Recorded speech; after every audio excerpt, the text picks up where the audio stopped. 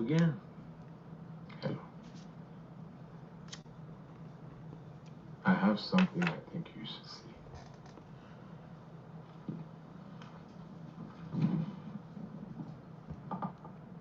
If you don't mind, I will begin at the beginning.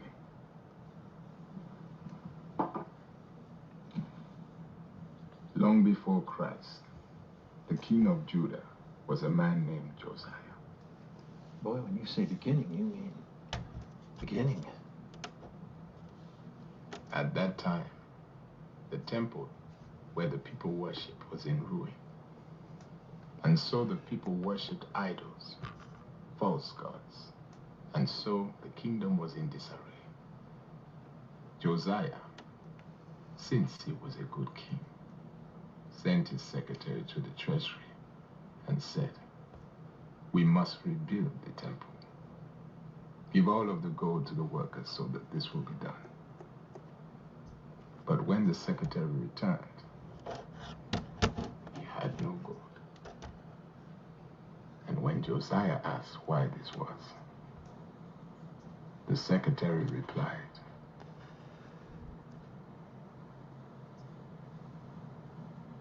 "We found a book." Do you know this story? No, afraid I don't. What the secretary had found was an ancient book, the Book of Law. You may know it as the Old Testament. And it was with that ancient book, not with the gold, that Josiah rebuilt the temple.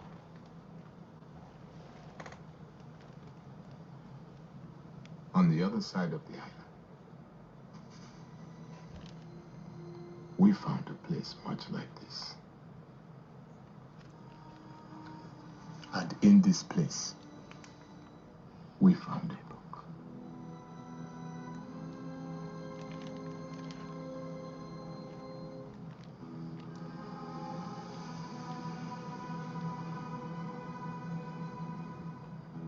I believe what's inside there will be of great value to you.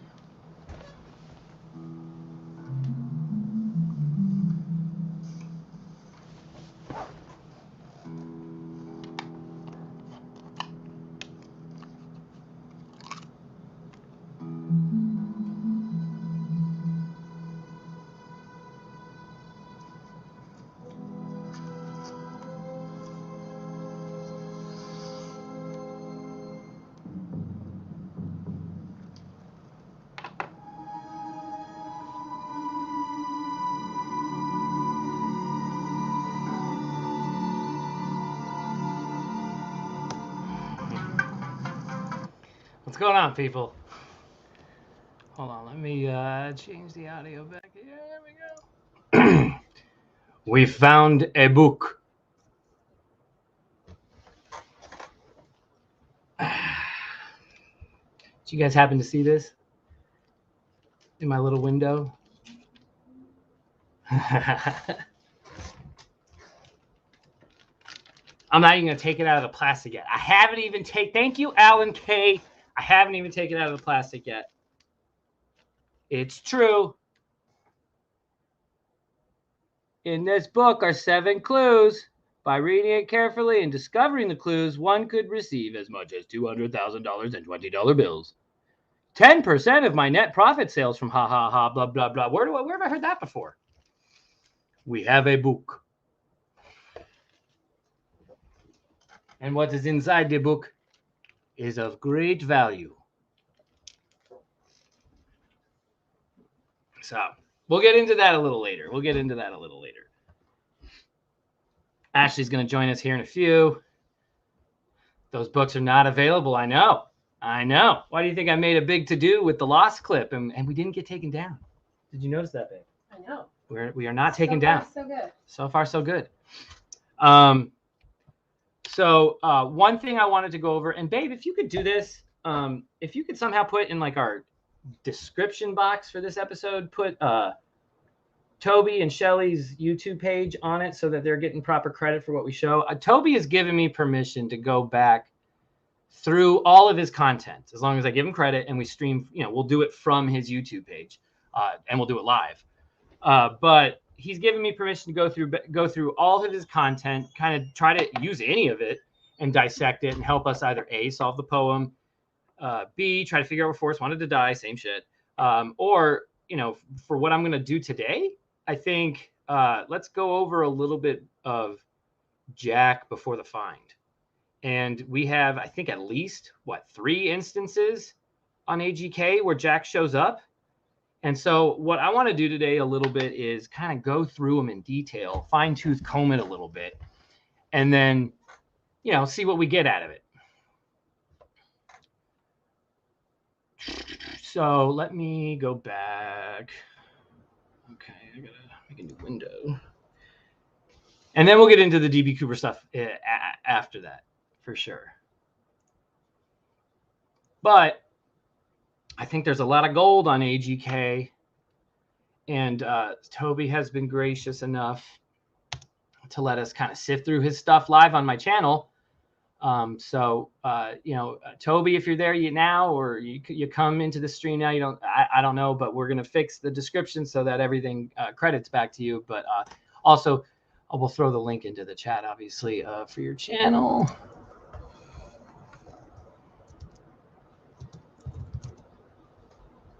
I got to get a few things going.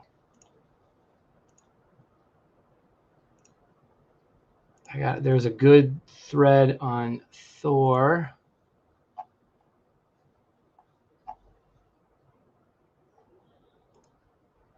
Open link, a new tab. Put that over here. You'd think I'd get this done beforehand, but whatever. Open a new tab. Open a new tab. Okay, that is June 14th. This is June 12th. Okay. And the other one was this. Hey, everybody. That's June 28th. Okay, so let's put that in order. All right. All right. I think we're getting a little more organized here. Share screen. Okay, now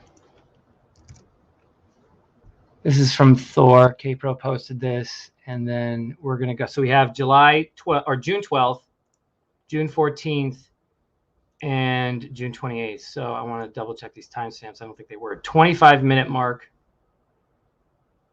For which one? This one? June 12th is at the 25-minute mark. Okay.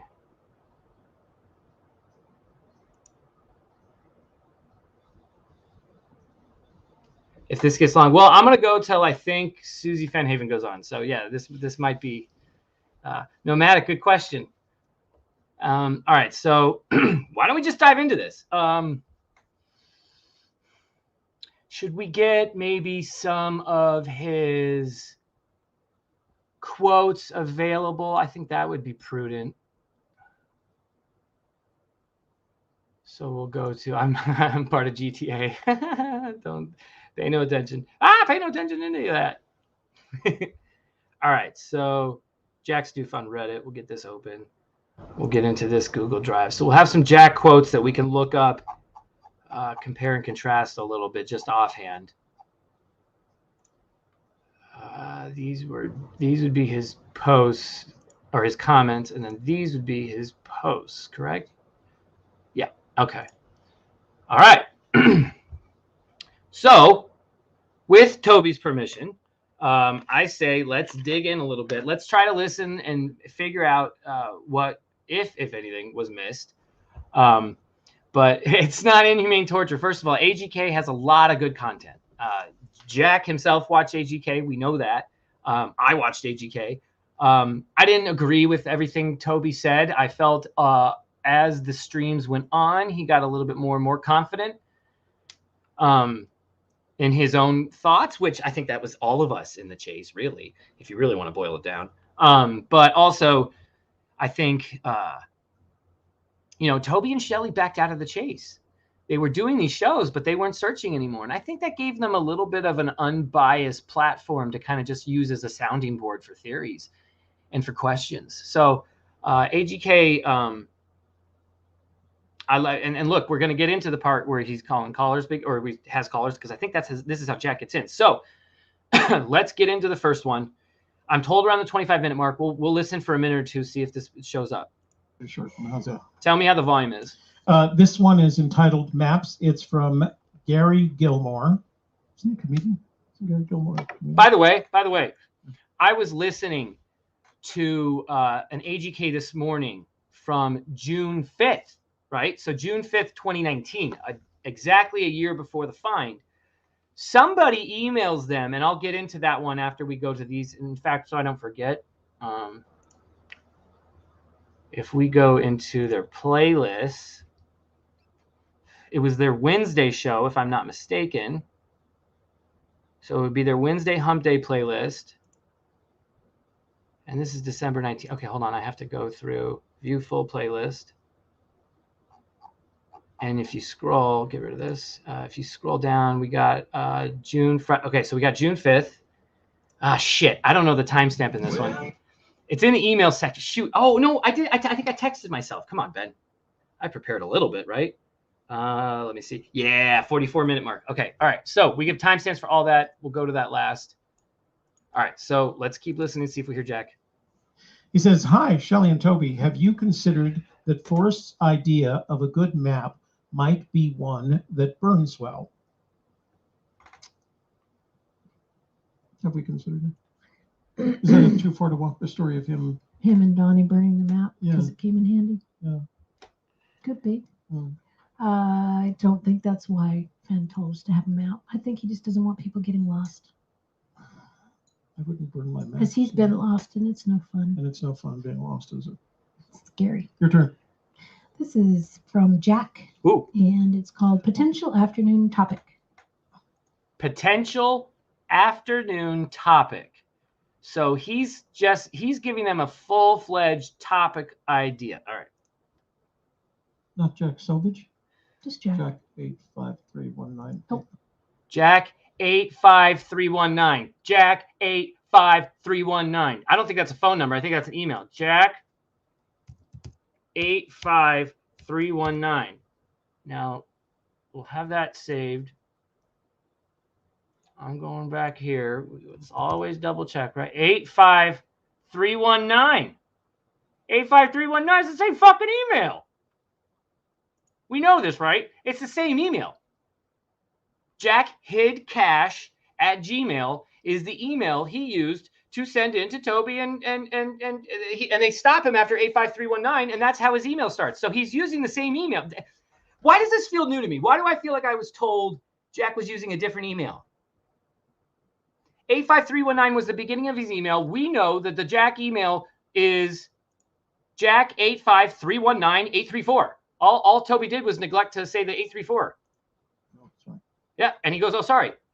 So Jack is using the same email. Case closed on that, right? Like, there's a lot of misinformation on if he would use the same email, when he was using the same emails, and when he wasn't. There is. So I'm clearing it up. That's all we're doing. 8675309. Is that his phone number? Probably. Okay. Wasn't his phone number. Or is, I don't know if it is or not. No, it's Hey guys, I'm a a fan of fucking the show. simple I've asked- substitution to anagram to hid cash. Some text questions before as Jack from Philadelphia. Hmm. I was going to call in this week. To Okay, talk- so he's done text questions in before as Jack from Philadelphia. And so before June 12th, we need to go back to text questions. Now, I have one from June 5th, but it's an email, I think. So, hey, babe, Hey, what are you up to? just watching you. About to make some lunch. Oh, okay. All right. What were you Cool. shouting about up there? Well, not shouting, but like, there's a lot of misinformation on when Jack was using the same emails before the find, when he wasn't, that kind of shit. So at least, once again, it's on record. For some people, it is on record. For others, it wasn't. And so now it's on record here, at least. He used the same email from before. Nothing more, nothing less. All right. So, Hey, and then Rob. Miriam points out he used an email for Dan Barbarisi that had a connection to the chase. Well, so does Jack 85319-834. That's Jack hid cash at Gmail. I mean, that has a connection to the chase for all we know. I don't know. Anyway, let's hear it more. Talk about some different cognitive biases I see in the searcher community beyond just confirmation bias, with supporting evidence from Fenn quotes. I think this would end up being a long call, though, as I have a list of 7 searcher biases and 2 potential biases. So he has a list of 7 searcher biases and 2 potential biases, of course, equaling 9. But remember, we know that there's shenanigans April of 2019 involving Jack Steuf and his trip to Yellowstone after the FOIA, starting at Colorado Springs, ending in Santa Fe. And now a month and a half later, almost 2 months later, he's calling into AGK. Yep. Trying to push searchers in the right direction, I guess. See, now with the context of knowing what went on in April of 2019, his calls in, his emails, and his texts into AGK a month or 2 later make even less sense to me. Yeah. Why would, unless it was just, I mean, originally when I heard him go on here, I just thought, especially him creating his own channel, that he was just mad that Toby dismissed him. Or that, I mean, maybe that he wasn't getting the recognition that he wanted. But now we know this dude was in Santa Fe, April 2019, and certainly did not want that part of the story coming out for whatever reason. So why even do this? I find this more curious. I think Fenn himself may exhibit. So it would probably be better as the topic for one of your afternoon shows. If you have any interest, I could flesh these out. We got the replay. I wonder if he's in if he's in chat too. I'm sure people have looked. Should we ask him to flesh them out? Flesh them out and maybe do some probing. Do not start. Hey, it's hump day. Yeah, it's hump day. Hump day and maybe Hump probing. day. Oops, got 2 of those. All right, this one is from Ronaldo Vasquez. Oof. And All right, so we went from that. Now we're on to 2 days later. Hey, I gotta go. I gotta pick kids up. I'll be back. All right, boo. Love you. you've reached Shelley and Toby. Tell us your name, where you're calling from, and what your thoughts are on the matter. Hey guys, Jack from Philadelphia. Hey, Jack. How Oh, you guys doing? Didn't we just get an email from you, Jack? Is that your email? Yeah, I sent you an email a few days ago. Hang on, I've got to turn you way down here. Just give me a second. Okay, talk to me. Okay. Well, you said you wanted to be talked out of this. Yeah. So Okay. I'll try and play devil's advocate All right. for you. That's a healthy way to do it. All right. So, so I think it's maybe the wrong tack to say what we would consider a special place, because it's really about Forrest special place. I think there are probably at least a few places in his story where he It's about Forrest's special place, I think. is on its own. It seems to be pretty profound experiences in his life. I think in the book you have where he goes and visits the waterfall. I mean, I guess he goes there with a friend of his, but the first time he sees it, he's in an airplane alone, and he feels a connection. Same thing where he's Okay, so Jack specifically goes where he's over Philadelphia. He's in the airplane alone. Hasn't Jack talked about how the significance in the book to help you is one of the stories where he specifically says he's alone? Could this lend credibility to the idea that somehow the Philadelphia story has something to do with this? Because I'm pretty sure, and this is why we have his quotes. Now, I'm pretty sure Jack somewhere said, it might have been in emails, but I thought he said, alone in the book meant something. Nope. Not in these. Maybe the email database. I think I unpinned the email database. Shit. Well, Jack did say, I'm pretty sure Jack did say alone it was important. And Jack from Philadelphia is bringing up the specific alone story of the Philadelphia story. Flying over Philadelphia, puts it out with his thumb. And so, okay, so this is interesting. I'm going to rewind it. He says the Philadelphia story, right, and speaks about the alone part, and he pauses. I think he's giving time. He thinks at this moment Toby's going to say something, and Toby doesn't. And Jack is maybe even a little perplexed because he led with his strongest topic, which would then mean the Philadelphia story is important. Hold on, let's try this again. We're at 34:35. But he's in an airplane alone, and he feels a connection. Same thing where he's flying over Philadelphia, puts it out with his thumb. I think he's also got stories about looking through ruins and in North Africa, Pompeii, and he's alone, and the introduction to Too Far to Walk. He's traveling down the Madison River for a few days with a raft on his own. So I think there are quite a few experiences where he seems to find meaning in solitude. All right. So Jack certainly sounds a lot more nervous on this call than he does doing his video, but doing your video is a lot different, right? So sure, he's nervous, but he's calling into a show. He knows people watch. He's part of this community, or he's nervous for another reason. let me counter then. Each of the places that you described were unique in the quality that they were an event, right? The event of placing his thumb over the lights of Philadelphia, the event of finding layers of wars, of historic wars in the deserts in North Africa. Each one of the ones that you described was a special event. But he can't return to any of those. He can't take any of those, take his treasure and go back and die aside from it.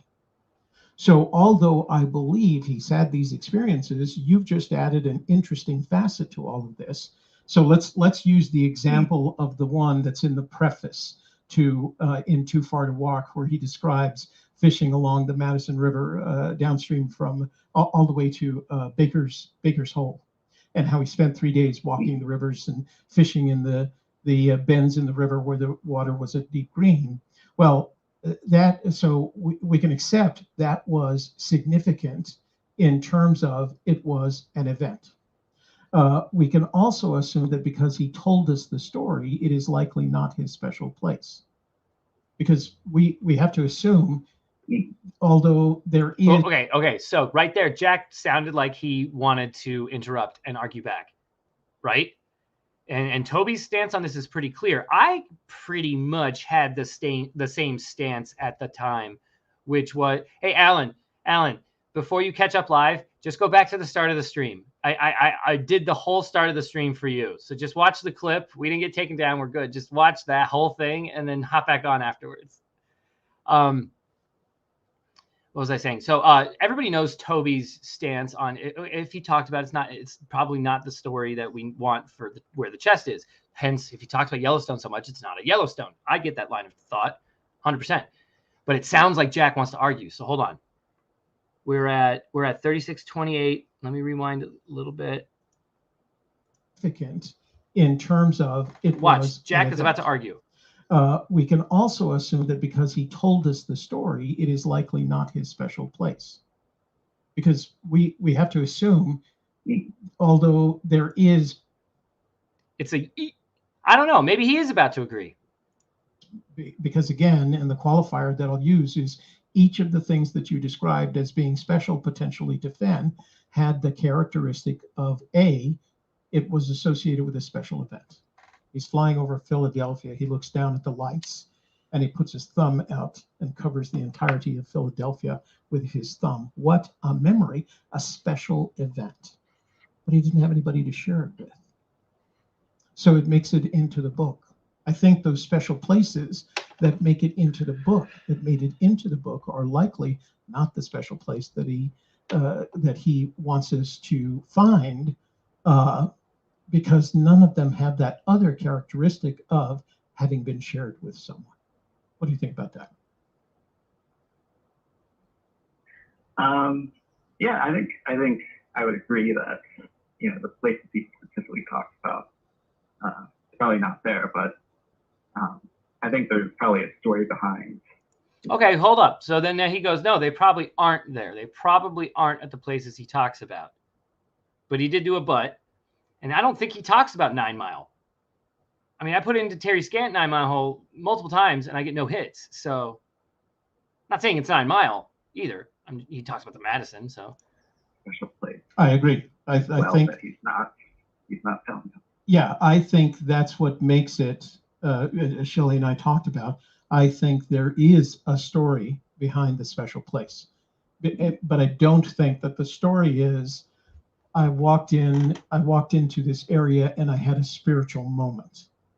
I think the story involves a significant event.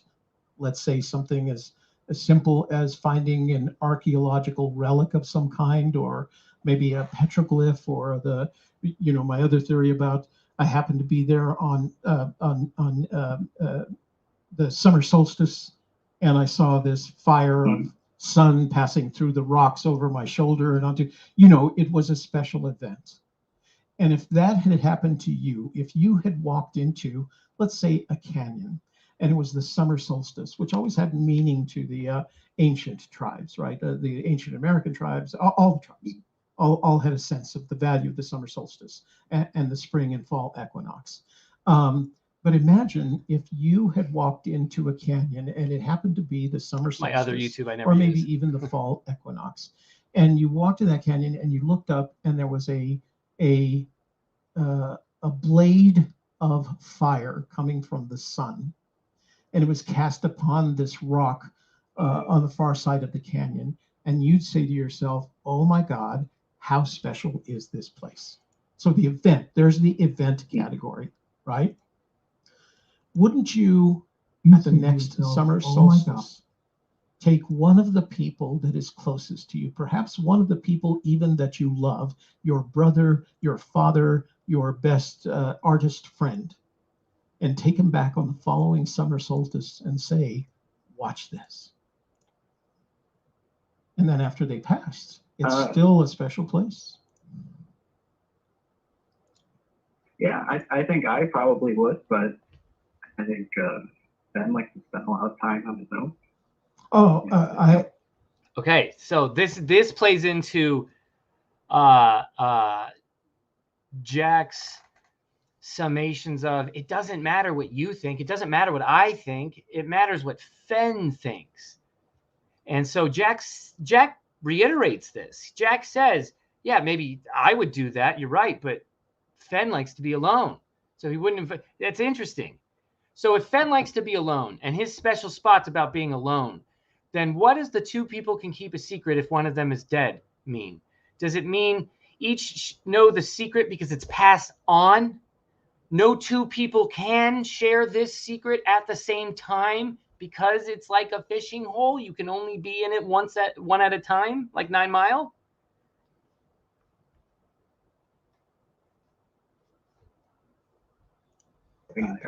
Yeah, I get a sense of that too. Because I tend to think of myself as a loner. I have a lot of people around me, but I do spend a lot of time alone when you're retired and living. You're in, your children are all every place else, and you look forward to Wednesdays and Fridays because you get to see your best friend. Yes, that is true. He probably did spend a lot of time alone, but I also know that kind of personality that enjoys their alone time enjoys even more the few moments that they spend with another human being. It's the nature. Little Engine Could, what do you mean? What year was that statement first said? Which statement?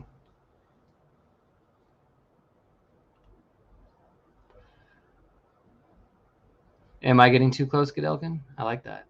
Nature of the beast. It's the nature of that beast, not necessarily the nature of Fenn. I think it's hi, Lily. By the way, I saw you. I say hi. To want to share the things that are special to you with someone that cares about you and perhaps that you care about. And just one more point. Like Jack just does not give two shits about what Toby just said. Toby just said something very eloquent, a romantic kind of solution. and it does not seem to appeal to Jack whatsoever there. Absolutely. The poem begins with as I have gone alone in there, I can keep my secrets because I've gone alone. Right. I can keep my secret because I've gone alone. That secret, in theory, should work like the solve of the poem. Only one person can have this secret at a time. Two people can't actually have the secret at the same time. The consequences of that could be disastrous. It's a Back to the Future connection. You could inexplicably run into your older self, thereby creating a time fabric, space, time in the universe, and destroy the entire universe. That's granted, that's a worst case scenario. It could be merely limited to our own galaxy. I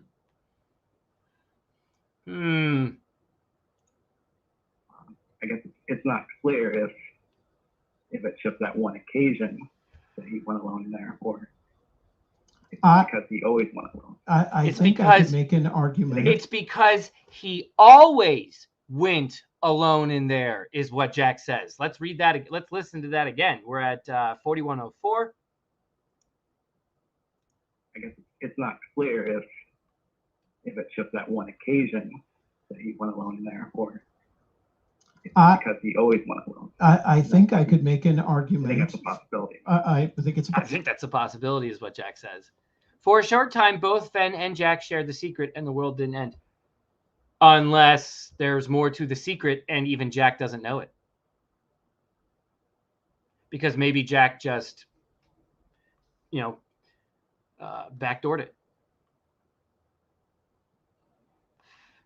Great Scott, indeed. This is heavy, as Marty McFly says. This is heavy. Look it up. Marty McFly says it. Possibility, absolutely. But I think I could make an argument that since that statement is made in the poem and has to be considered in the context of what he was talking about, as I have gone alone in there and with my treasures bold, he went not with someone, but with something. At that point in the context of the poem, that does not mean necessarily, although it could be, you're right, it could be interpreted either way. That does not mean at some time prior to that, he didn't share an event and a special place with that special place with another individual. I must say, as I have gone alone in there, I think to me, as a simplistic sense, actually does say, as I have done before, as I have done every time, as I always have done, as I always will do, as I have gone alone in there. I would have to respectfully disagree with Toby on this one. I understand that there's a double interpretation there. As I currently go alone in there and with my secret. So he's saying he's going alone currently. This time he's going alone, but that doesn't mean he wasn't alone last time. I get both arguments, but I do think I might side with Jack on this one. That doesn't make Jack right. I'm just saying it's interesting.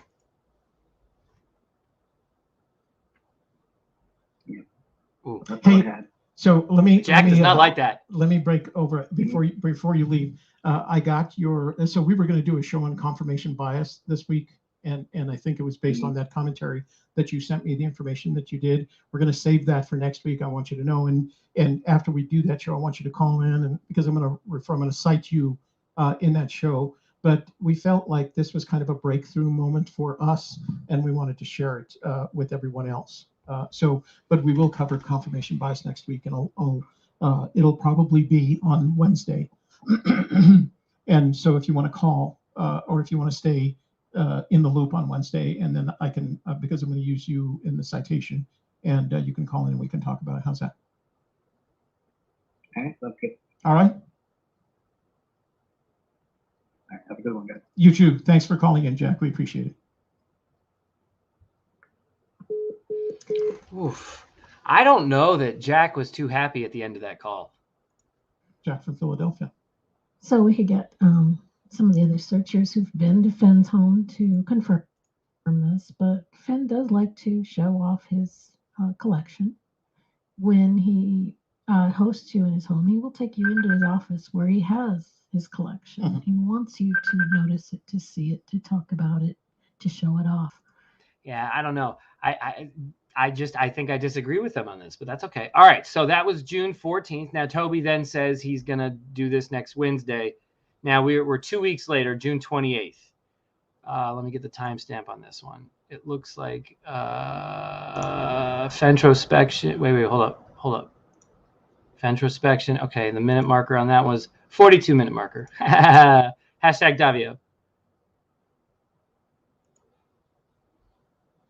Called Cognitive Bias and Forrest and Treasure. Oh, hold up. So that it's going to be made available to the folks at Fenn. New call. Hey, you've reached Toby at A Gypsy's Kiss. What's your name, where you're calling from, and what are your thoughts on confirmation bias? So this is Jack in Philadelphia. Hey, Jack, how are you doing? Jack doesn't sound happy there. Good, how are you? Very good, thanks. Yeah, so I know I was supposed to originally talk to you about this, and I didn't know you were going to do the video on this. I actually went ahead and made my own video yesterday about this and other cognitive biases. Yeah. You know, so if people want to watch it, it's called Cognitive Bias and Forrest and Treasure Hunter. So what do you think? Is there a sense of cognitive or confirmation bias? What's that? So do you believe that we experience, those of us in the treasure hunt experience cognitive or confirmation bias?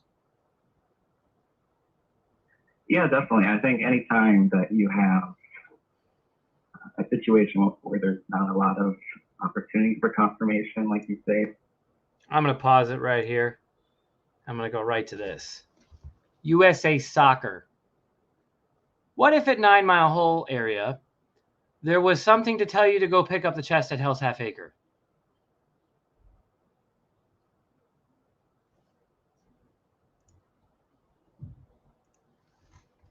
Who are you, USA Soccer? I'm not even gonna play around on this one. I'm just gonna flat out ask you, who are you? Oh wait, because I love it for reasons.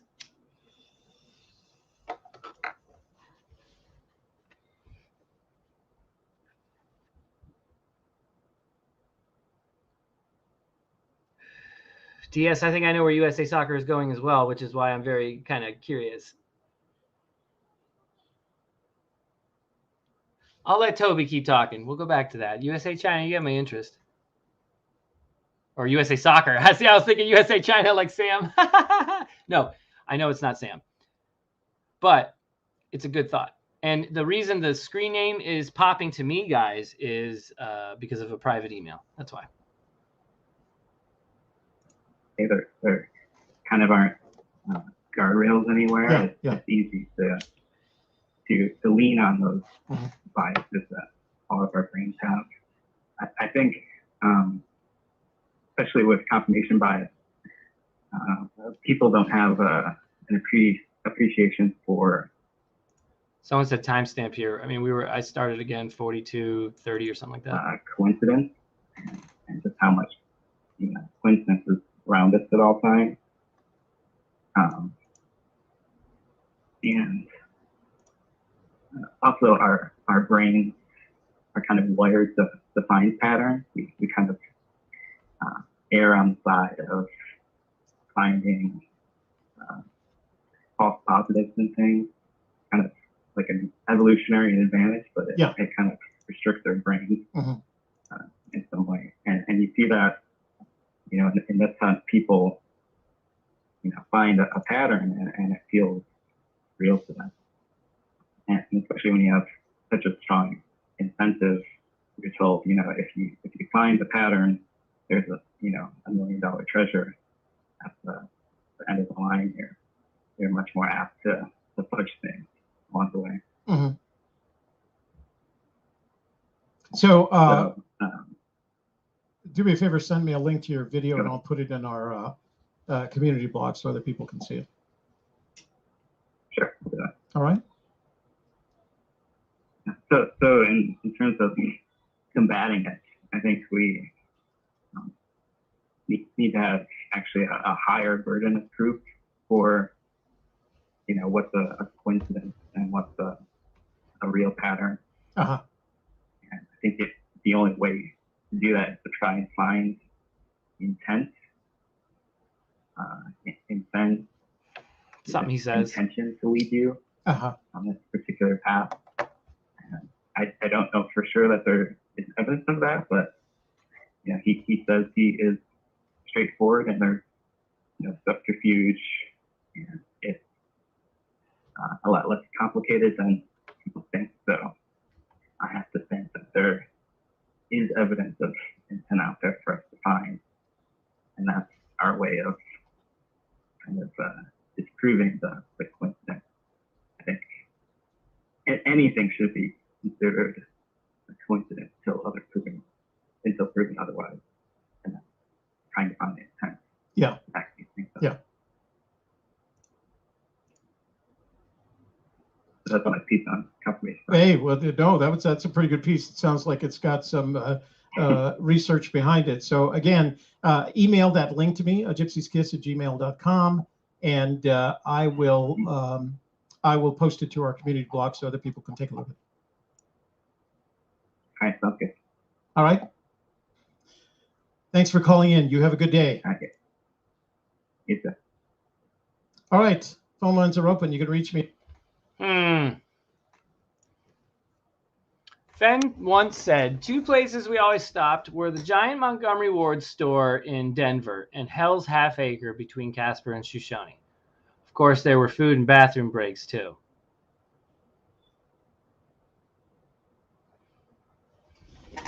Well, I don't think... Okay, so under this hypothesis, if you will, something would be at Hell's Half Acre that then helps you on the Madison. And then why not leave directly from Hell's? Because you got to go back to the Madison. Which is exactly what I know Jack did. They went directly from West Yellowstone overnight to Hell's Half Acre in there in the morning, and then they're back home at West Yellowstone at the end of the day. It's a lot of driving for something. That's a lot of driving. I think it's about 4.5 hours there, 4.5 or 5.5 hours there, 5.5 hours back. There might be different roads closed at night, so that actual route becomes longer during nighttime. I don't know. But,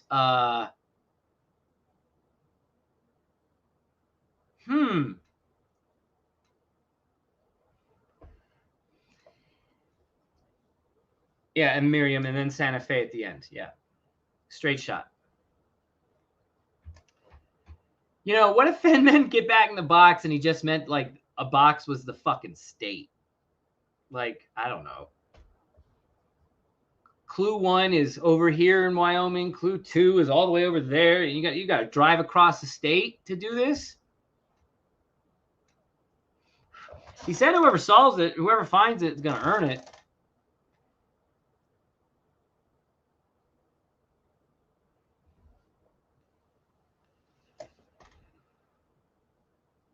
A buried key, maybe. Oh, no, I don't think so.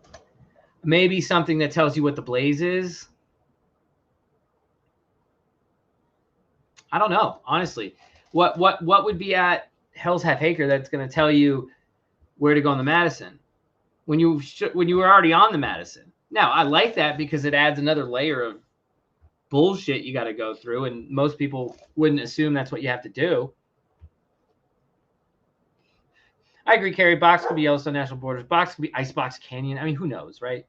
I'm just trying to reapply quotes that we've already assigned meaning to and reapply them to different ideas when we come across different concepts, such as this. So something drew Jack to Hell's Half Acre, and then something drew him right back to West Yellowstone. USA Soccer provides a good, what's it called? A good train of thought that makes sense.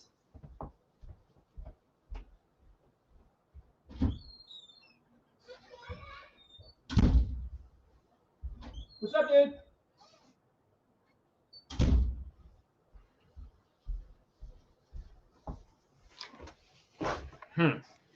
I like it. I wish USA Soccer could tell me who they were instead of. I've never seen that name before.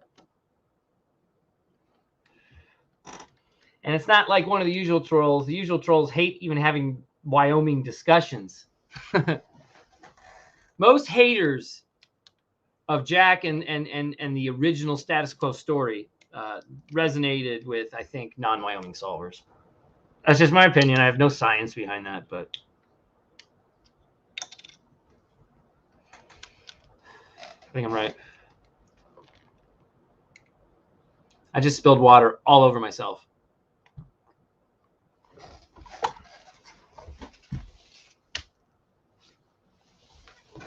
And on my shorts. Good thing I'm wearing board shorts.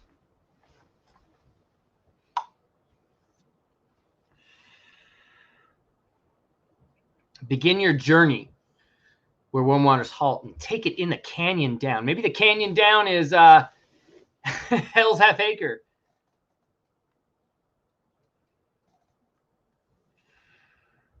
Beginning is where the starting point is, right? Okay, so let me, what do I want on my hot dog? Ketchup and mustard, please. Beginning is the starting point, right? I know all the quotes. I get it. I get all the arguments. I still wonder, a poem that none of us have solved says begin it here. Were we not supposed to begin it there? Can we just ask that? I understand the quotes. But is there something else going on here? And could it be the very simple, easy begin it where is not where you actually do begin it? I don't know. Yeah, I do know the time. Oh, God, that smoke got my eye. Ugh. Hi, Meeps. You only cut the hot dog up in pieces if you put it in macaroni and cheese. My God. Ketchup on a hot dog, never. I mean, yeah, I would just take mustard, by the way, Ashley. What was that? Oh, Hell's Half Acre. When did? Yes, I know when he got there. I think I announced when he got there because my Reddit contact, who was in charge, who got all of the information for the locations, he was hacked by somebody who knew the exact time that we had that Jack was there. So that was 7:20 in the morning, which means he drove overnight.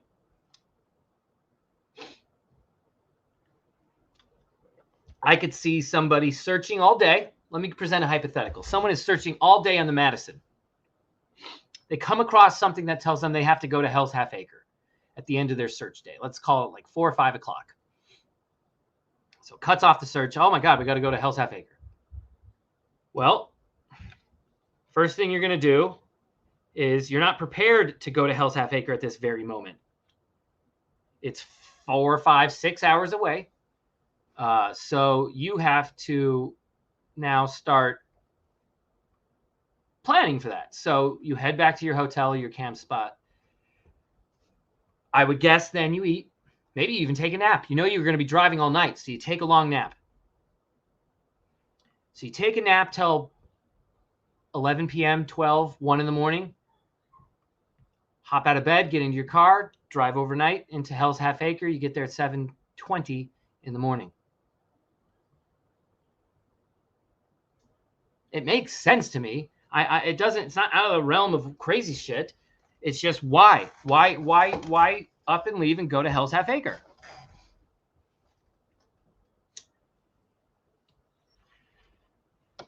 I saw the Friday.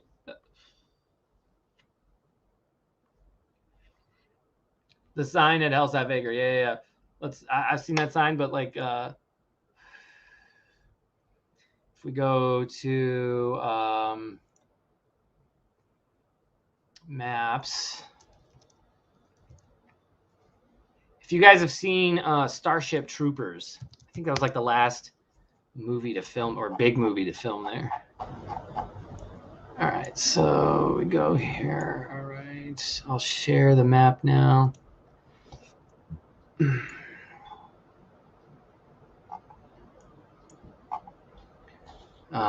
Fuck. Let me just type in Hell's at Acre. Although, you know what? I could probably find it if I do that. Hi, Boo. Oh, I love you. What chips do you want? What chips do I want? I will take the Fritos. Yeah. Where the fuck was Hell's? I'm trying to find Hell's Half Acre without actually looking it up. But... Oh, it's over here. This is Hell's Half. Okay, yeah. All right. So, kind of a horseshoe parking area here. Interesting. If we put our little doohickey down, right on the corner, I think is where that plaque is. Oh, it's over here on the corner. Okay.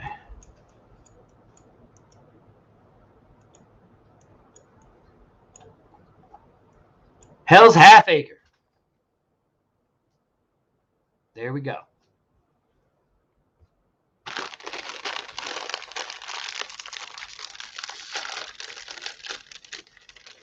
This unique setting of natural beauty covers approximately 320 acres.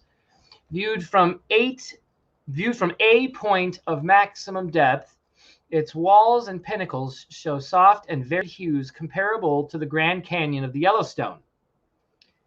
Double omegas?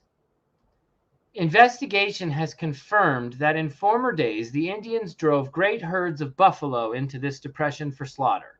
Flint arrowheads and buffalo bones have been found here. The detachment of Captain B.L.E. Bonneville's party visited this site in July 1833. This area has been dedicated to Matrona County by the federal government. Don't eat the hot dog on camera. Pouring that's a you know what? That's brilliant. Excellent. Excellent. Excellent. There you go.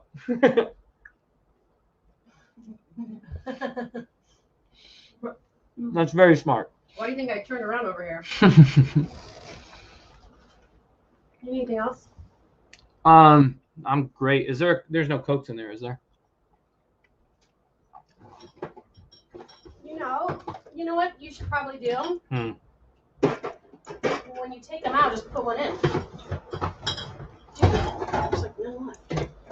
Well, there is a cold one though. Mario, I happen to know which Hell's Half Acre he went to. He went to this one.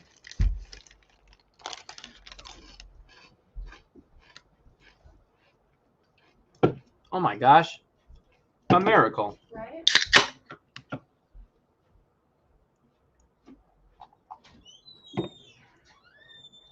We can get as far as right here. Wouldn't it be funny if that's home of Brown?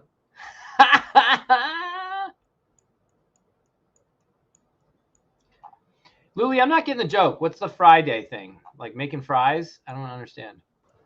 But I'm also, my weed brain's not working now, so looks like a whole lot of nothing. Well, you actually have to like go in. So actually the best vantage point to see it is right here. So this is where you would like walk over the barbed wire fence, and then you'd go in and look at the little cave right down there.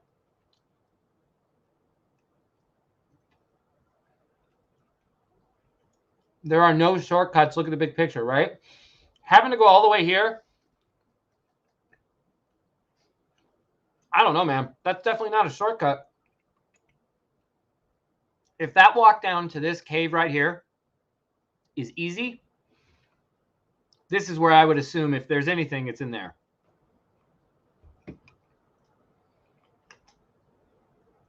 But this is where Google Maps, this is where Google Maps can get really deceiving. That looks like it's relatively easy and simple to get to. We don't fucking know.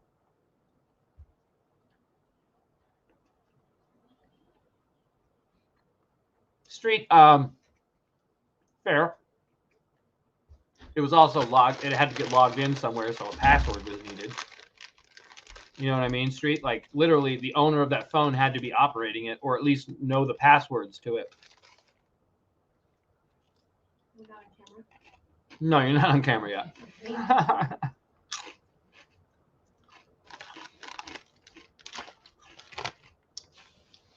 Well, Alan, remember, the theory here is you find something at 9 Mile area, and it tells you to come to Hell's Half Acre. And then at Hell's Half Acre, you find something that then tells you what to do on the Madison River.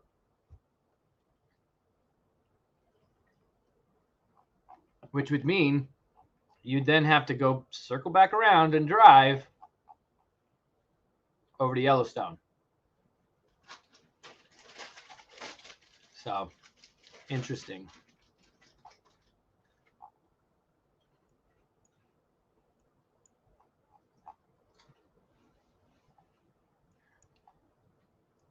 It's a pretty cool place to look at. Let's see if we can find that cave. See, look. I'm betting you can see the cave, but look at that. That's actually much farther than you thought it was. Yeah, no go on that cave.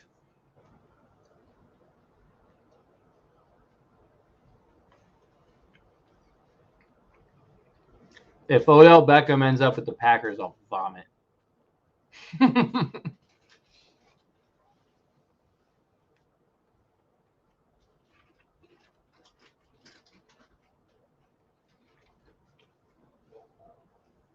Let's see if we can do directions. Oh, shit.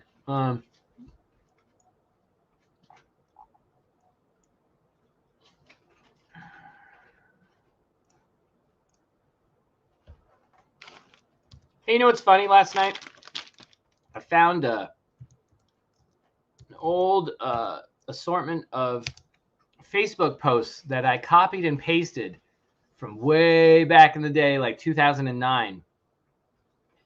And I guess I kept an assortment of those screenshots from the Facebook post that I made in like 2009.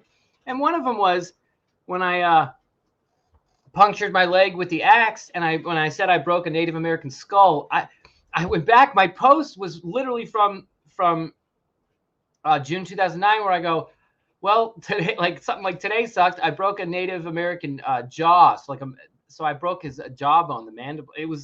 But that's why I saw the teeth first. That would make sense, actually. So very funny that I ran into the same story that I told the dude. Alan, you're Shiloh? That would make sense.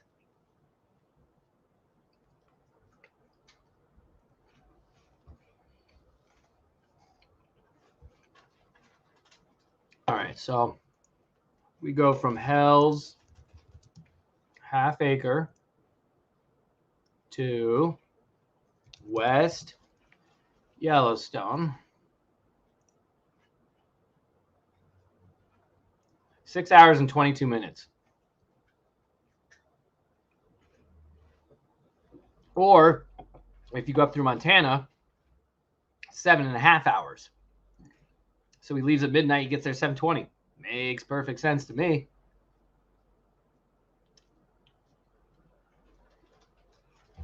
Dizzy, which one was it? I believe oh, no, fuck. I shut my computer off. So all my tabs went away. Send it back to me. Sorry about that. Oh, shit. I'm eating a hot dog on camera. Son of a bitch.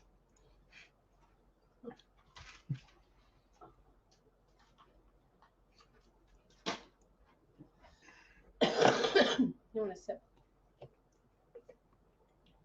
Crush it. If Odell ended up in Miami, it would be such a waste.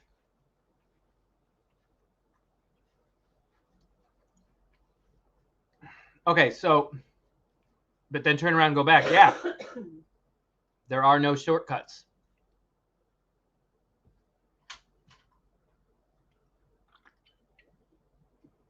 Oh, the sign got changed? I would like to know when the sign got changed. That would be very interesting, Bavetta.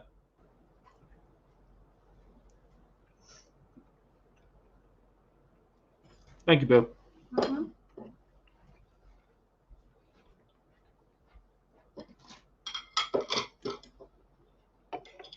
Oh yeah, I like it.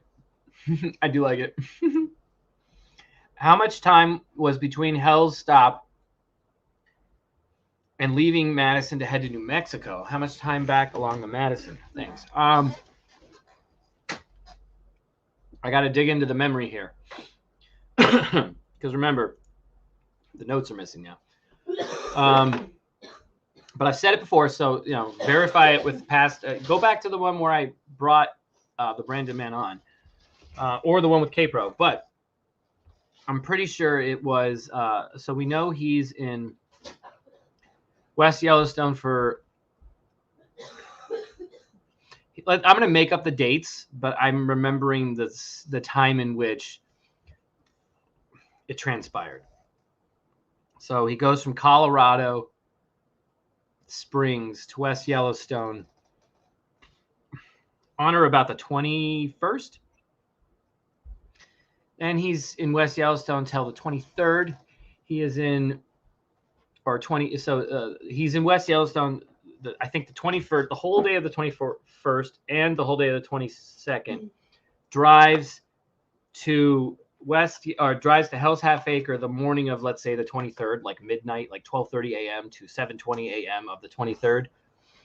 And then is back in West Yellowstone, 7.5 hours later. Like he's in Hell's Half Acre for like 25 minutes, 30 minutes tops. And then is back on his way. And so we can only assume he gets into West Yellowstone area around 3 p.m., 4 p.m. And then the next day, the next day starts in West Yellowstone, immediately goes south, all the way down to Santa Fe with no stops. So he's down in Santa Fe like on the 23rd or 24th, straight shot. And then that's it. Then back home, I think a day later after that. Very chaotic, very hectic. I'd be tired as shit.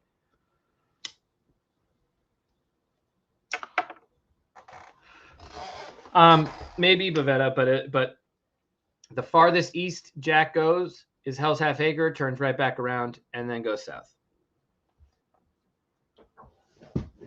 So if there's something in the general area, then it would be, Hell's Half Acre is the first spot he turns around at because there's that horseshoe shape. I mean, but like the general area other than that, you got, not much. This little dirt side road takes you to a boring ass pond lake thing.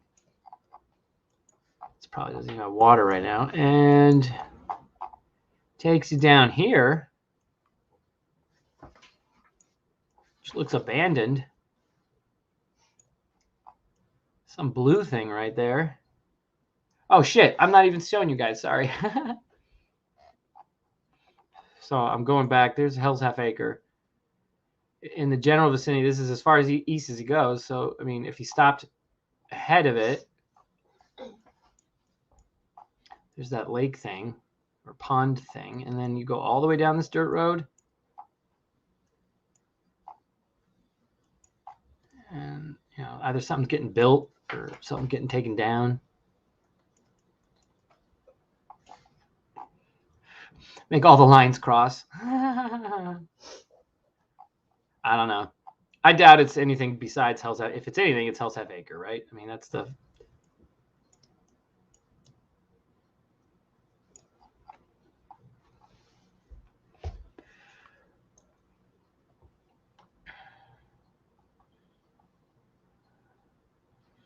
Is everyone hoping it's not 9 Mile? Just wondering if most will be disappointed when Shiloh confirms the area, or if they'll be okay with that, right? I think people will just keep going. That's part of the conspiracy.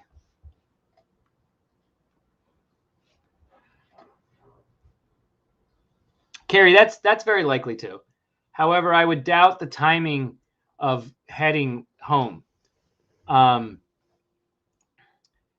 I don't believe most people end their camping trip, boots on the ground trip, whatever trip, at midnight and start driving. I mean, maybe. I'm not used to that. And then turn right the fuck around and head back. I mean, sure, you have an epiphany or something, but something at Hell's Half Acre that has been discussed about by Forrest Fenn caused Jack to then turn around, go back to West Yellowstone, stay there for a day, and then go down to Santa Fe. So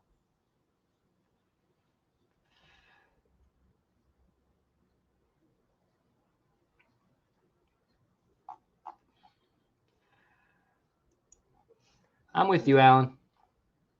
You know me. I was thinking of not even going live so I could just read the damn book. Ha ha ha. Should we get to that part now? Should we get to ha ha after I'm done with the cigarette? I won't even hold it with the cigarette in my hand.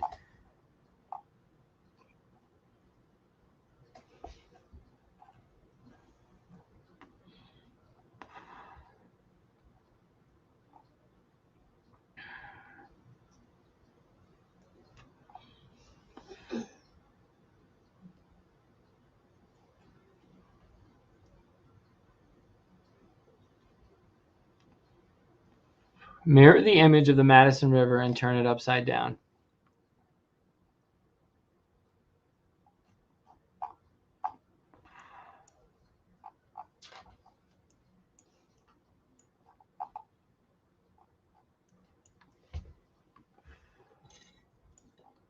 Are you saying something like that looks like that here?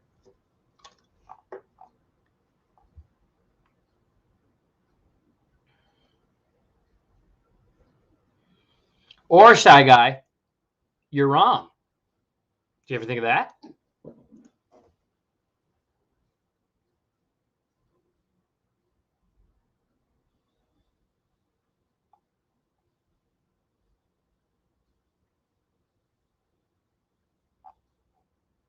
How frequent are these location data points to know that it was only 30 minutes? That means there he was already hitting other cell towers to the north again. Right. And then I think a little more investigation went into it, and then it was, don't quote me on this, but like maybe figuring out where the towers are and where it hits and how long it would take to get there if you're driving the speed limit, to make sure that these aren't, delayed hits or random, you know what I mean? So that much I know was put into it as well behind it. Just look below the Madison, right where I showed you Boulder, Wyoming. I mean, I'll do that later. I'm not going to do that now, but kind of like it. Kind of like it. I like this book more, though. Alan, can you tell me what page, again, is the thrill of the chase on in Ha Ha Ha?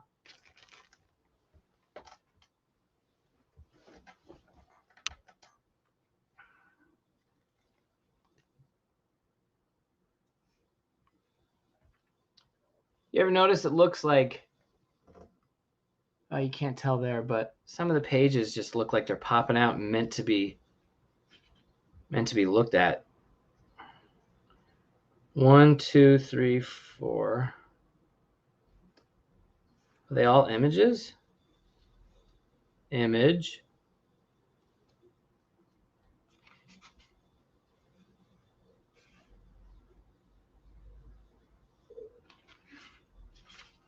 Not an image.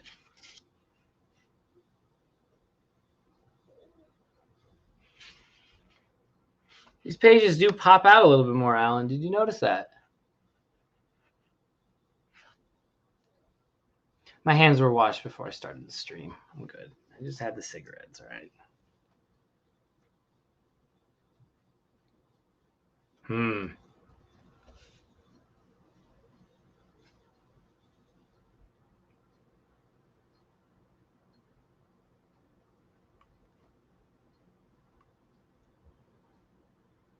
This is a treasure hunting book, right? I mean, I'm going to look at all facets of it. Page 110. Page 110.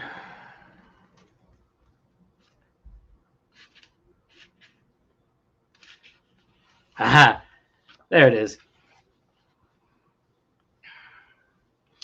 We'll be out of town in a few minutes, semicolon. That'll help.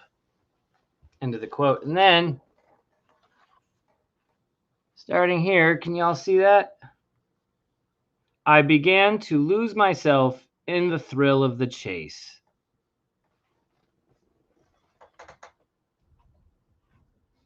Someone knocking? You sure? I did eat a hot dog. All right, I'll be extra careful. I barely touched it, but I'll go wash my hands. Just for you. Thrill of the chase. Should I put DB Cooper shades on? I don't even know if I have it here. Hold on. Come on, Chuck. Come on, Chuck. No.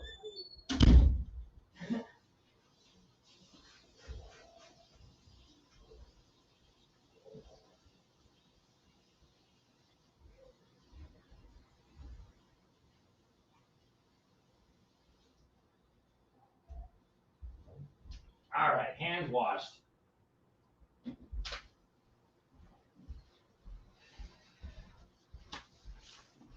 I don't know where these DB Cooper shades are, though.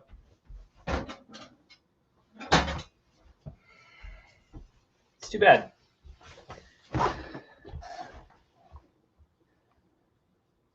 Who wrote this book? Well, Ha Ha by DB Cooper. DB Cooper wrote it. Who is DB Cooper? Somebody who likes to use the phrase the thrill of the chase. And I don't know how many times y'all have seen that in published works about treasure hunts, but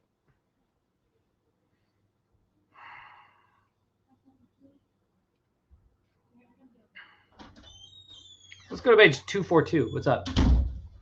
Oh, fun. Hold on. I'm going back to the map. Hold on. I want to check something out real quick.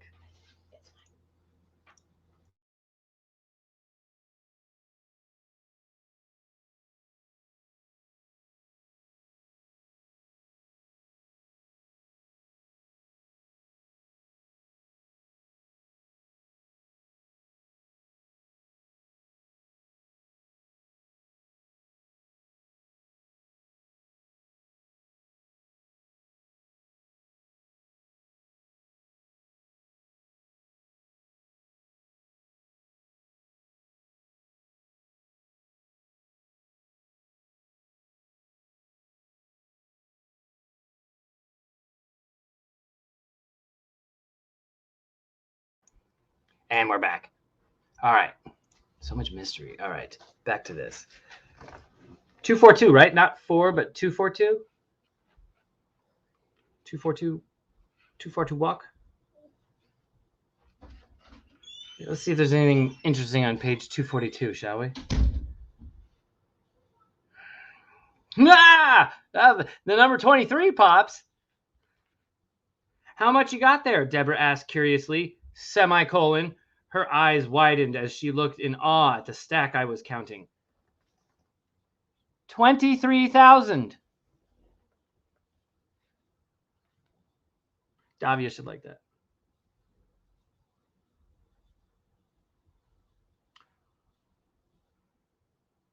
And there's the N word.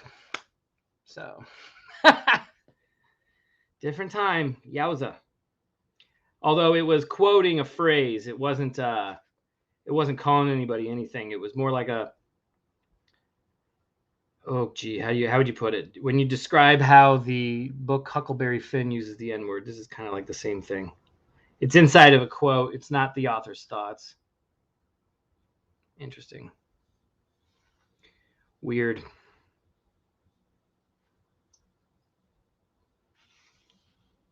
Huh. Alan, the quotes on page 243 have a different marker to them. I don't know, Alan, if you saw that. This way. I don't want. I can't work that backwards shit.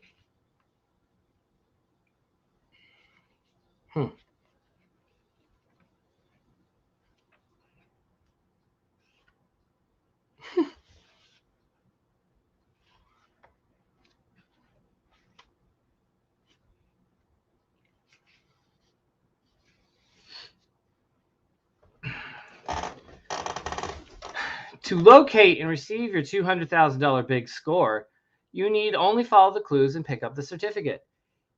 You may, if you wish, simply mail your big score location to the publisher, Signum Books Limited, at P.O. Box 687, Jefferson, Oregon. The earliest postmarked response with the correct location will be entitled to and receive the gift according to the terms prescribed herein. However, should someone physically pick up and possess the certificate prior to the publishers diligently retrieving it for you, the person who legally possesses the certificate will receive the big score. Sorry, when you write, I can't even tell how close you are. Sorry, when you write, I can't even tell how close you are.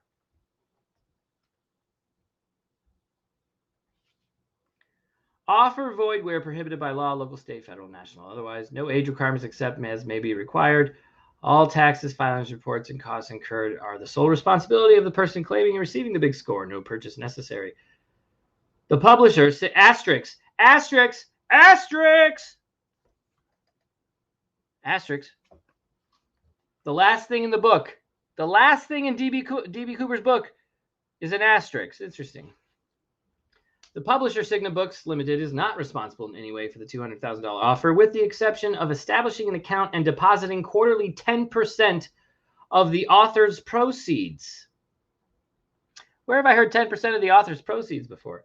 In all fairness, all persons associated with the author and or publisher directly or indirectly in any way regarding the writing, composition, and placing of the big score certificate are ineligible. I want you to receive, capitalized, your big score. DB.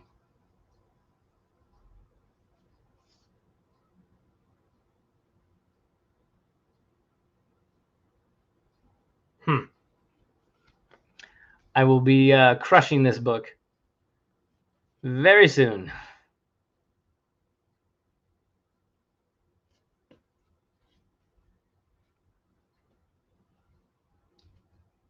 Alan, you realize there's coloration differences on the edge, right?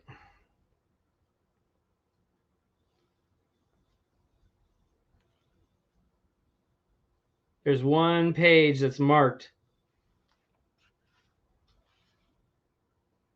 One with the watch.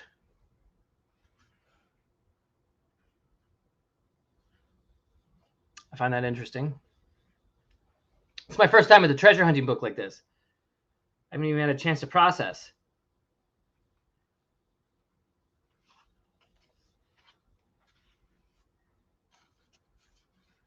Fate deals you 4 cards and Joker, and you play whether you like it or not.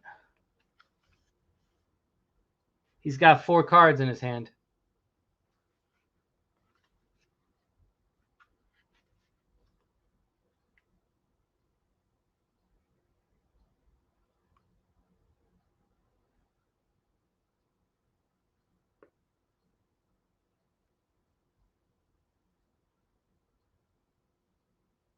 Trying to look at the green embossing. Almost looks like there's a shape in one of them, but doubtful. I examine every little detail I can. You never know. You never know.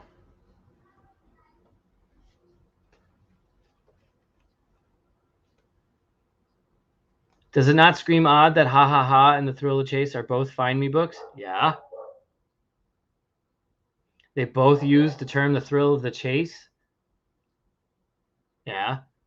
They're both seasoned Air Force aficionados? Yeah. They both have a connection to the CIA? Yeah. Very strange. Nobody's claimed it back east. No one even knows it was really out there. Where have I heard that before?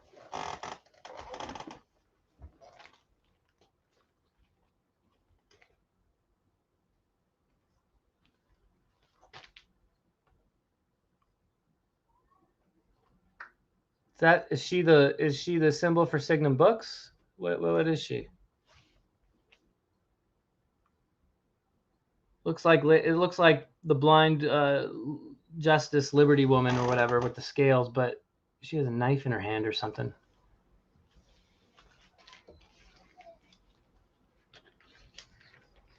Is it 3 p.m.? I don't know. It's 1:20 for me.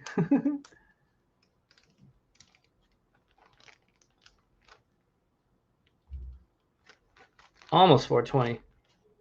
On the East Coast it is. I guess we'll smoke one for the East Coasters. How about that? Well, in a minute. Come in.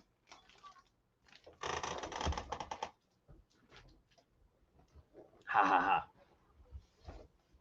No coming in. All right. I accept he could be DB Cooper. But do you really think that FF, with all his resources, was involved with ha ha ha? I find it hard, except a more polished contest if he were involved. I expect, here's the kicker, James, again, and please just take this in. It's my belief, and I think Alan's belief. Ha ha ha was purposely written to not be solved in the time at which it was written.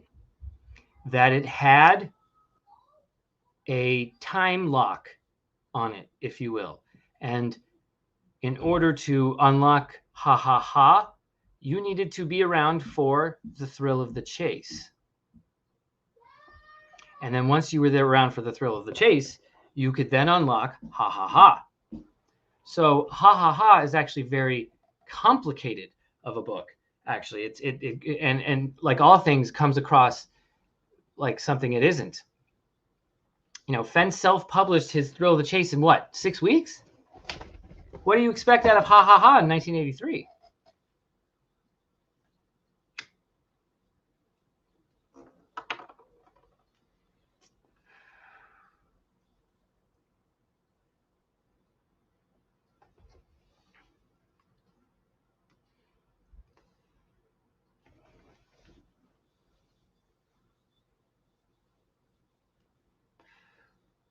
If you look at the aha, ha ha ha, and the title, what? I don't get it.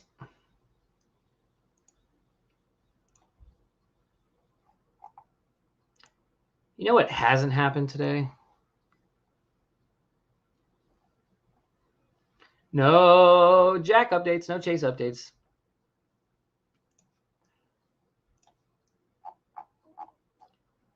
Very boring day.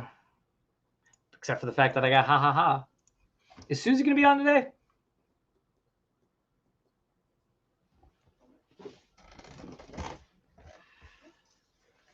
Ben, sorry at work. I am behind the live stream now. But back to Madison to Hells.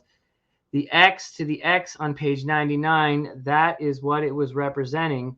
One spot to another.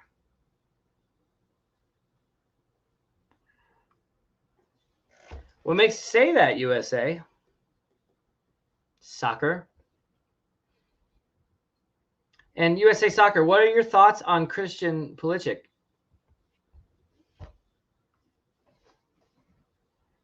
Would love to know your thoughts.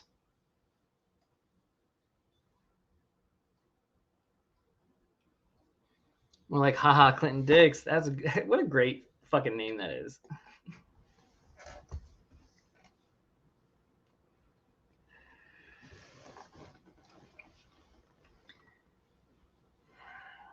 I like the 2 X's on page 99. I'm pretty sure Jack is not shy from mentioning page 99 as well.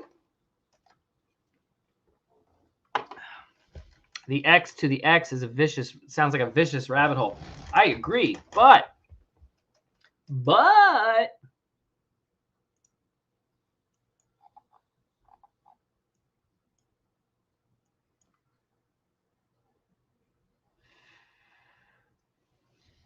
X and X.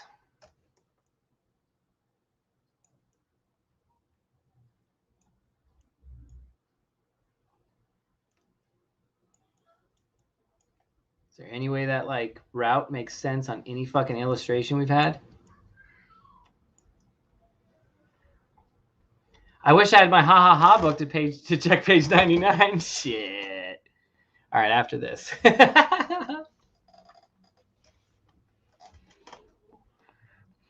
Put in below the home of Brown.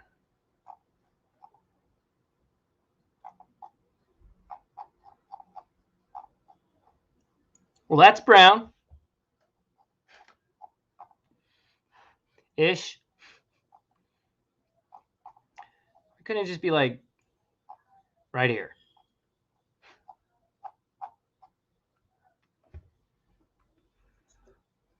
Or, and I hope Ghost Dancer's here. What we know Jack did then is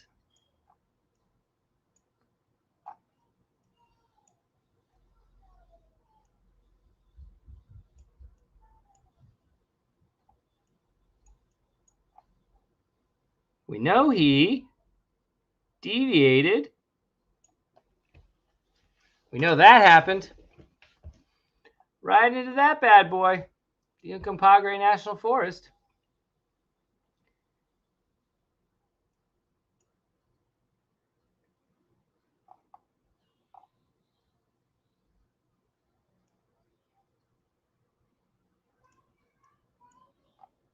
There's Ouray. There's Ironton.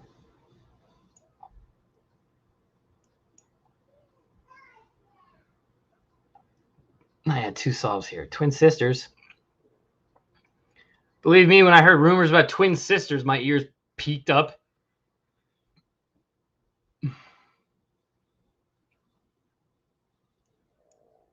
Silverton's gorgeous. Silverton's so nice. God.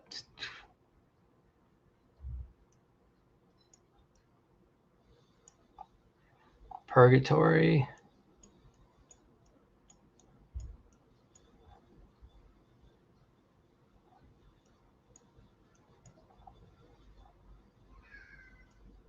Oh, look, there's Brown Mountain.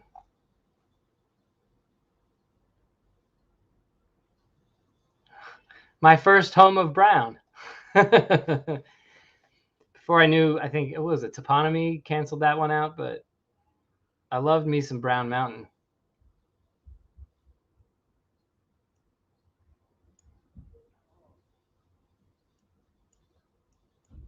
Put him below the home of Brown, though.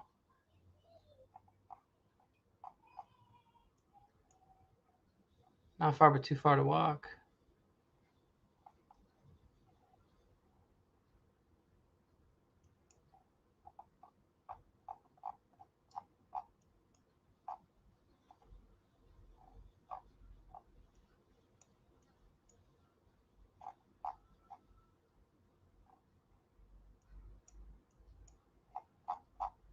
Hmm.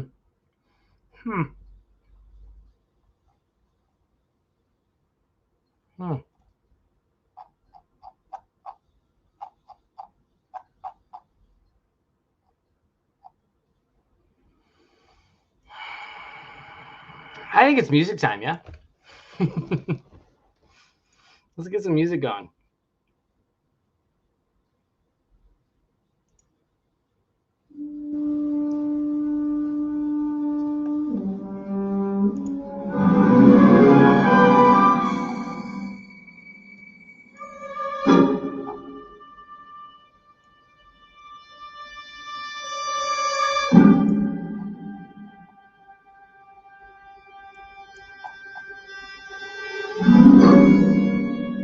Home of Brown?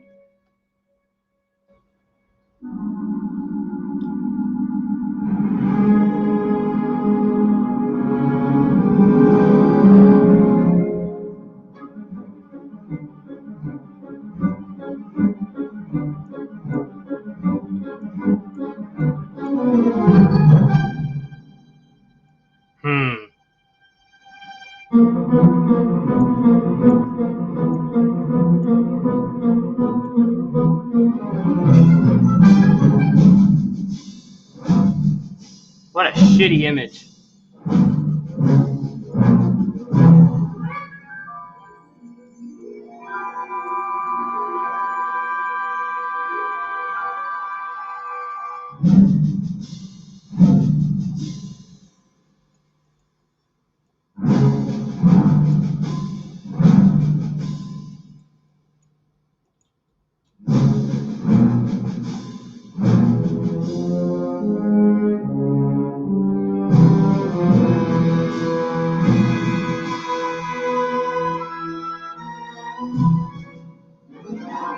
Where's that oil tree?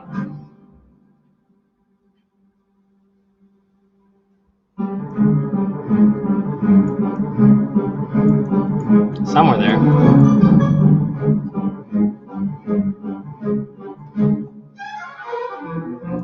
You can change the date for better photos on Street View. Drop down in top left box. Oh, this is 2007. Huh.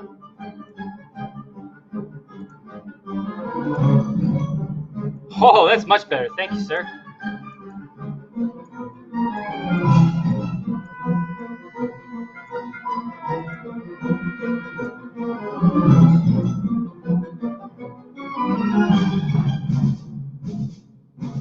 That wasn't the oil tree, right?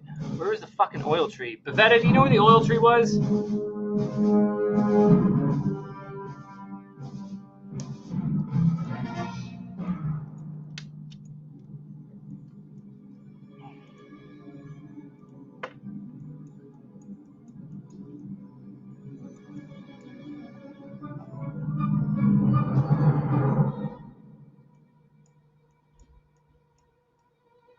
Trying to look for where this oil tree would be. It was a bigger circumference. It might be. Fuck, I wish they let us go into that parking lot.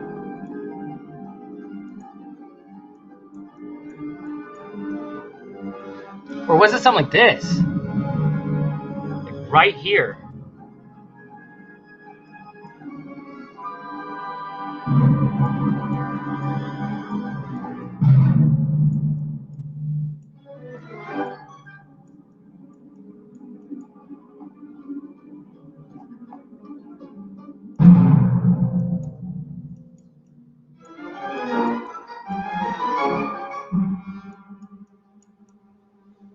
I really wish I knew where that oil tree was. Somewhere there. Hey, can you give me, hey Bavetta, can you grab me the link to the Reddit page with the oil tree? Can you do that? Oh, page 99 on who? Ha ha ha. Hold on, let me wipe my hands again.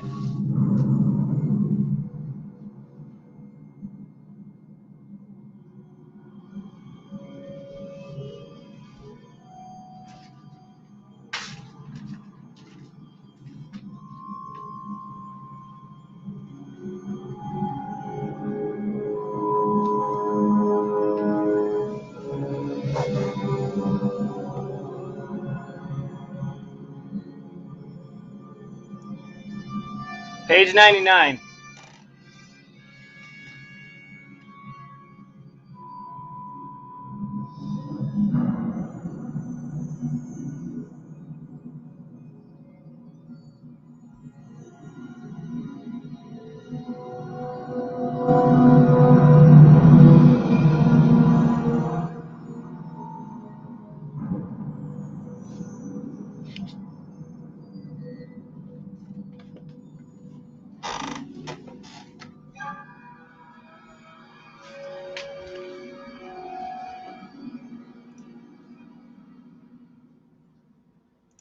I forgot that you could change the dates. Now I want to go to Mount Haynes. Hold on. My original home of Brown.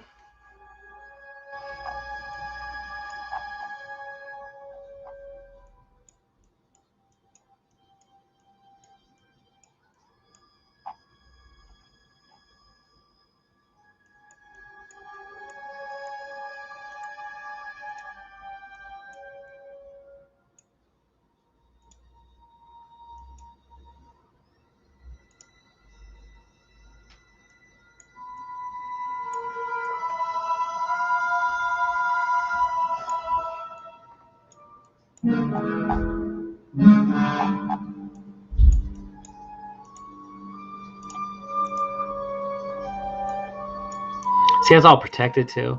You can't see even into the parking area here.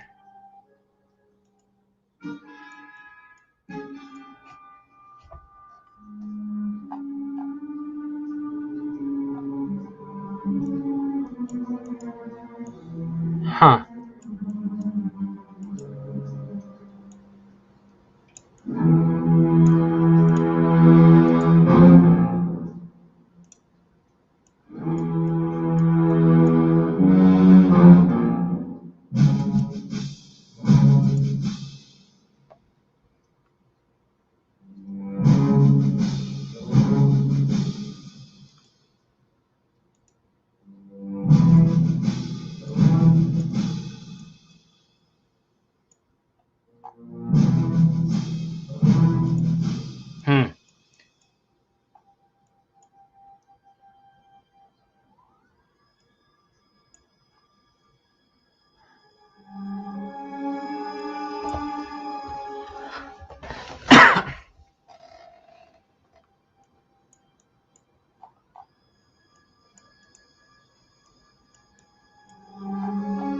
There it is. There's my friend. That's my fallen tree over there. Oh, can I just go an inch? Yeah, there it is. See, it's fallen in 11. It was like that in 2011. There it is. All right, good. I feel better now. Because I was like, if that tree wasn't fallen in 2011, my shit's, well, actually, wouldn't it be better? I don't know. But that's it. That's where I go.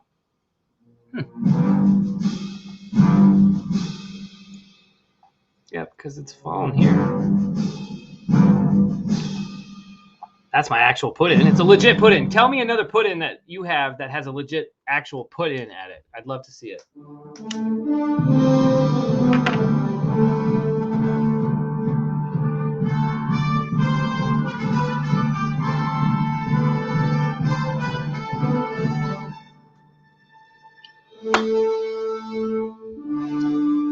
But still, to this day now, I will not hear a better home of Brown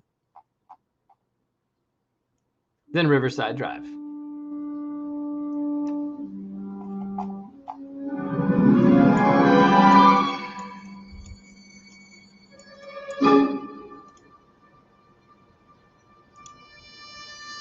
Oh shit, you can go on Riverside Drive here? It's in the winter though. Not too bad.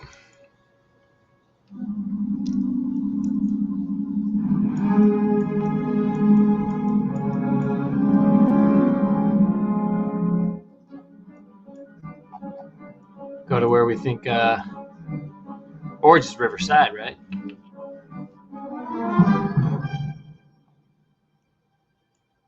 I'm pretty sure.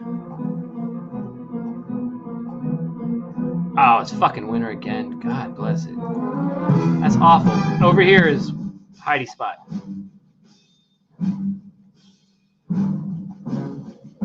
We probably walked.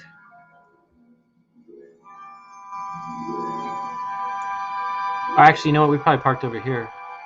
Then we walked in. Tell me this isn't snowy. Ah. Yeah, we walked in.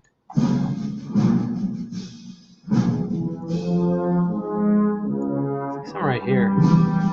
There were boulders, though. I don't see the boulders anywhere. Man, there's like a whole fucking pile of boulders over here.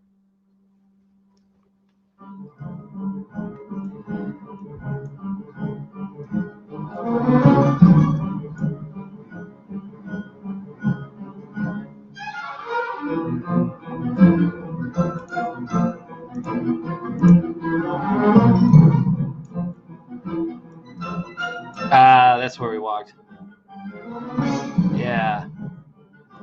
And the boulders would be...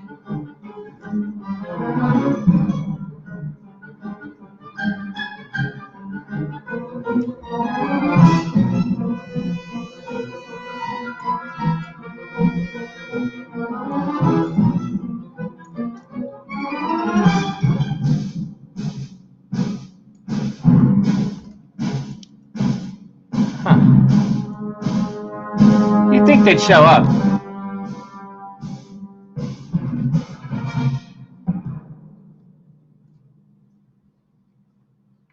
Can you post a backside of haha authority?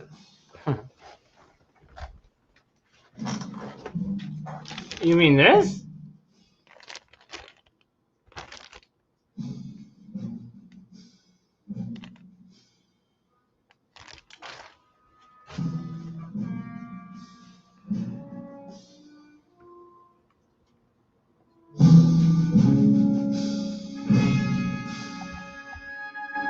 Because it looks like there was like a road-ish, old road-ish looking thing. Oh, maybe this is where the boulders were. Fuck, did we walk really this far in? No way. It does look like there's a line going right along here.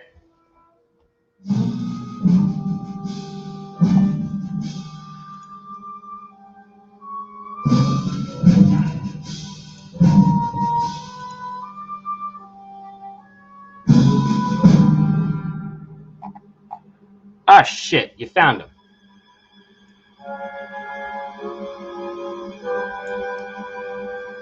Good job.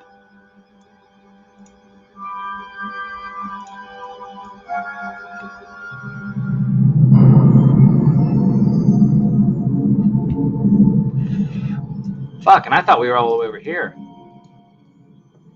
I was wrong. This makes much more sense. Yeah, and there's the pile of boulders. Fuck yeah.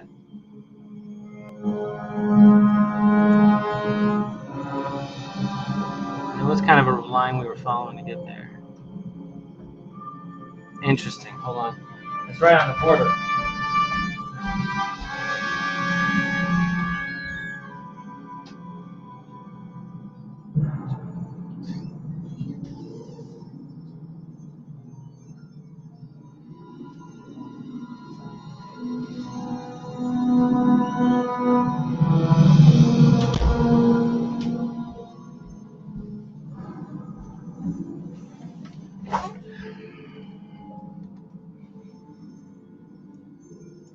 Yeah, but remember, Jack, they messed around with this border, and plus, he said it was about, 2 miles in.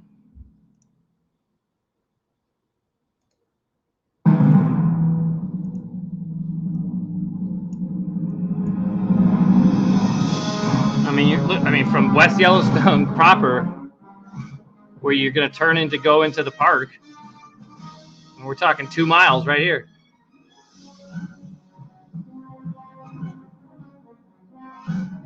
I'm not saying this is my solve, Jack. I'm just looking around. And by the way, I don't know if I fucking buy any of this shit that they said. So no, I don't know if I limit it to just Wyoming. I really honestly don't know. Jack, Fenn didn't. Jack did. Jack said all the clues are in Wyoming, and then the finder and I agreed to say that the chest was found in Wyoming, or the treasure was found in Wyoming. That's it.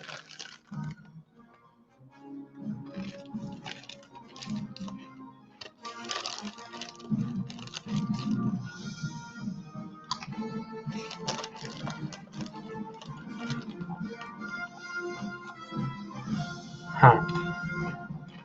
Ignore my hearts. Don't act like you've seen nothing.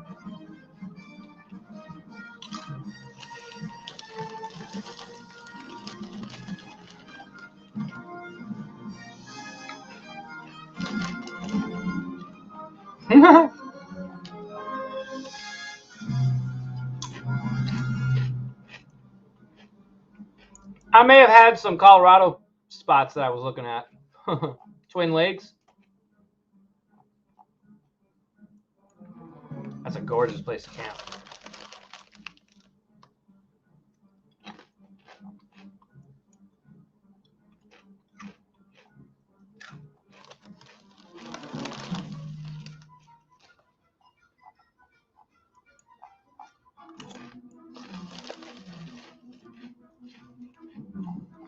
I just hate this is where warm waters halt. The warm waters coming from the fire hole halt because they're no longer warm when they touch the fucking fire hole river at Madison Junction or something.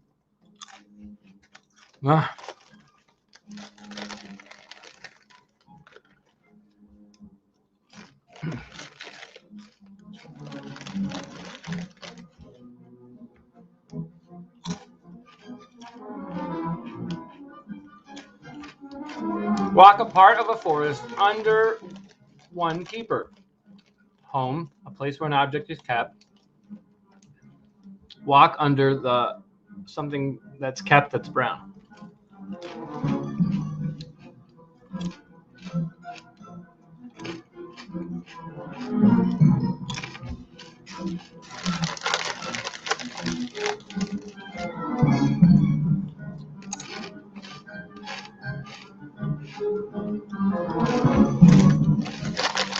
I love me Fritos, guys. Can't help it.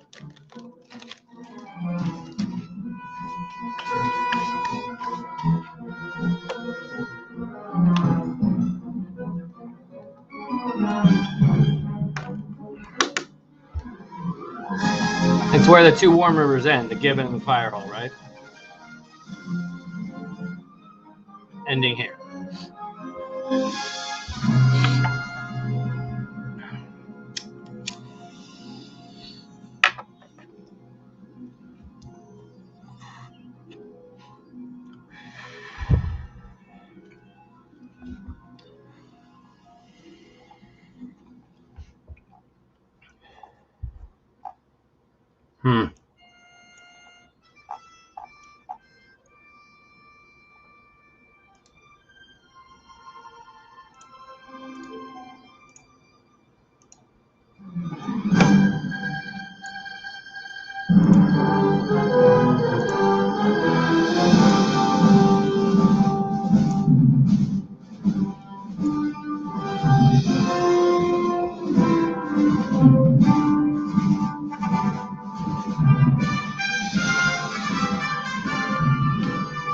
I'd imagine that's how I grid it out.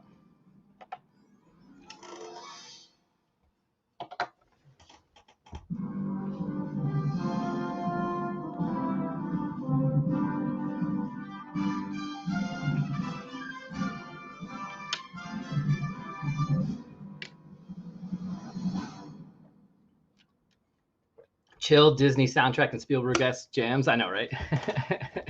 It kind of is.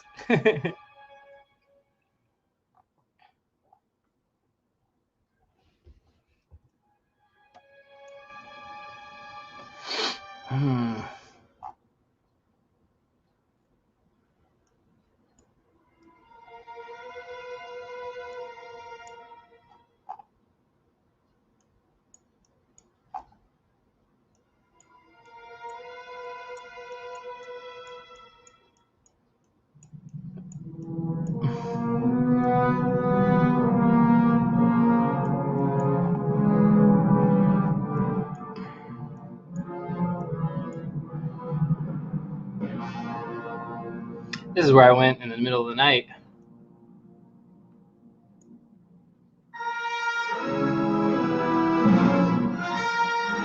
There's that golf course, that mini golf course we saw in the dark. Y'all were there.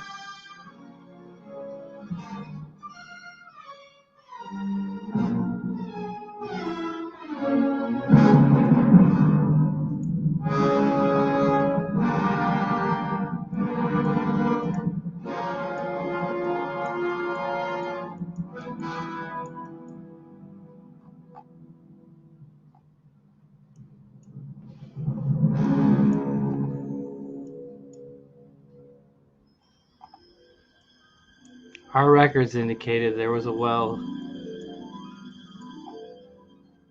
here. No, it was on the other side of the fence.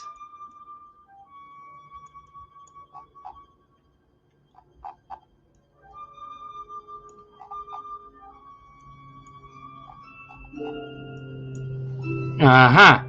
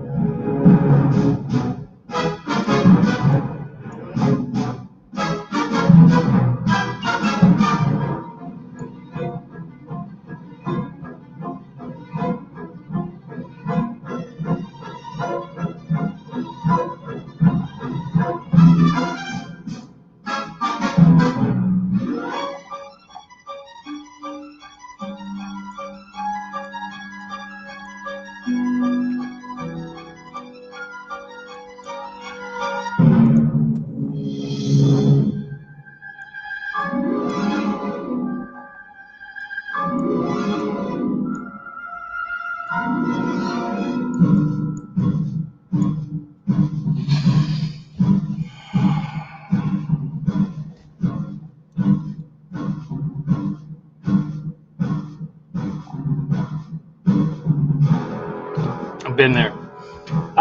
Can I? There's a solo gravestone at Hell's Half Acre. Oh, come on.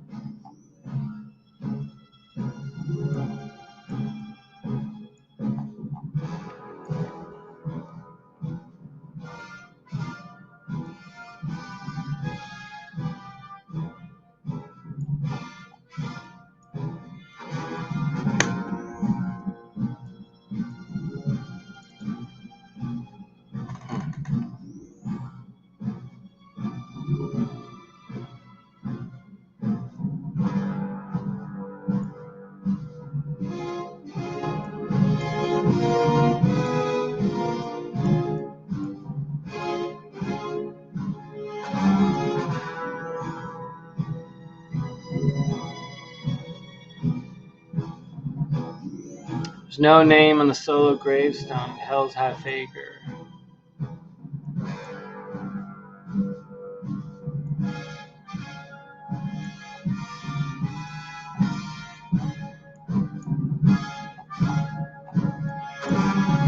Where's the gravestone?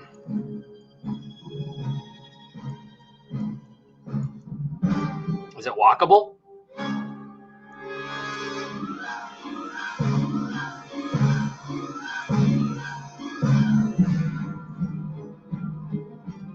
You can see it from Google Street View.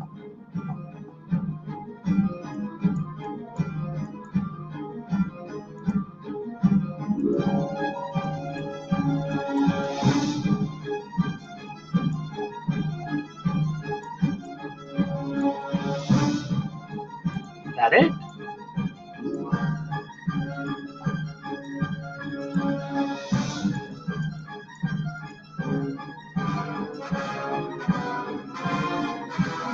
That can't be it, right?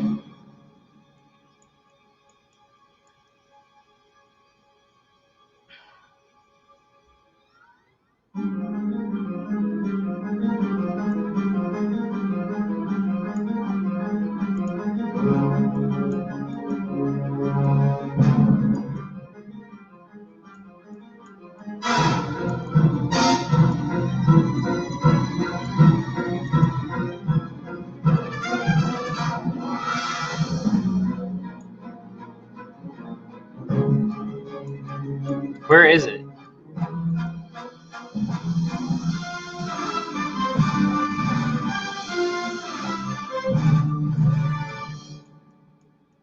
Is it behind the fence? Right across the fence.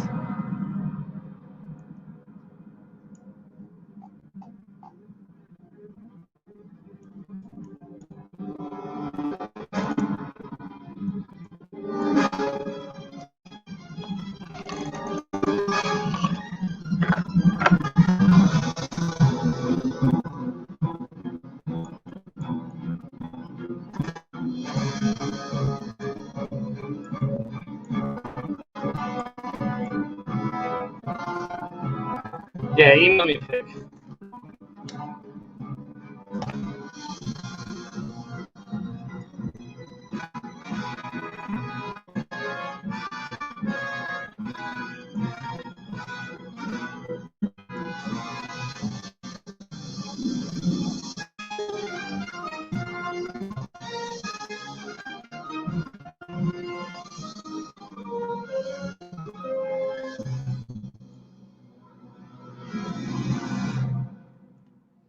Before the dirt road.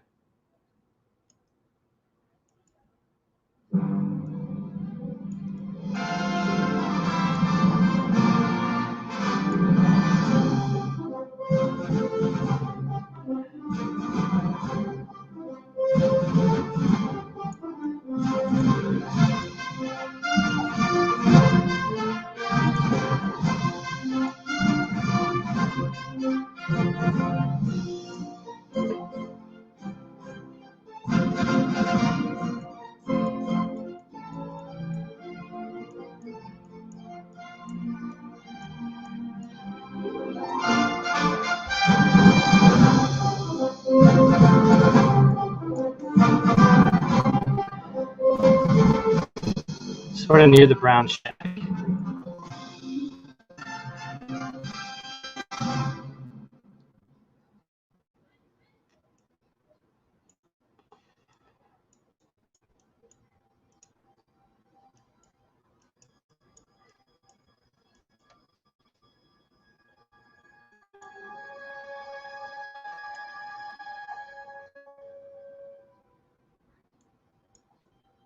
Is that it?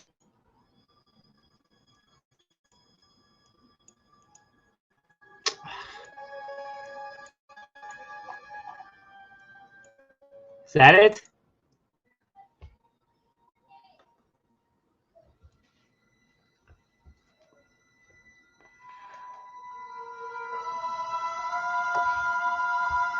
There's something right above it, and then there's something right here. This is 2011.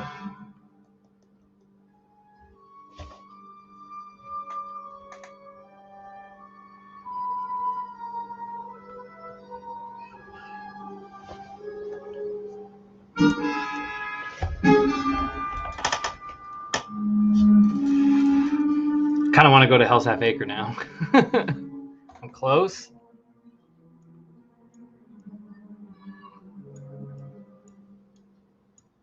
I mean, if it's not that, I don't know what it could be, unless it's this thing right here, but.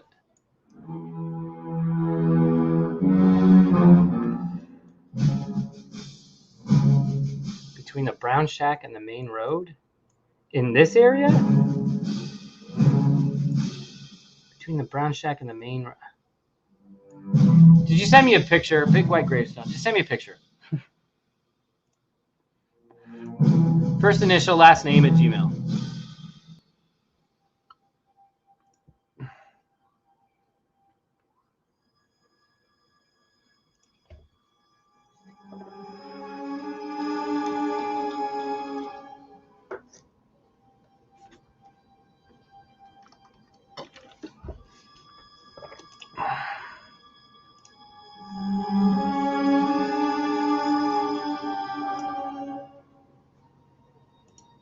I don't want to show them that, Alan. I just saw your text, Alan. I don't want to show them that. Not because I think I'll get shit on, but they'll be silly.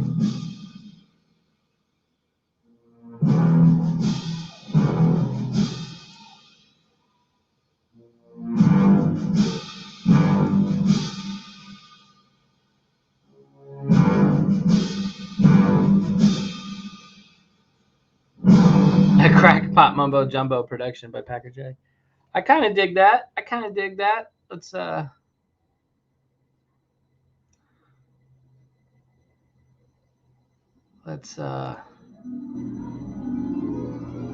open image in new tab. I got this from Packer Jack.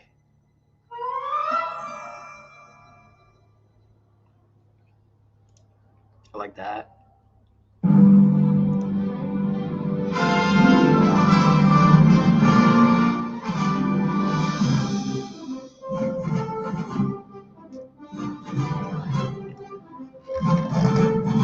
Right off entrance road. You're on the wrong side. I'm on the wrong side.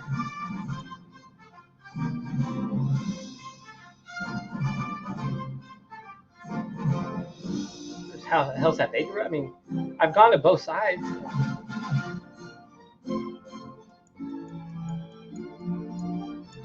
Oh, fuck me. It's right here.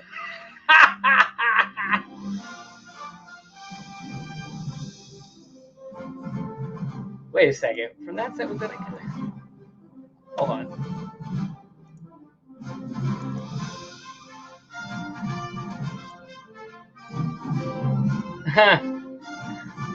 Such idiot. Such an idiot.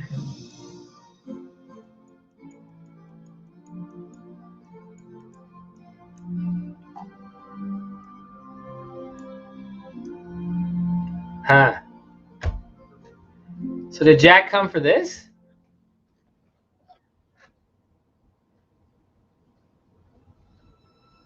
Email sent. Well, now it's a little late, but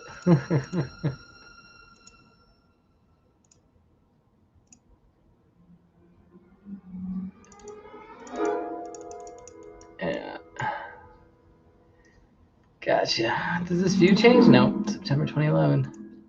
Huh.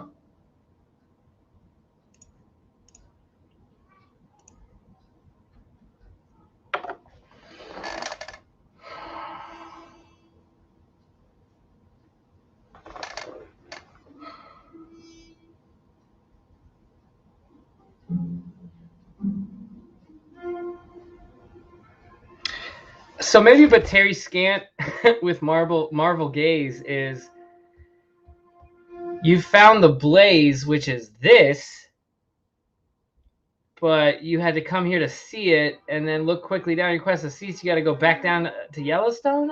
I don't know. But Terry Scant with Marvel Gaze, just go take the chest and just take the chest and go in peace. So this should tell you, oh shit, I know where it is, I guess, or something here does. And then you go back to Yellowstone and take the chest and go in peace.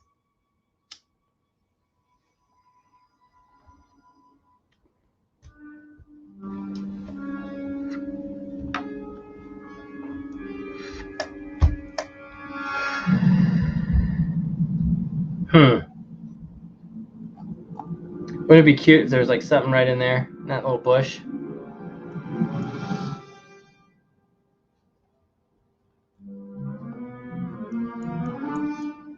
I mean, if no one's here, I'm walking over this fence, and I'm looking around this. I won't touch anything, but I'm gonna look, just in case.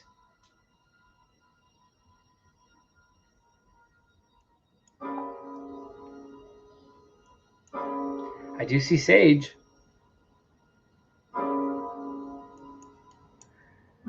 I could technically say I see the mountains, the Rocky Mountains, technically.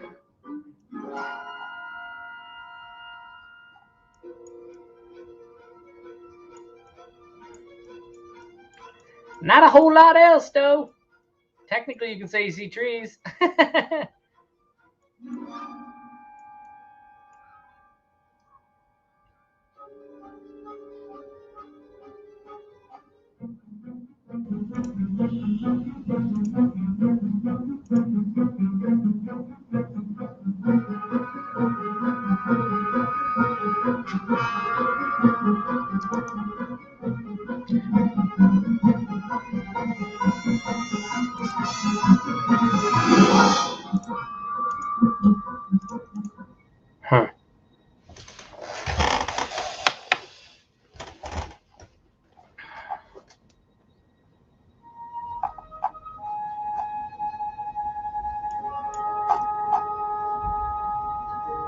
Huh. The little cave across the gate is what I thought too.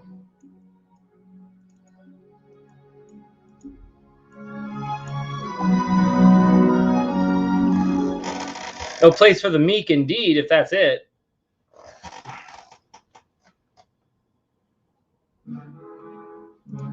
The general coordinates. I mean,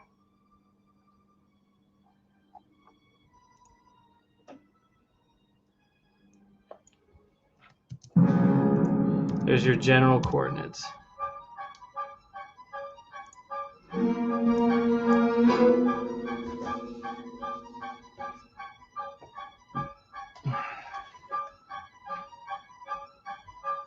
I just don't get it though.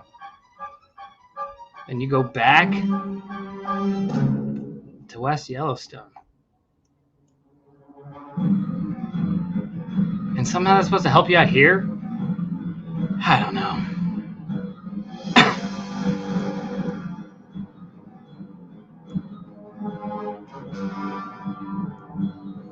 Look quickly down is clearly the altitude of the grave marker, and then walk at that contour line and numb out.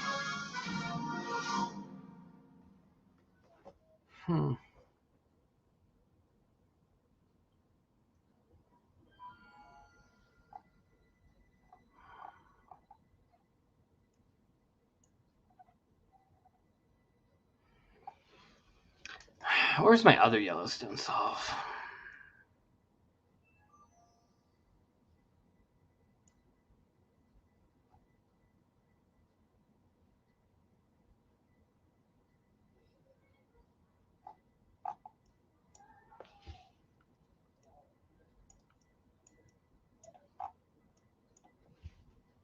Artist Point versus Inspiration Point. That was my other solve.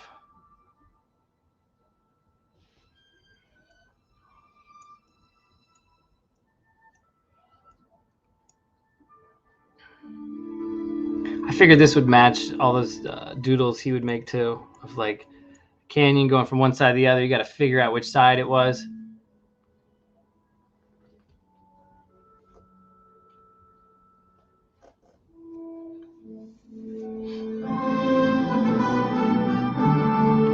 Well, guys, remember also, Hell's Half Acre is not the spot. It would just be one of the spots on the journey. So there would be no 200 or 5-footer here, because this isn't the spot that it's not the final spot that Fenn would be talking about. So I'll put the link in the chat, guys.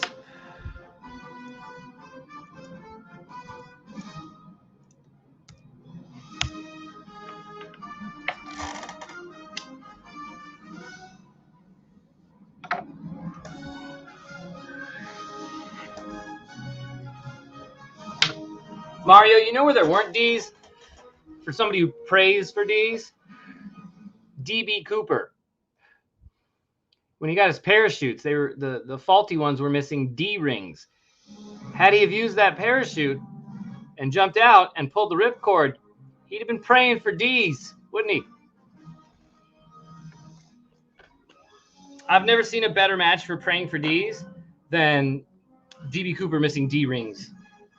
I'd love it if anyone has a better one.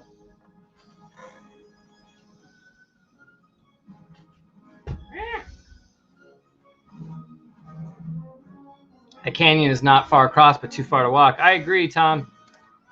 My solve brought me here with the Uncle Tom Trail with 328 steps. And then I figured below the home of Brown was Inspiration Point. You had to go below the home of Brown. So depending on your definition of below, it would just be north-south. So south of Inspiration Point, where the big picture was made by Tyler Grafton Brown, would then put me right around here. Now, problem is, the last drivable spot and parking lot is over here by Artist Point. And then if you do 200 5-footers,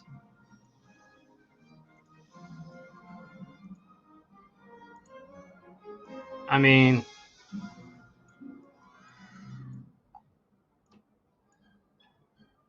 ooh, doggy.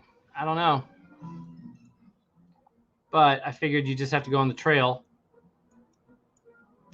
to where you go across Inspiration Point, which would then be roughly, half a mile. And then you're putting in below the home around directly, kind of where the trail moves. And lo and behold, there's body of water here. I just figured, okay, this is, if it's anywhere, it's right here.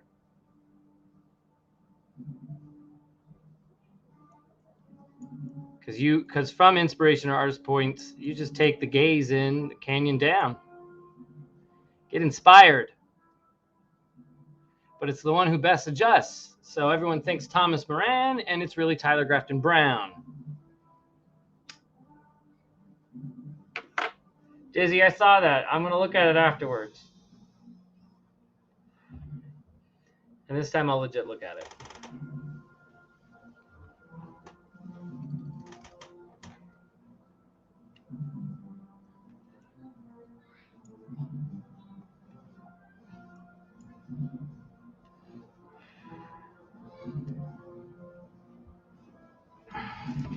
I prayed for DSR. I paid for DSR. That, again, I'm just taking the term I prayed for D's and applying it to something. You're removing letters and only using letters that you decide to keep.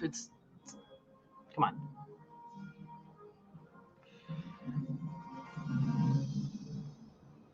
This is a writer, not a puzzle master, not a cipher builder.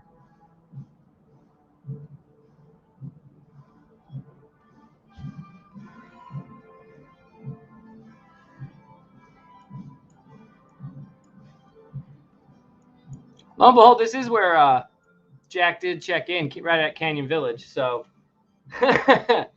besides West Yellowstone, And Hell's Half Acre, he checks in at Canyon Village, one of my soft spots. And then he checks in at the Uncompahgre Forest, another one of my soft spots. That son of a bitch. I should sue him.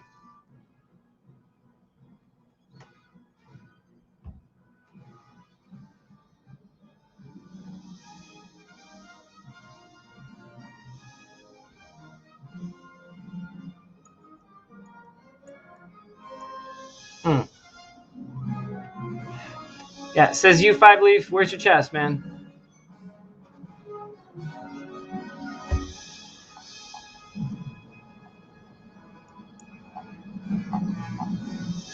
I don't know why I hearted right here. There's no fucking way it was right here.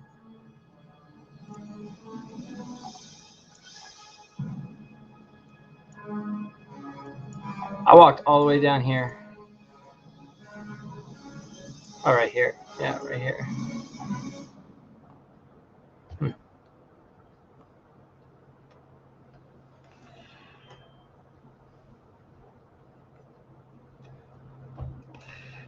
Doug Preston is freaking awesome. I wish Doug Preston would be on record and talk. I'd love to hear from him.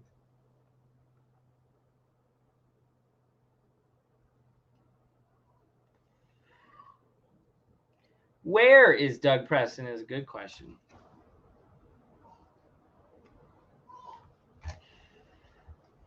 I can see how this looks like a buffalo.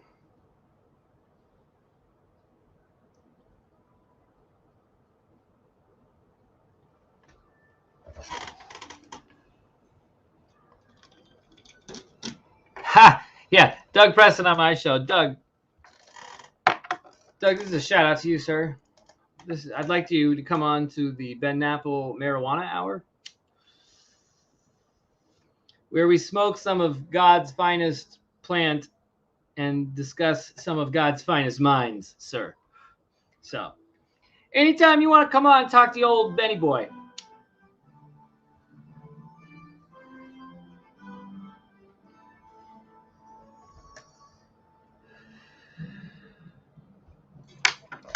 USA Soccer knows why I've had that thing up the whole time, just FYI. I think I know who you are, USA Soccer.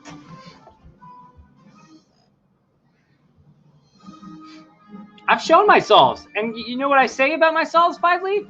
They're probably wrong. See how easy that is? Because I don't have a chest, just like you.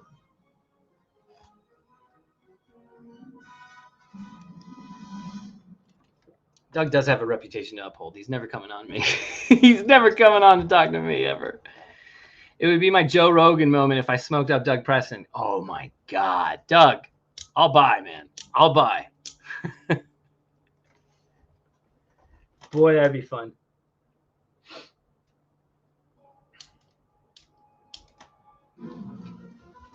Get Doug to talk about the 10th clue. See where Doug's solve is, huh?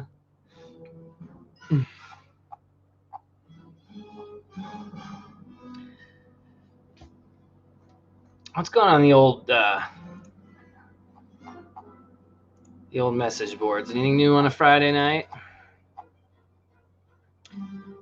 Let's have faith. This isn't over. Maybe time. Prove me wrong. Tonight surely. Blah blah blah blah blah blah blah blah blah. Nothing there. Ben Jens knows about 9 Mile Hole. Oh, does he? Oh, Ghost Dancer's here. What's up, man? What up, dude? Hi, Benny boy. Let me get the music. Can you hear me okay? Yeah, I hear you. All right, good deal. It's working today. Just fucking around on a Friday. Yeah, me too. It's a sarcastic Friday. Yeah. I enjoyed the DB Cooper conversation.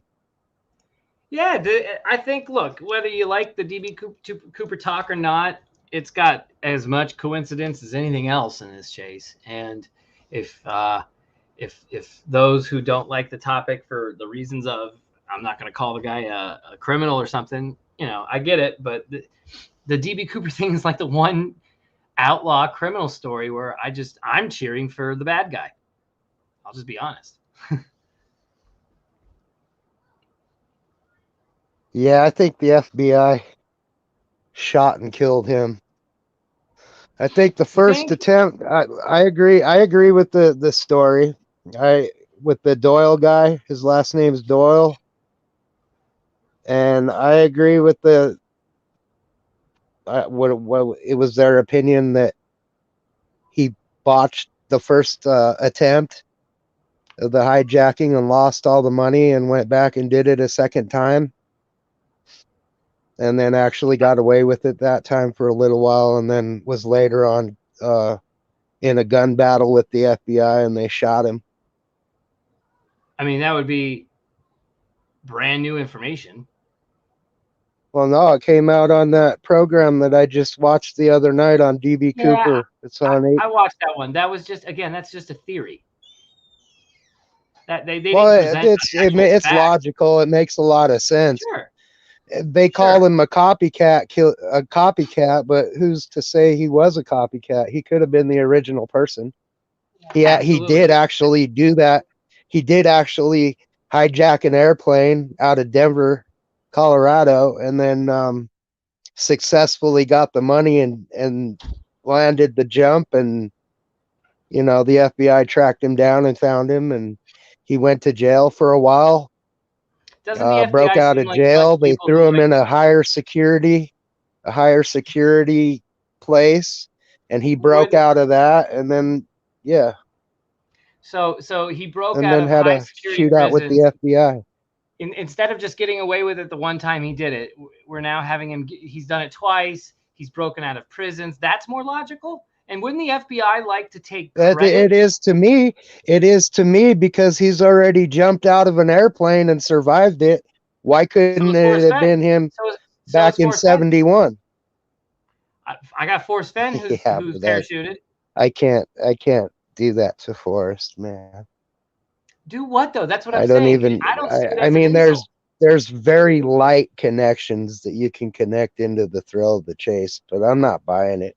Ghost Dancer, and as far as the thrill of the chase, name me another treasure hunting book that uses the phrase "the thrill of the chase." Well, I've never read Ha Ha Ha, but apparently it does. I showed it to us. I showed it to everybody. I showed the page number. I showed the text. I got lost in the thrill of the chase. I've never seen that in another treasure hunting book. I've seen it twice. Forrest Fenn's book and the DB Cooper book. But you know what, Ben? That could be. I mentioned this in chat. If you publish your own book, you can put any publishing date you want on it. Okay. And then it just pops up online. Really? You think Ha Ha Ha wasn't out in 1983? I would say the book is a hoax, and it was published more recent than 1983. If you could prove that, that'd be dope. That'd be interesting in and of itself. Why would a hoax book come out later on? You know what I mean? That'd be interesting. If anything, I'd say that's even more connected to Forrest. Are you thinking about it? He's just pretending to be DB Cooper. Uh-oh, I lost all. I gotta get out and come back in. I don't have any audio. Okay, come on back, because James also says ISBN numbers are actually dated. I think it's provable that this book was published in '83, guys.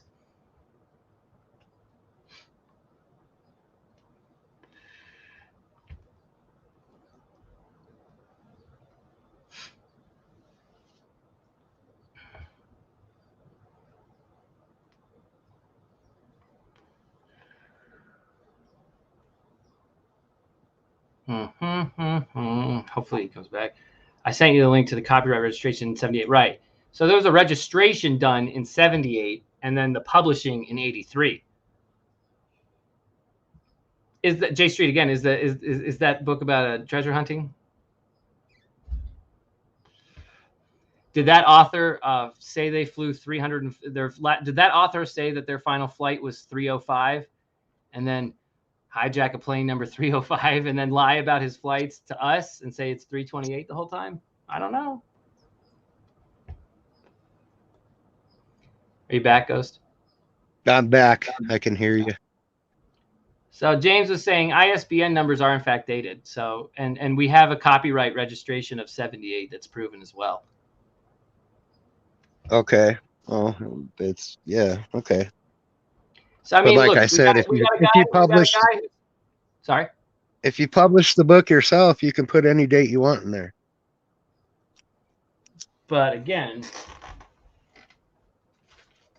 let's see. Let's go through it. Because again,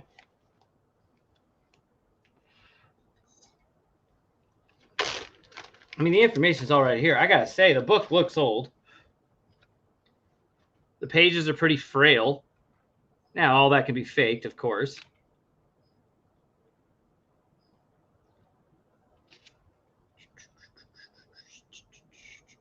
It's very possible that some of the individuals that claim to be DB Cooper had a wife that could have, you know, after they died, tried to make money off of the story or whatever. I don't know. It's just I've got a weird feeling about that book. Attached to Alan and I believe that this book is not solvable unless you have the thrill of the chase. So if this was held back and really like later on in life, that would make we would like that even more. Yeah, it's kind of a drag that there's no way to prove that though now with the chest being gone. Well, that's why I think maybe this is a backup plan. The chest isn't out there, but the story is. And again, Bo, like I said, Yeah. I don't care if you found a car book, a treasure hunting book. I'm talking about, tell me another book where it says, follow my clues to my treasure and thrill of the chase. There's only two, the thrill of the chase and ha ha ha.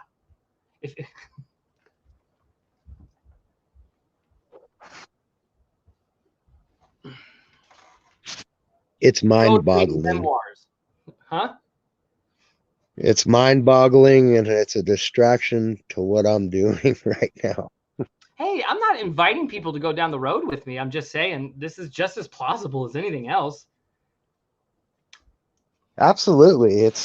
I mean, yeah.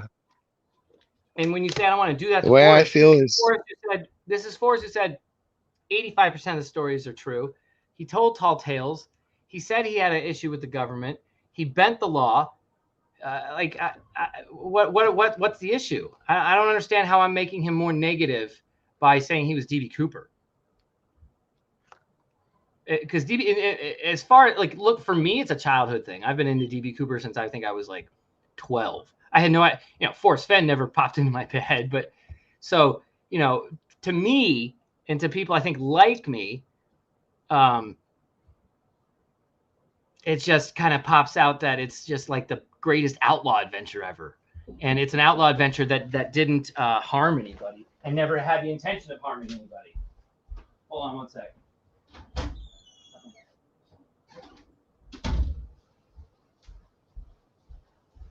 Interesting. So hold up. Me Bo, personally. Yeah. I vote no on DB Cooper being Forrest Fenn. I think a lot of people would vote no on DB Cooper being Forrest Fenn, especially if they haven't read any of the pages of Ha Ha Ha.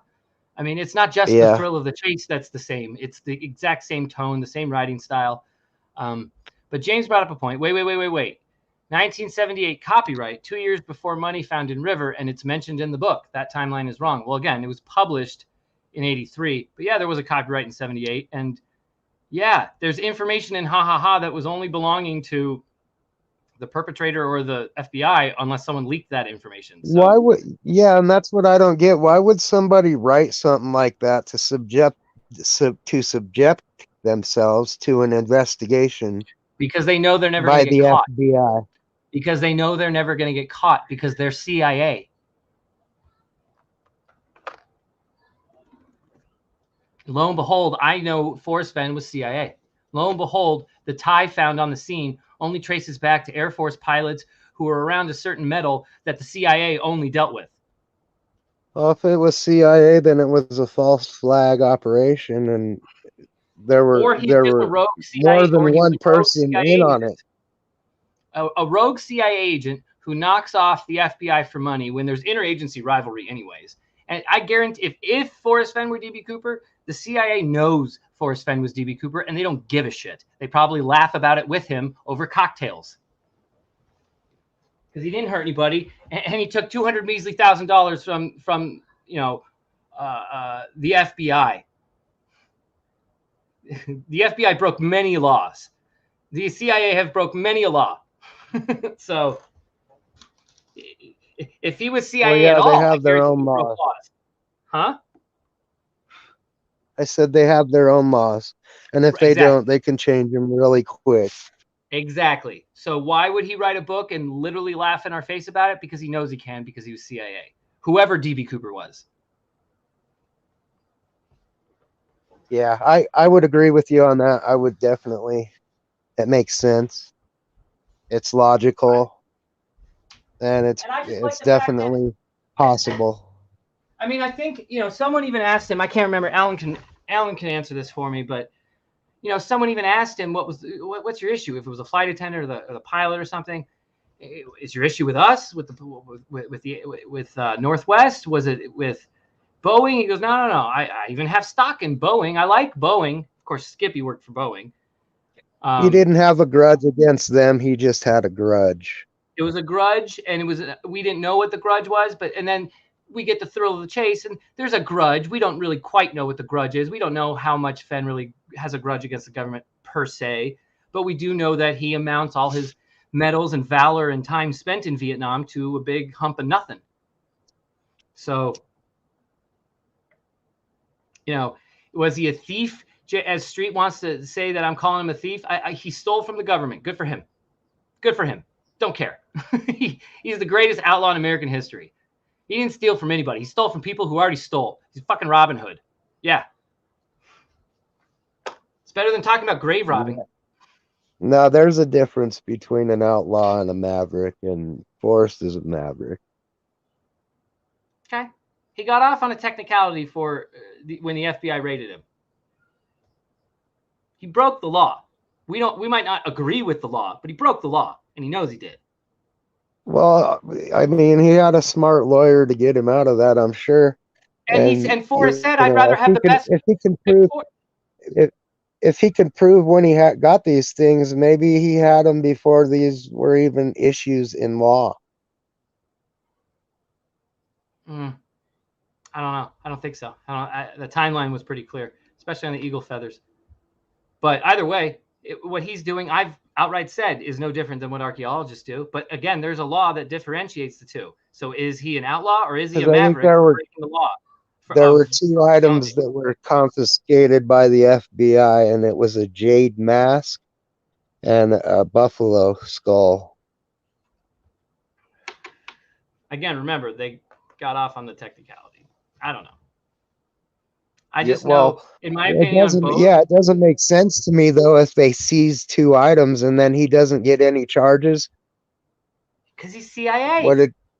Did they walk in and rob Fenn of the jade mask and the ceremonial buffalo skull? I bet you Fenn would say the FBI walked in and fucking stole from him. I bet you he would say that.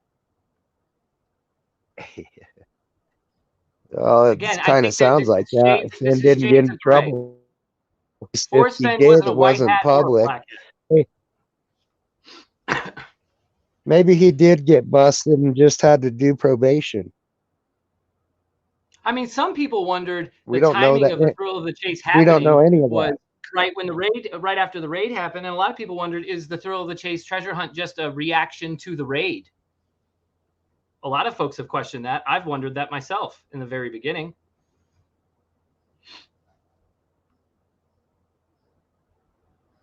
Yeah, it's a great story, man. This is interesting. I don't know if it's real or true. Tom says, Fenn told Barbarisi that he couldn't talk about FBI sting because he could lose it. That sounds like an NDA between Fenn and the feds. Right. I think he was given a deal. Yeah. He was given a deal. He was given that deal because of his CIA connections, and he got off. Now, that still doesn't, you could morally go, still doesn't fucking matter. Well, I don't consider what he did any different than what archaeologists do. That's okay. That's your opinion. That's good to have. I happen to agree with it. But if you're going to get mad at him from stealing from the government, and that's breaking the law, how dare I call him a thief? Well, he broke the law here as well. So we got to pick and choose here.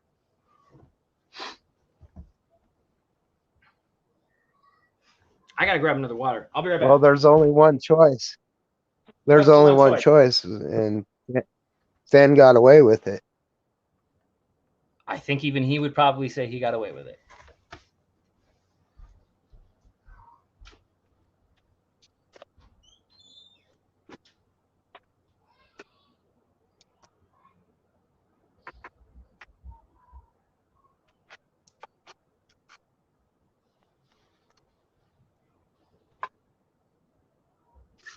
God bless his soul.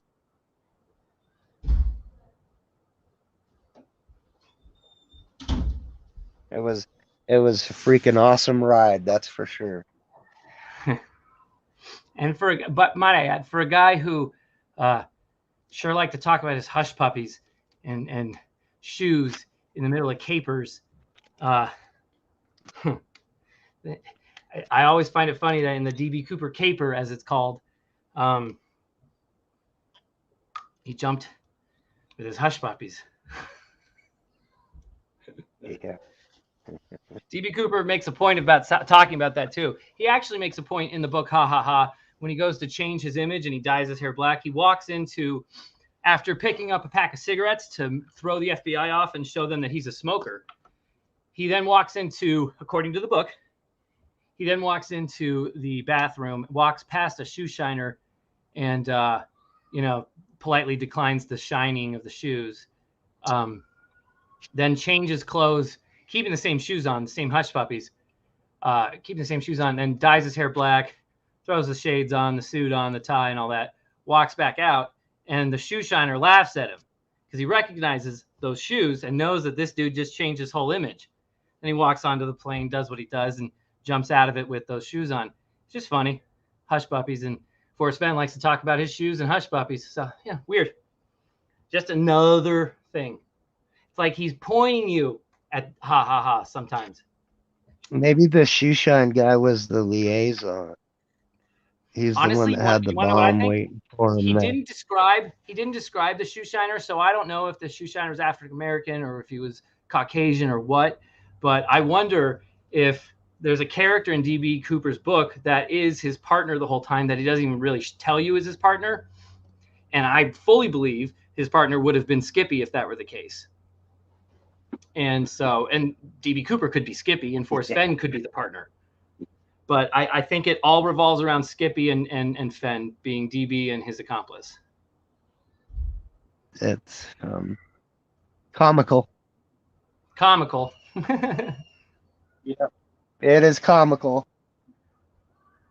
How are you sure that the Ha Ha Ha author is actually the real DB Cooper? Mark, again, I've said this a few times. You probably missed, you were here for it. It's either DB Cooper or it's somebody related to the case who worked on it intimately and knew specific details that were never released to the general public, or it was somehow leaked to an author to write it.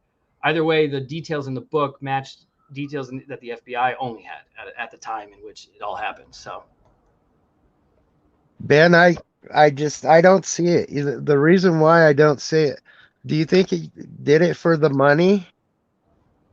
I think he did it for just to say I got over on the FBI or the government. I think both.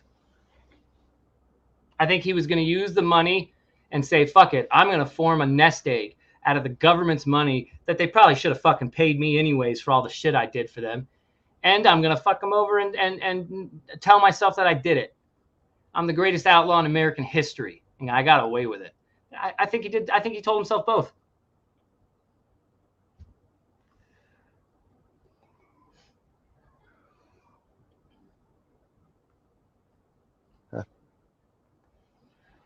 Shoeshine Secret Service, or just CIA in disguise, right?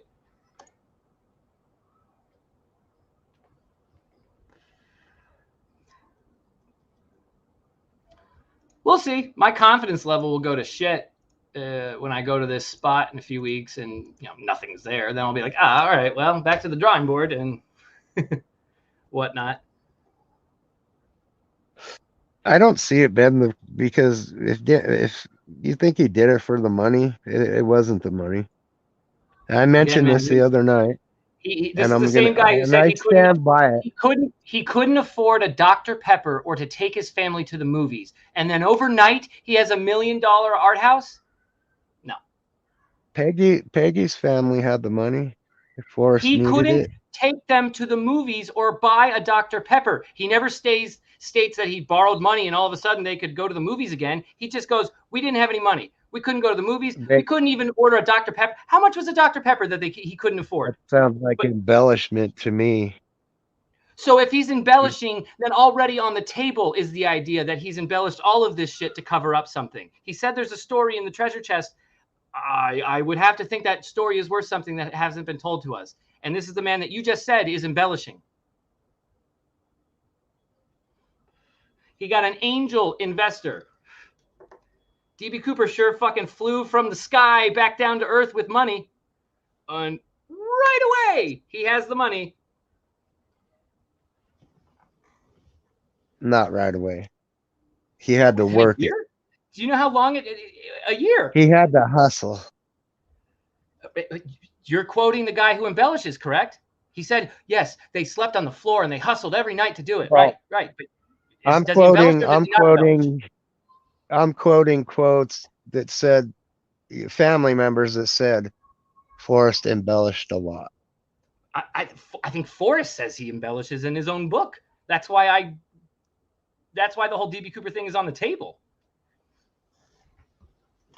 He's hiding something of his story, and he wrote us a mystery autobiography that could only be found by someone who finds the treasure chest. I'd say that's a pretty interesting story that's been hidden from us.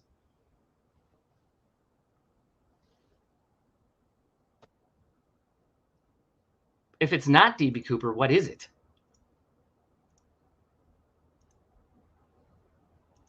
It's the thrill of the chase.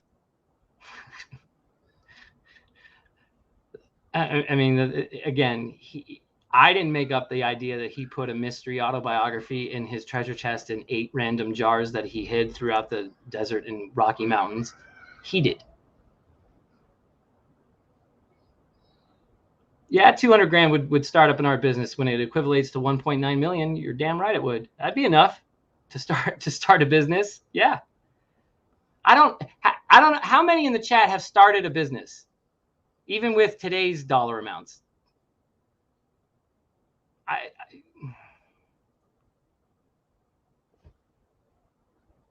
Depends on what kind of business. It depends on the business. You can start a business. You can start a business for $5. Yeah, except he's buying out Rex Aerosmith. So he's spending cash. From what? Yep. His $250 a week for his family of 4? I wonder how much he paid for Eric Sloan's estate. Did he say it in $17 a square inch? I don't know. I didn't read that one. I should read that one, but I haven't.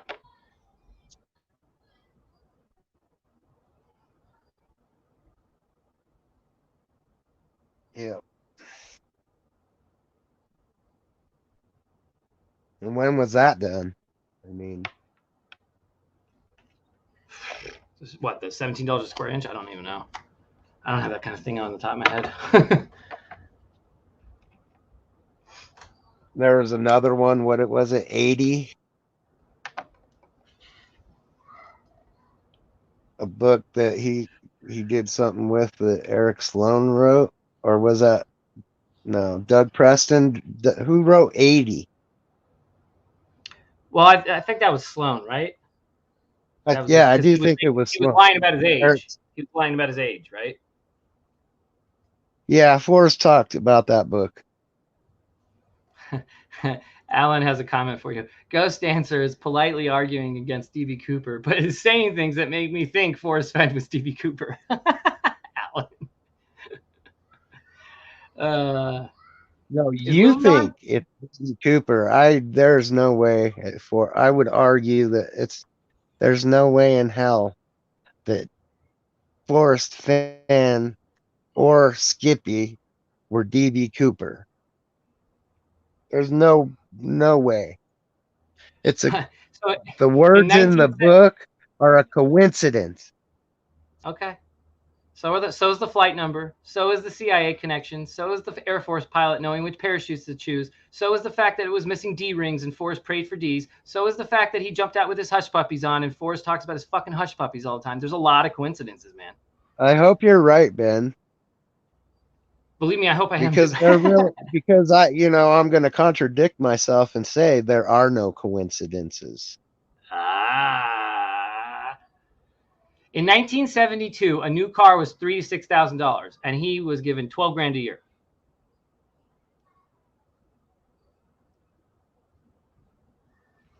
That's pretty good retirement, actually. I think It's not enough money to start $1 million art business. for not having to go to a regular 9 to 5 anymore. That's pretty good. It is. It is. To go from And Air Force pilot to Air Force pilot to millionaire. You have the ability. Yeah, and then you have the ability to sell paintings for what, 6 figures? Some of them. You got to buy those paintings. He said one. Forrest's dad. Forrest commented that he had made as much off one painting than his dad did working for the school district in an entire year. Mm-hmm. You don't just luck into that and trust to live in. It wasn't $1,200 a month. It was $12,000 for the year. It was $1,000 a month. Even that extra $200 ain't going to get you an art dealership. It's going to get you Dr. Peppers and movie nights, maybe. That's your guaranteed income. Anything else is a bonus. Right, but he said he didn't do anything else. He lived off that $12,000 and worked and slept on the floor until he had his $1 million art gallery.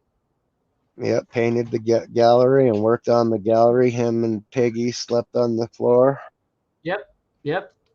Coming from an embellisher with no coincidences, right? Well, there's truth to that. I mean, he's telling his story. He's remembering something. Hey, to keep $1 million art business in business, you got to work your ass off. I don't doubt that. But like in everything in life, lies have truth in them. Truth, if you're going to tell a lie, you use some truth to it. Did he work his ass off? I bet he did. Yeah, he was teaching you a lesson how you can start with pretty much nothing and end up financially where he was. I think that's the on the surface lesson, which is pie in the sky fantasy. I think that was more the message Fenn was trying to say, a very depressing message. And again, I like the Skippy connection to you. He's saying, hey, if you work hard enough, look what you could have. Except that. Look what you can do. I don't know which country you live in, but it's changed. I mean, Fenn can't change that either. Fenn might have had a different. I mean, Fenn represents like my parents and my grandparents' frame of mind, which is work hard enough, you'll fucking get it. But that line of thinking was exposed when all those people were in corporate offices. It was nepotism. That's all this fucking country turned into. So Skippy worked for Boeing and lived in Seattle, Washington, and then lived in Mexico. Where did Cooper leave Seattle to and wanted to go to? He wanted to go to Mexico, right? And it was a Boeing, and it required knowing that it was a Boeing, and he specifically chose a Boeing 727 to Seattle, where Skippy lived, and down to Mexico, where Skippy ends up. Yeah, but you also got to realize Forrest wasn't Special Forces. He was just Air Force pilot. And someone jumping out and doing those kind of operations, that's like the Army, like Green Berets and shit. I think once you parachute down Air Force guys don't. Air Force outlaws don't do that kind of shit. Nobody in DB Cooper's profile does what DB Cooper did. You're looking at Army Ranger or Delta. Army Rangers, again, the tie was only associated with a specific metal alloy that is found only in possession of the CIA at the time. This person was CIA.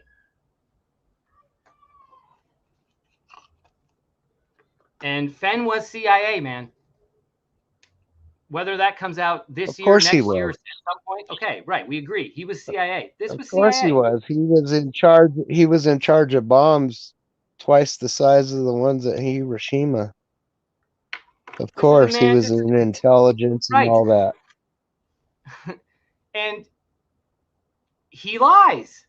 It's okay that he lies. So does basically everybody else on the planet. Whoever was DB Cooper had to have lied about who they were. Whoever was DB Cooper, their family and friends would probably have said, no way, never, couldn't be him. Whoever was DB. Forrest as just a pilot is not the truth. If he's a CIA pilot doing missions in Laos, he's the best of the best, elite of the elite. No, everyone. It was standard. Everyone Right. went through Everybody, it was jungle common. It school. was common for people to fly the atomic bomb around, I'm sure. Come on, man. He was of the Well, elite. I'm not saying that. Let's put it this way. Of the echelon of Air Force pilots, those involved with the CIA, I would assume were of the more elite variety. He was mentioned. Wasn't he a member of the Caterpillar Club? Wasn't that like just like the top F-100 pilots in the world?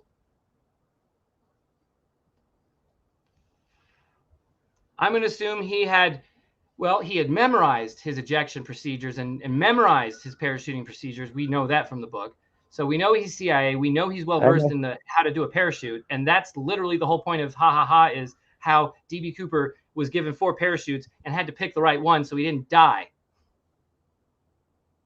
He was the 1,500th person in Vietnam to get shot down. Right. That's all I remember about that. And then the stuff about jungle school and his survival kit. And like the story he was telling about his survival kit, I was kind of tying that into the chest in a way. Right. Indulgence, the treasure chest. So there's a lot of interesting stuff out there. There's still a lot of research you can do and find out more. It seems like it's going to go on for a long time. Till someone finally steps out into the public and sets the record straight. Till then, it's all speculation and assumption. Agreed there. Somebody's got to find a jar or buy the chest and open up the fucking olive jar live on YouTube. Yeah, because you can't profit off of it. So why wouldn't you just open it up? And apparently, Shiloh or family members have come out and put statements out on the internet and stuff. But why don't you? Can you just please do that in front of a camera? Yeah. So we know. So we know what's up.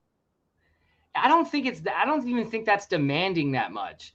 Like, they didn't cause this, they didn't do this, so they don't owe shit. But do they not understand the yeah? And I'm not creative? talking snapshots. I am not talking snapshots at all. What I'm saying is they should understand. Is a video too much to ask for? That's what I'm saying. They should understand that if they do put out a video, it fucking shuts up a lot of people. The faster, if they want to move on from this, and I'm speaking logically from a bird's eye view, the faster they want to move on from this, then come out and fucking put out a video. You'll speed this process up. We don't know this, we don't know that, we don't know this, we don't know that, we know this, and we know that. And be done with it.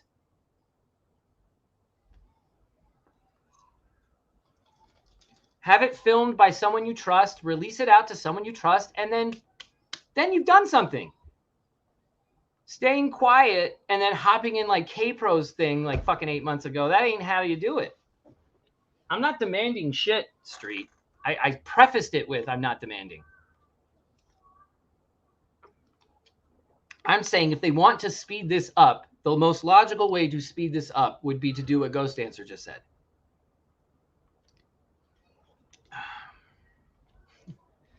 I like the Douglas Preston Lincoln Child bloodless version. Peggy was the real DB Cooper. I think Peggy knew he was DB Cooper if he was DB Cooper. I think Peggy knew. And the fact that Doug Preston is now writing about DB Cooper after Fenn's death in his first novel. Interesting. Well, there's one thing for sure that could happen, and that's people writing stories about this for the next 1,000 years or 100 years. Maybe. I see where you're going with it. What does this chase really look like in, say, 25 years? Is anybody really talking about it anymore?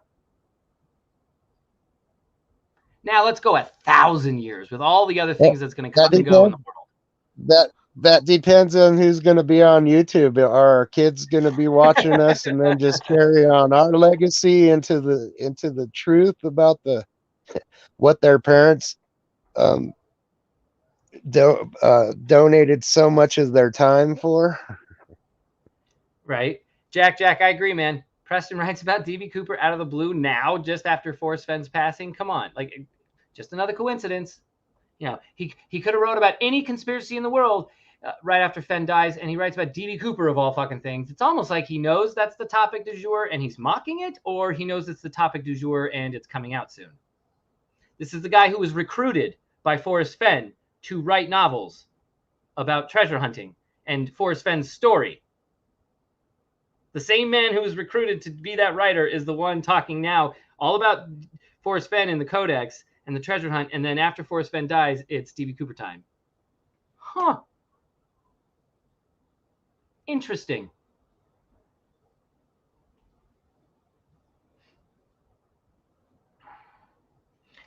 I hope it's talked about in 1,000 years. I think that would be dope for Fenn, but I don't see it, frankly. No, not 1,000. It's possible. Right? Like, 100. What from this era gets talked about 1,000 years from now? Honestly, like COVID. I wonder. Actually, the pandemic. The pandemic. Does 9/11 even get talked about? And I'm being serious. Does it? I guess it does change the face of the world, but like 1,000 years from now, who knows what this world looks like? They might not give a shit. Countries might not even exist in 1,000 years. You know what I mean? Yeah, China might be. It's not like 1,000 here. years ago. You know, like China might be headed over here to treat us like the Native Americans were treated. Well, those will be the aliens, man. When the aliens get here, we're all going to be Native Americans. I mean, it'll hit nukes before that ever happens, but you think? It's a thought. Maybe. I honestly, I love the here's a conspiracy. I love the conspiracy that somehow, some way, nukes actually don't exist. And they're all bullshit made up by governments as the last means of control over the people. I love that conspiracy. I think there's no science to it, but I think it's hilarious for a conspiracy. Like, every government got together to say that they had nukes. They showed us images of these big bombs going off on like 1950s video, which we know they can fake. And that's it. That's all we've ever really seen. And since then, we've been frantic about nukes ever since and controlled ever since. I like that theory on the narrative. I just don't think there's science behind it. Yeah, that's kind of one of those realities. What happened in Nagasaki? We just bombed the fuck out of it, allegedly. We just plastered it with fucking napalm, I guess. But again, that's according to that crazy ass conspiracy. Yeah, it wasn't the atom bomb.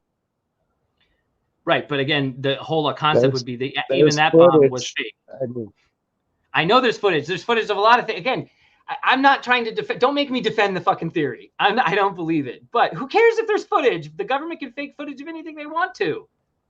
I kind of believe. Well, yeah, you can tell the bullshit from the real shit, though. Sometimes you can. Sometimes you can't. A lot of people bought Reefer Madness. That was pure government conspiracy to get the fucking to get weed illegal.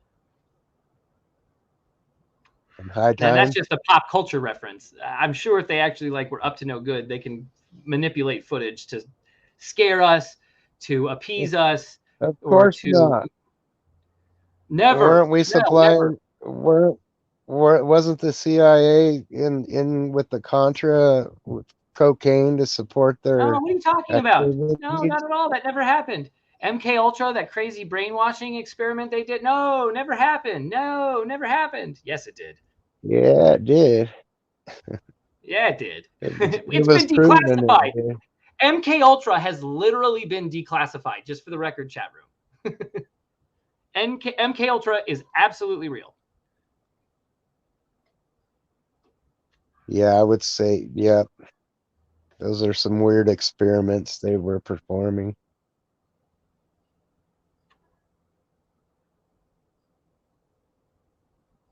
Dude, I see down windows. Sometimes that shit ain't fake. I'm not saying everything's fake. I'm just saying sometimes shit is fake. Gulf of Tonkin was fake. The reason we went into Vietnam was fake.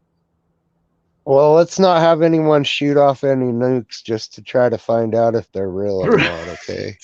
Right? And let's not jump in mini rocket ships and try to go into the sky to see if the earth is flat. Let's not do that either. It won't end well, I promise. You'll realize there's curvature right at the very last second when you then realize you're about to die. What about Hollow Every Earth? time I go into chat, I lose the audio. That's annoying. I'll be right back. All right, no worries. I get it, man. Sometimes you want to hop into that, look into that chat, see what they're talking about. Let's go into chat. Little puff passing yet? Yeah, puff passing. Hi, Lisa. They'll be talking about it to their dead. Ooh. Dude, I've seen downwinders. It's no joke. Web feed. Oh.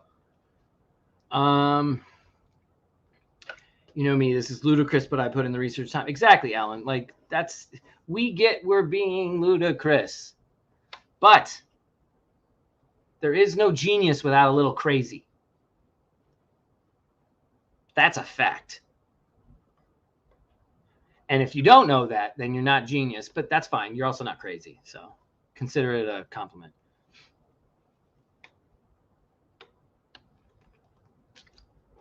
Jacob's Ladder. I came across a website that had Jacob's Ladder shit all over it.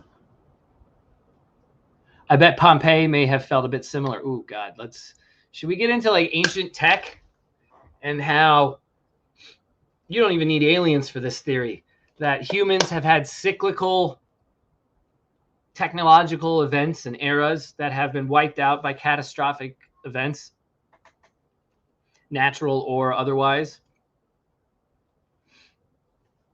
The Sphinx is not 4,500 years old. No. No. More like 14,500 years old at the earliest. Right now, brutal truth, we're talking about the Sphinx because I'm all over the place. My DNA is 200,000 years old, for crying out loud. How does HHH explain the DB Cooper versus Dan Cooper? James, good question. So he says he signs his ticket as Dan Cooper. And again, even this fact is not really known to anybody. Everyone's just run with the DB Cooper thing. It is known. That's not a smoking gun. But either way, he says it's his name is Dan Cooper, not DB Cooper. Alan can speak to maybe the change from Dan to DB in greater detail if he wants to. Alan, come on if you want, dude. It's Friday night. We're ready to fight. Don't believe it, just watch. And yeah, Copper Dan Cooper.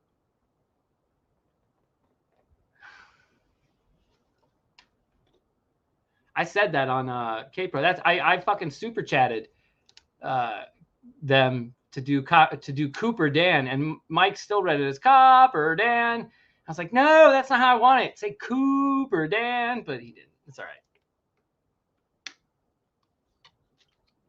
There's no great ancient tech that isn't here today. That's what I'm saying, Five Leaf. I'm saying that there was, I believe, personal, that there was shit on this planet just like what we have today. Oh, but it would still be here. We'd still see it in the archaeological record. No, we wouldn't.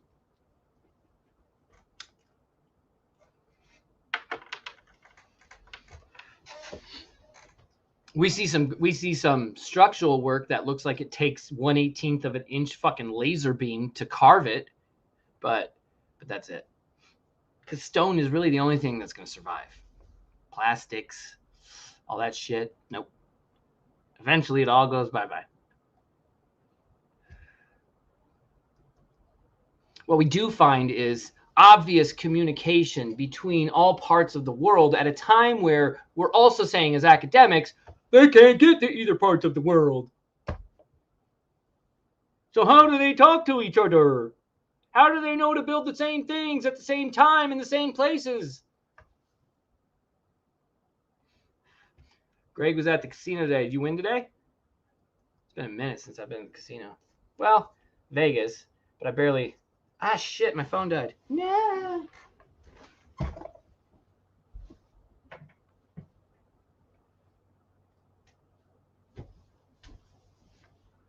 And I'm holding it with my good hand.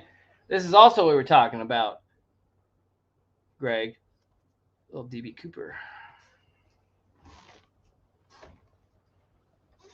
I think we do live in a simulation. Anybody wants to come on and tell me how we live in a simulation? I'd love to hear about it because abso-friggin-lutely. I get proof that we live in a simulation on the daily.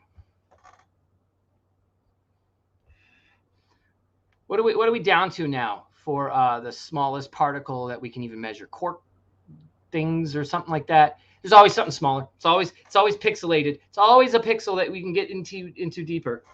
I don't want the wind blowing ha ha ha like this. Where's my plastic bag?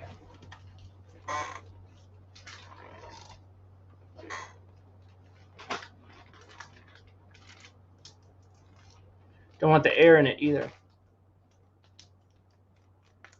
See? Sealed. I got you, Alan. Don't worry. I'm taking care of that bad boy. And then I'll bring it back to you in person. When's the new Matrix movie coming out? Should we watch that trailer again? Let's watch the trailer again.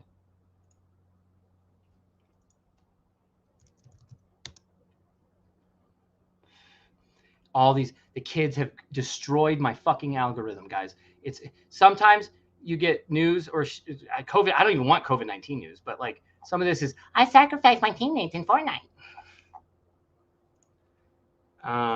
What was I looking up?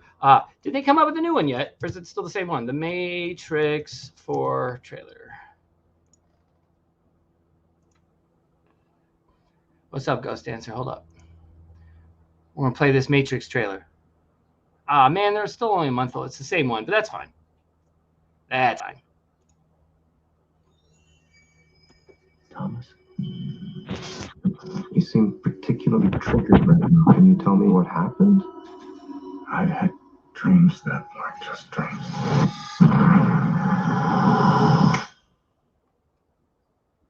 Am I crazy? Red Dead tonight, Ashley. Don't use that word in here.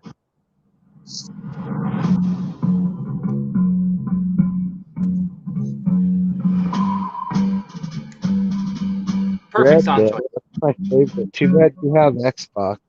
Hi. Have we met? Oh, yeah, you have. One pill makes you larger, and one pill makes you small. And the ones that mother gives you don't do anything at all. Go ask us.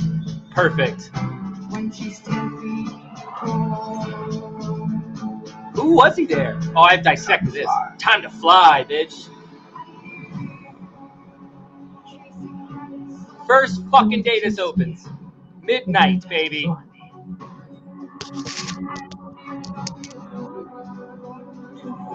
only thing that matters to you is still here. I know it's why you're still fighting. Love, baby, love. No?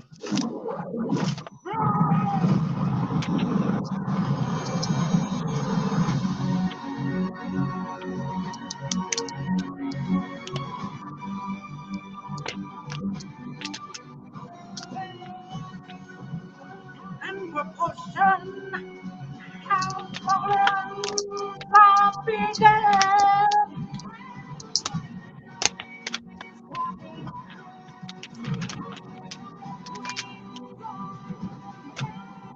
the Red Queen. What the doorman said. Feed your head. Feed your band. After all these years, to be going back to where it all started. Back to the Matrix. Yeah, boy!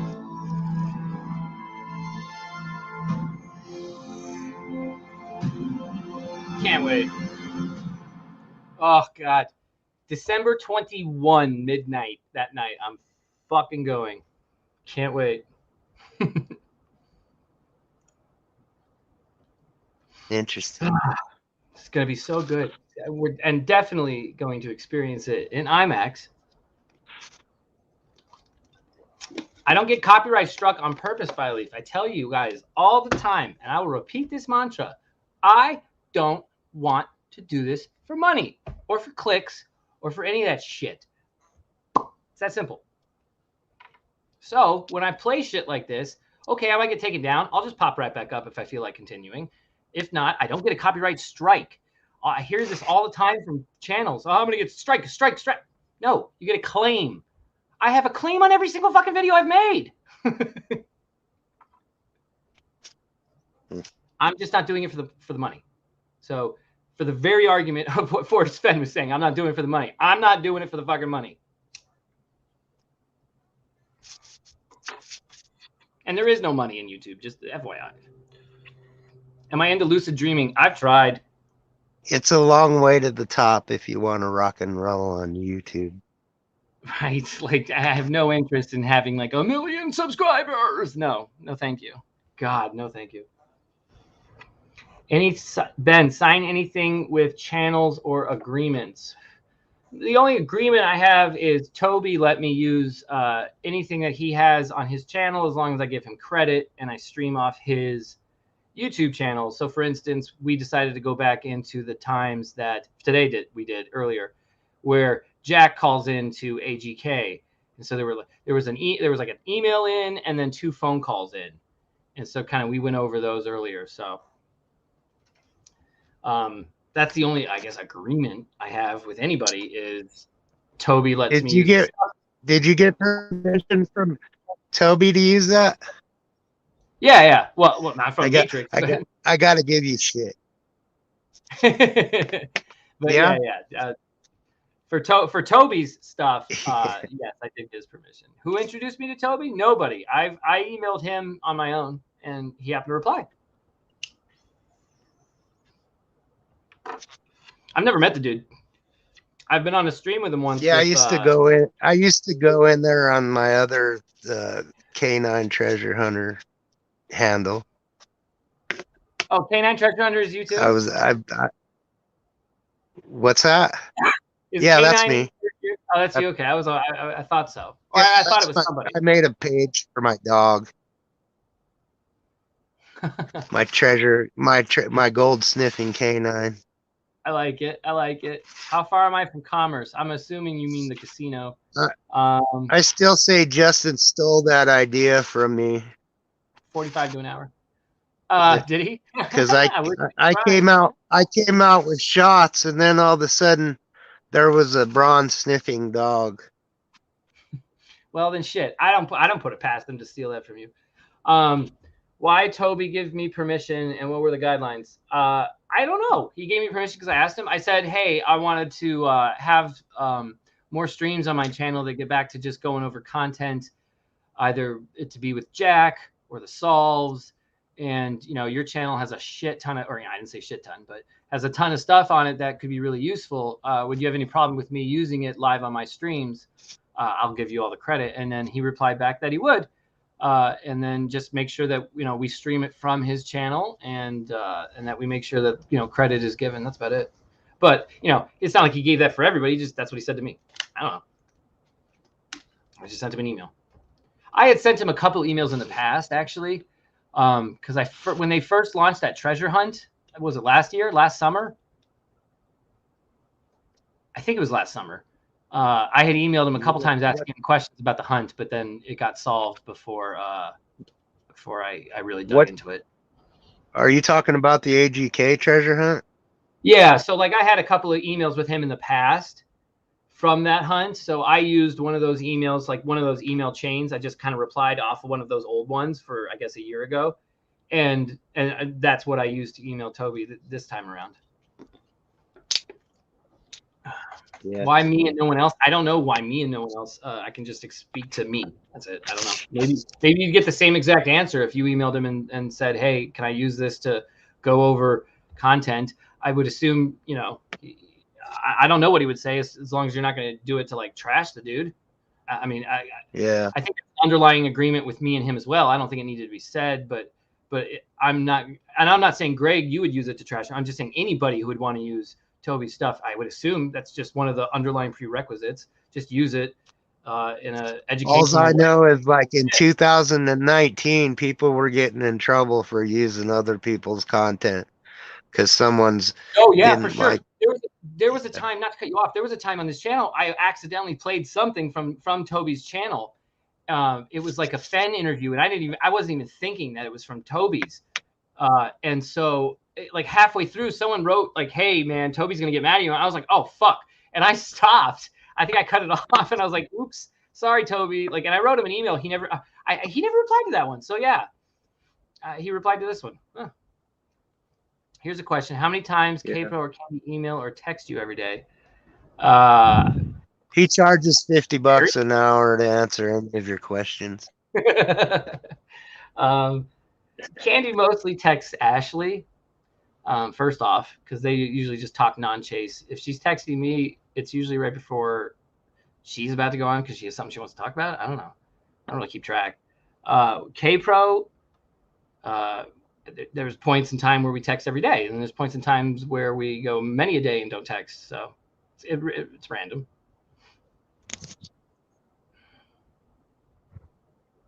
That's pretty cool, though. I mean, a lot of us hung out on the holidays on Toby's show and chat and stuff like that. You know, we were all hanging out together. That was pretty cool. I love going back and looking at when I'm doing this. Like sometimes I'll do it on the TV, and the chat won't come up with like an old video sometimes. But if I do it on the computer, it will. So I love when I go back to these old videos, going back to the chat and just see what people are saying then. And some of the names I'll remember from back then. Some of the names I'll recognize just from, you know, doing this stuff now. And it's kind of fun to see like what people were saying back then. Mm-hmm. It's interesting. You learn a few things too.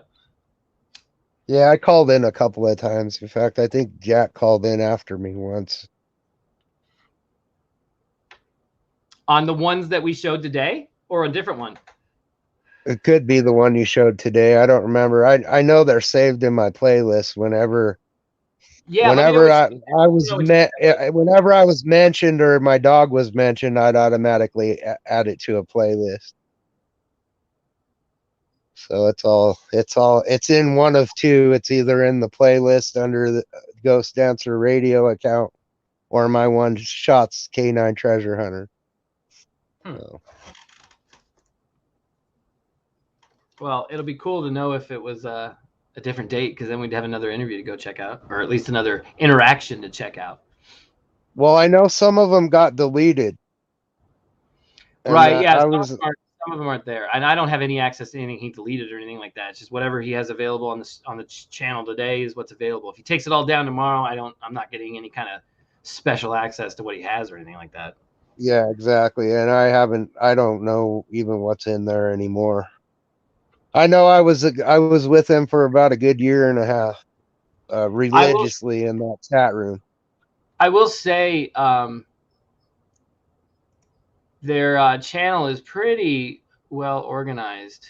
Okay, that's the one I wanted to go back to. Oh yeah, they're great. I mean, Toby and Shelly are great. It was good time. Like whatever, depending on what you're looking for. And again, I'm sure I can share this. Again, everything is on their channel, but Like what I was doing was going back to like they had, where was it? Go to videos or playlists, go to playlists. And you can go through all the AGK game nights if that's what you're looking for, but that's not what I'm looking for. I'm looking for, weekly vlogs. Yeah, back then it was, what did they do? They did Wednesdays Hump Day Hoedown, and then Friday Fandango, and then he did Saturday's Search of the Church, or Church of the Search. And then he's got AGK panel sessions. So if I know it's a panel, like, so that's pretty dope if you're trying to go back and look at all this stuff, because it's a ton. So that's what I've been doing. Yeah. And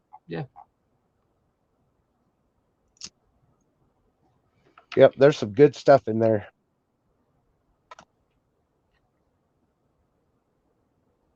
Because real truth, I don't know what you're talking about in terms of that kind of stuff. That I haven't seen that. Have you ever? Are you familiar with the YouTube channel The Thrill of the Chase? Maybe in passing, but not offhand. The no spaces. Search for it and search just like it's typed in the book. So capital T, Okay, does it have 1.5 subscribers? Of the is lowercase. Yeah, that's it. I'm already subscribed to it. I'm already subscribed to it. So okay, so yeah, you have seen that. Yep, that's all. The man right there. Whose channel is this?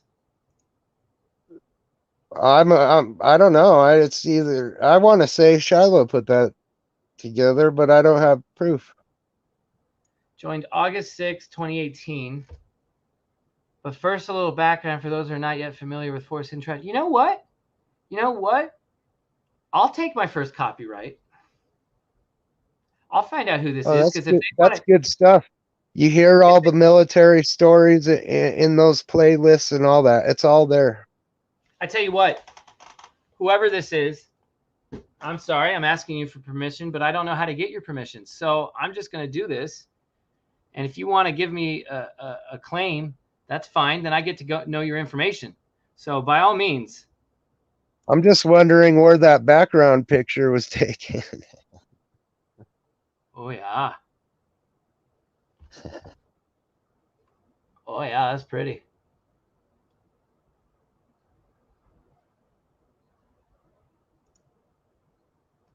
Fuck it. We give no fucks. Too bad we can't get the metadata off the backgrounds. But I hired a full-time research librarian because I needed a crutch. I didn't know very much, and this gal was pretty good.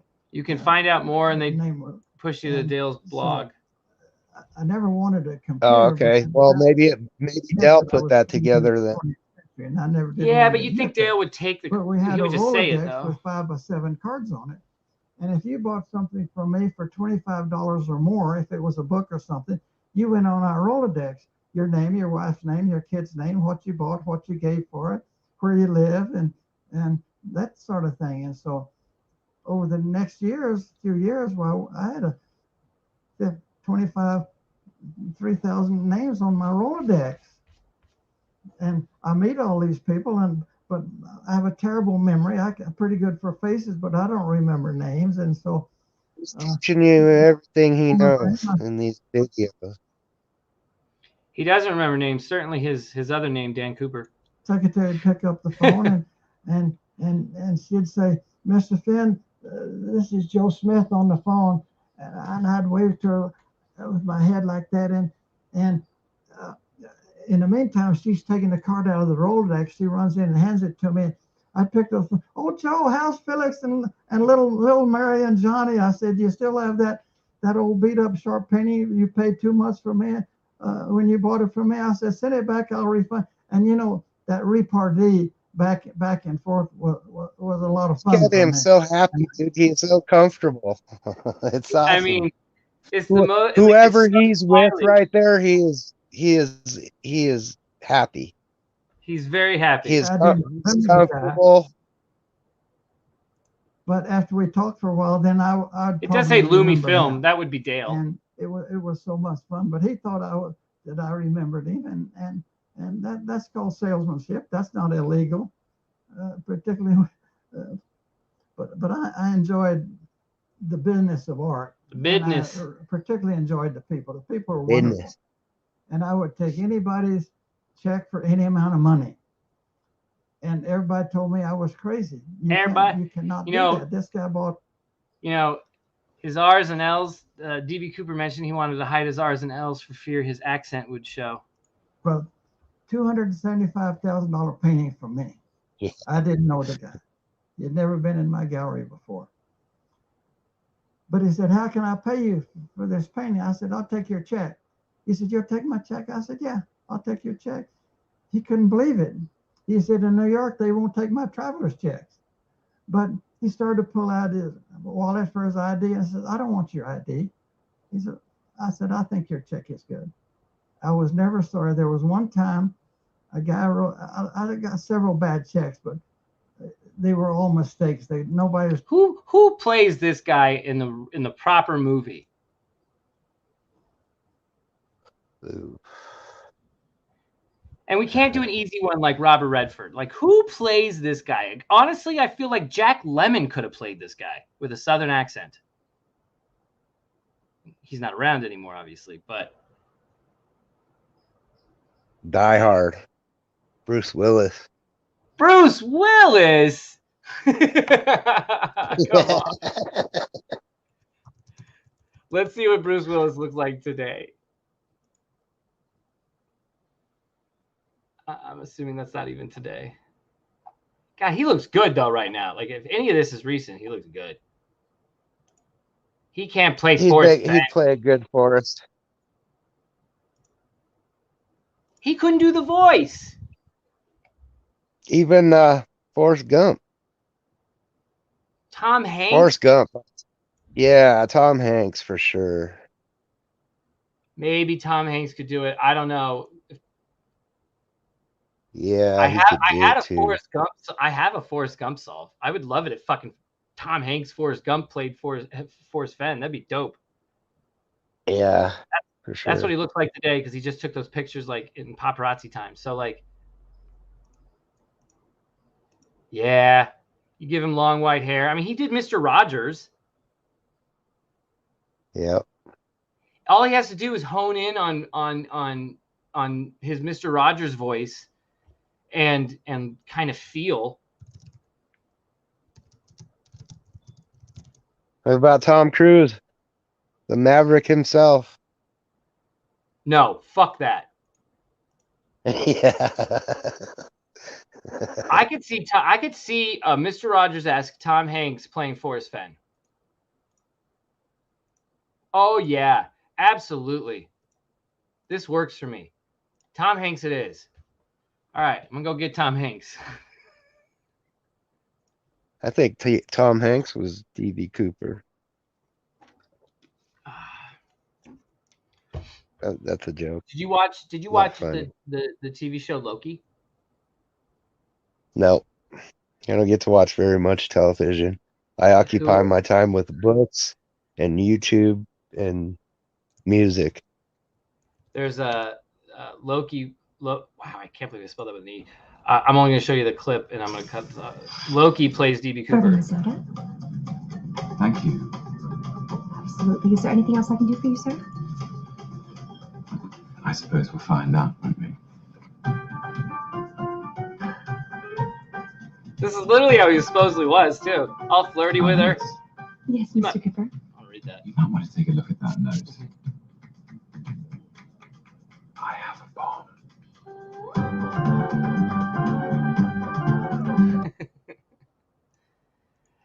That was a good scene. It's from the new Disney Plus show Loki, where Loki is D.B. Cooper for like one scene.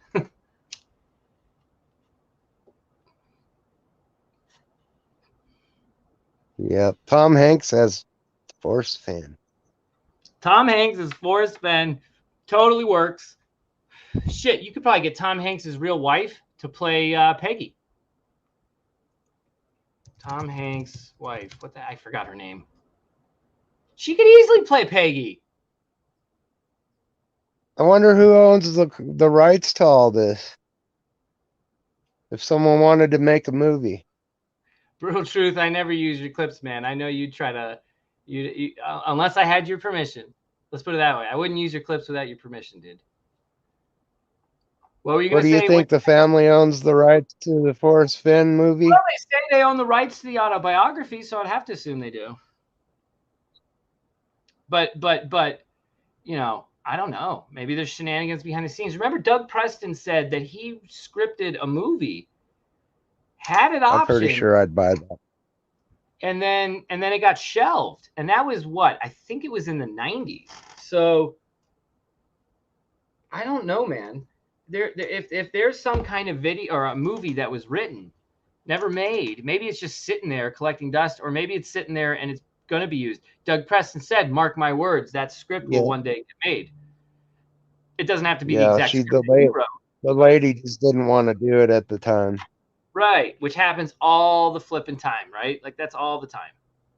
So it's it would be very interesting if that script somehow came and saw the light of day. Shit, I just they need to get a hold of someone like Jens and make a movie and produce it themselves. And you know, I wonder if someone has a source somewhere in Hollywood that knows where that script is and could maybe read it. And maybe that script has something in it very pertinent to the end of the thrill of the chase.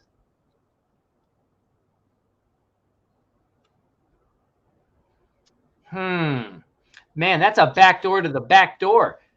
The autobiography. How long is it gonna take for the first movie to come out? Because you know it's coming. That's a tough one, man. I would say, can you even do a movie with this kind of an ending? I don't think you can. I would say you're still writing it. Of course you can. Why wouldn't you be able to? Everything is there. Forrest and his wife said it was over. I heard an audio recording of it. Yeah, shit ending. I will not watch that movie or write that movie.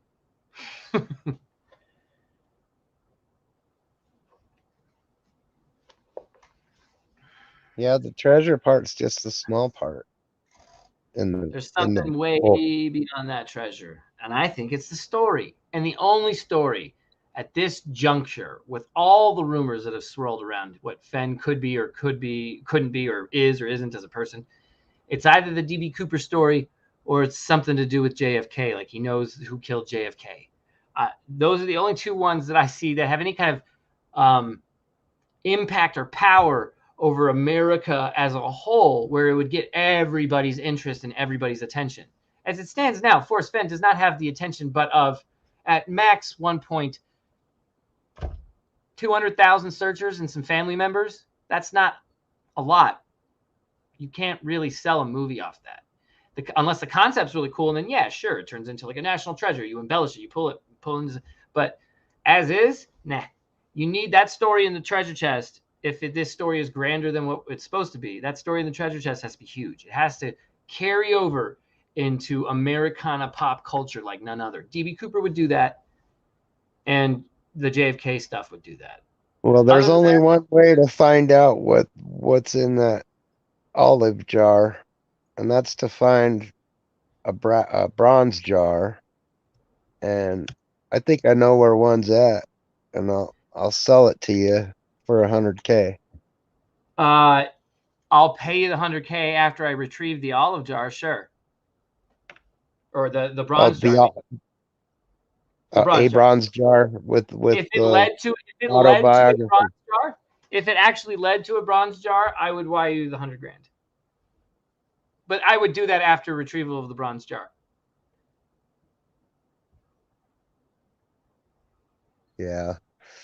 That kind of deal leads to issues whether or not you trust the person and they didn't already open it and then reseal it. I would require a few things. The price would go down if it's been opened. We'd go get it together with lawyers present. There'd be a few things. How do you know if it's been opened? If I'll have an expert. if a professional did a really good job sealing it. If it fools my expert, then I'm fine with it.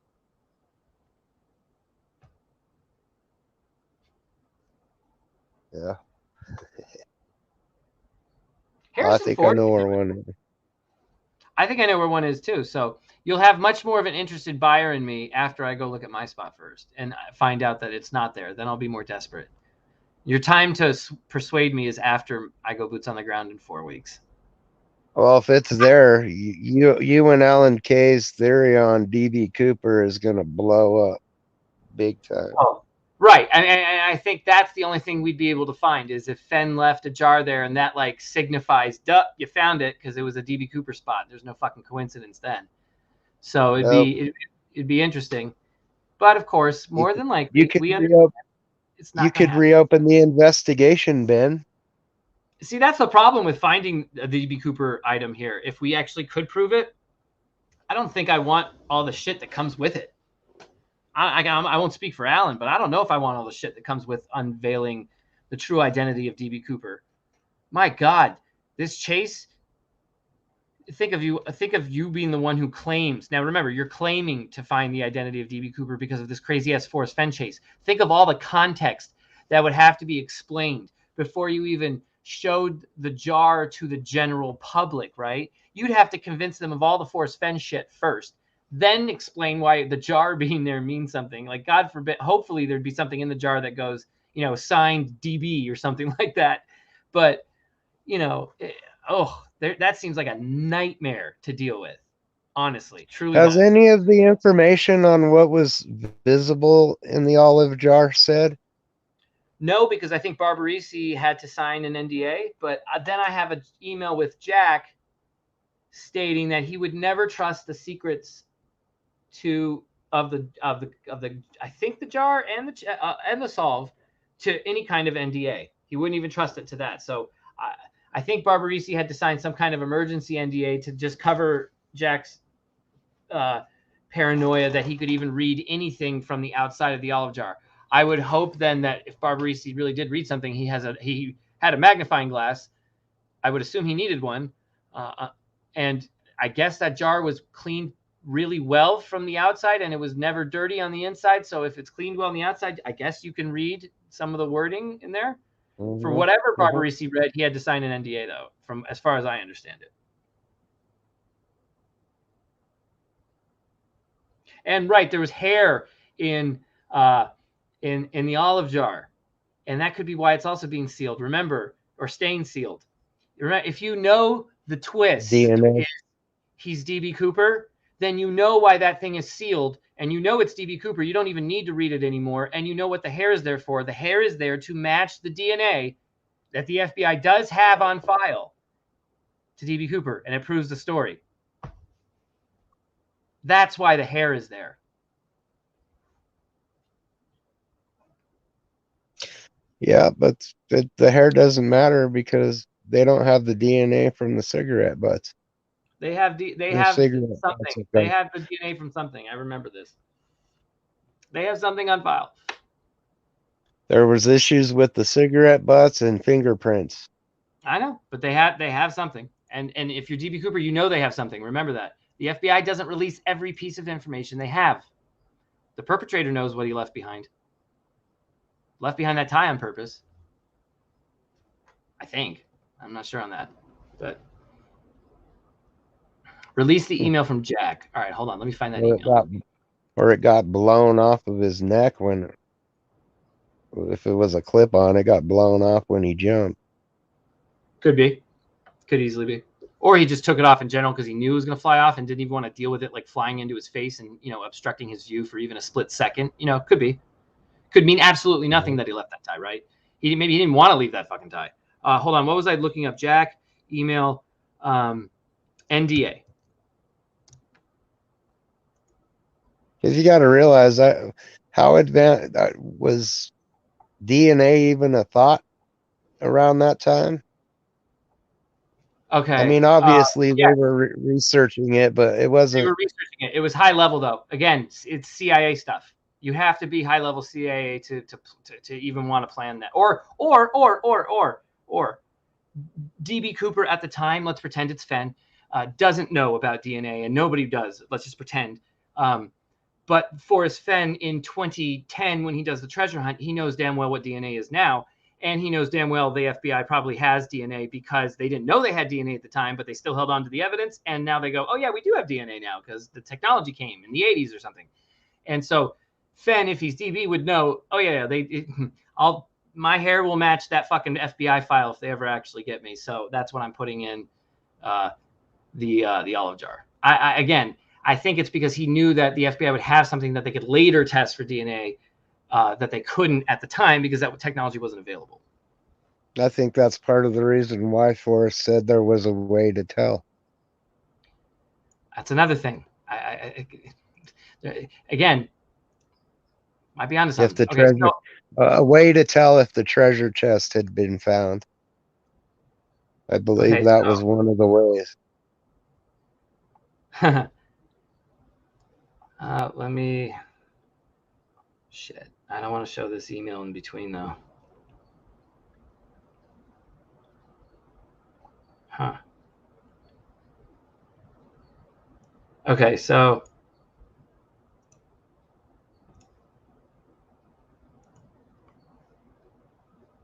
March 2, pertinent at the bottom. So my question, would you consider selling the solution under the terms of a strict NDA that would benefit you financially should the NDA be broken? So not only like there's a penalty for this NDA that's bad, right? And then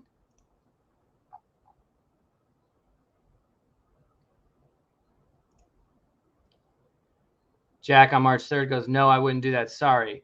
And I go, I mean, I figured not, but worth a shot. There must be some private way to negotiate here, one that doesn't put you at risk. And Jack goes, I can't deny the thought hasn't crossed my mind, but no, I wouldn't trust the secret to an NDA. And then he corrected himself, has crossed my mind. I can't deny that the thought has crossed my mind.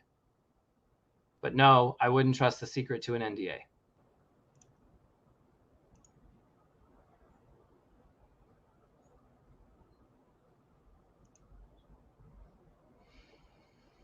So there you go. Ask and ye shall receive.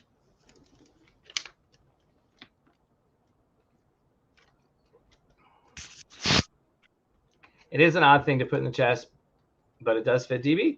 It's interesting. I know. Can I have one beer with you guys before I leave? Can I have one? Like, what do you mean? Like right now? Like you want to come on and have a beer? Fuck yeah, dude. I don't think I have any beer, which sucks, but such as I'll life. take a sip of this Venom with you. Yeah. I got Venom today. Let's see. It's 33.7% indica hybrid. How do I know we're that? 20 minutes late here in Colorado for 420. Ah, shit. I ruined it for you. My bad. I made you miss it.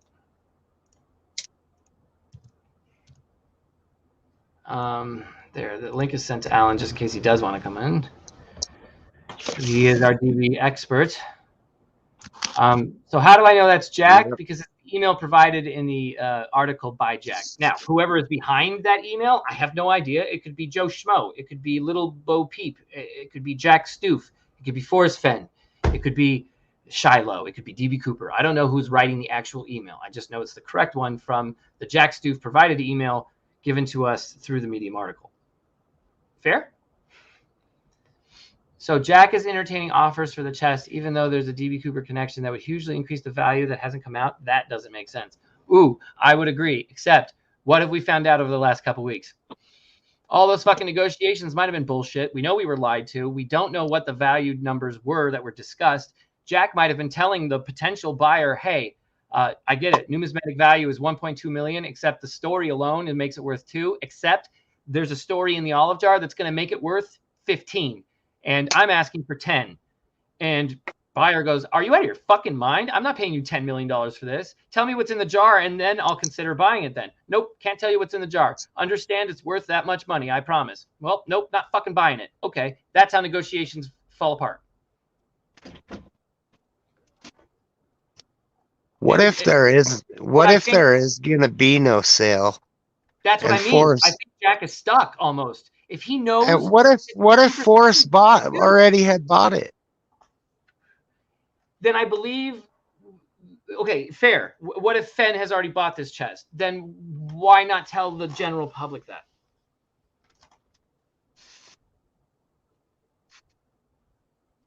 Yeah, you have a point. And I don't even know if it's a good point. I honestly don't, man. I just wonder why not just tell us then, right? What would then there would need to be a reason for the secrecy, and maybe we wouldn't really need to know, because if Jack truly found it, and he just took it to Forrest and collected whatever the value Forrest wanted to give him, maybe the chest was already sold a long time ago, like when them pictures came out. Right.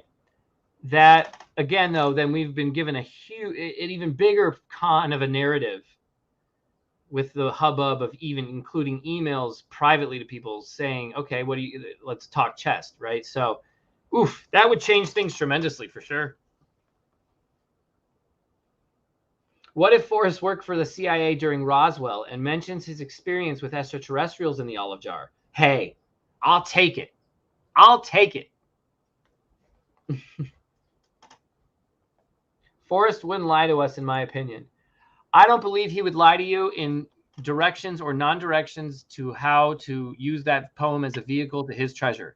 I do believe he would lie to you, me, and almost everybody on the planet for certain reasons, just like you maybe would as well, for whatever reason you have. But I'm sure we all have a lie we don't want to tell. Could be insignificant, public, could be huge only to you yourself. Who knows? I wonder if Forrest ever had any responsibilities at White Sands, New Mexico. Well, right, and it wouldn't be so it wouldn't be the Roswell event, Zozo, and White Sands. That'd be getting into Victoria Peak and all that kind of stuff. Right, it would be later. It would be what we got from Roswell. Things like, hypothetically speaking, of course, things like bulletproof vests, and laser beams and whatnot. That technology sparked from. Anyway, I don't want to get into that shit. Well, not lying 85% of the time, right? And someone who tells you 85%, maybe it's like 75%. So I think he'd laugh at that too. I don't think he would take it offensively, guys, for us to say maybe he was DB Cooper, maybe he was lying. I think he would sit back, smile, and listen to the conversation, and either be super amused by the lunacy of it, or super amused that people are so close yet can't prove it, and he's sitting right there. Honestly, that to me is the Forrest Fenn that I've been reading about and watching videos about. I don't know. I tell you what, Ben, if you can prove a Forrest Fenn DB Cooper connection in the next 5 years, I will streak Times Square live on YouTube. Well, you're in trouble, my man, because I got Alan Kay on my side, so he's already brought me from first base to rounding third and headed for home plate right now. So good luck, you guys. We'll see. We in our spot that we're going to next. We have a list. It feels a lot like the chase, but this one is like prime, and then we have reasons for why it might. I'll actually give you a choice, Ben. You can have me do it in Times Square live on YouTube, or in Santa Fe. Downtown Santa Fe live on YouTube. I think I'd rather have you do it somewhere where they almost don't even give you too much trouble for it. You don't spend but an hour in jail or something. I'd rather have you do it like World Series of Fenn in Vegas, where the cops even go, "Oh my God, just another one. Let's get him home." Instead of arresting. If you can prove it, I will eat all of my words tonight by doing that for you. And listen, I don't speak for Alan here, but Alan's joining us, happens to right now. But I would say we're not doing it to want to make anybody eat their words either, man. We get why people don't fucking I won't even say understand. We get why people don't agree with us. We really do. The connections from Forrest Fenn to DB Cooper are just like the connections to the solve in all the states. Certainly dealt with if given with enough passion. Because all 4 states involved in the thrill of the chase had relative locations to what the poem was saying. Fair, but again, all four states. But again, we're dealing with some of these coincidences are so specific to the T that it's hard to look away from. Where if I had seen again, this is why I had a Yellowstone solve was 328 flights in Vietnam. That's what he told me, and 328 flights of stairs at the Uncle Tom Trail. To me, I go, holy shit. I'm not saying the man flew 328 missions on purpose to match the 328 steps. I'm saying this sounds like the kind of guy who would see that, know that, and go, I'm going to use that as part of my treasure hunt one day. And then when I find out my smart ass remark to that is, you guys are going to need more than 3 or 4 coincidences to prove to me this that is why we have connection. Alan, I'm going to go look for a beer somewhere in my kitchen fridge because I know there's one. Start listing off those coincidences, baby. Let's do a list. No, but that's actually why I wanted to dial in, because Ghost Answer, everything you're saying is accurate. Like, it doesn't make sense. You can't convince me. It's not possible. It doesn't fit with the Forrest Fenn we know. He's a nice guy. He doesn't lie to anyone. Like, blah, blah, blah, blah, blah. But that's my point, is that there's something we don't know about Fenn. And what we don't know is what we don't know. So all I'm saying is that's how I opened up my entire DB Cooper presentation, is that just open your mind, like, might be possible. And then I put my evidence forth where it's possible because of these reasons. It's not that I'm trying to shove it down your throat or trying to prove to you anything. But Ghost Answer, a lot of things that you've said over the past couple hours make me actually think that it's even more accurate. Like, we don't know enough about Fenn. Fenn was a secret guy, a secretive guy. He did what he wanted on his own time. Those are the types of comments that are perfectly accurate, and that's actually why I think it's possible. But no, I can't give you like 5 points where it's proof. I can't even give you 1 point that is proof. It's more of, it's possible. And if you open your mind to it, especially with all the stuff that's going on with the chase, in my mind, that's why it's more exciting. And again, to me, it's fun. So yeah, I'm not trying to argue with you. It's just, I have fun. Like, I'm dialing in right now because this is fun to me. Like, I'm not trying to prove you wrong or prove Ben right or prove myself right. This is fun. And that's what I like about this part of the chase. I don't like what's happening in the chase right now. I like this part, which is like the good conspiracy theories. And that's what I'm calling the DB Cooper conspiracy theory. Is a good conspiracy theory, not a hatred one where you're, where it's fueled by like, I hate. Yeah. All right. I'm pouring a drink. I'm going to disagree. I'm going to disagree with you. And good. Thank you. I mean, I agree with it being fun and all that, and entertainment and something to do on your time, Yeah.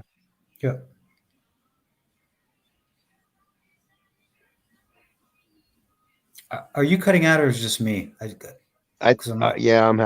I'm having issues, I think. Okay. I just can't tell if I'm missing words or if I'm missing.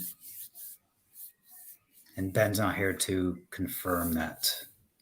I'll shut up though so you can talk, but I can't hear 90% of your words, I think. I'd like to hear you talk.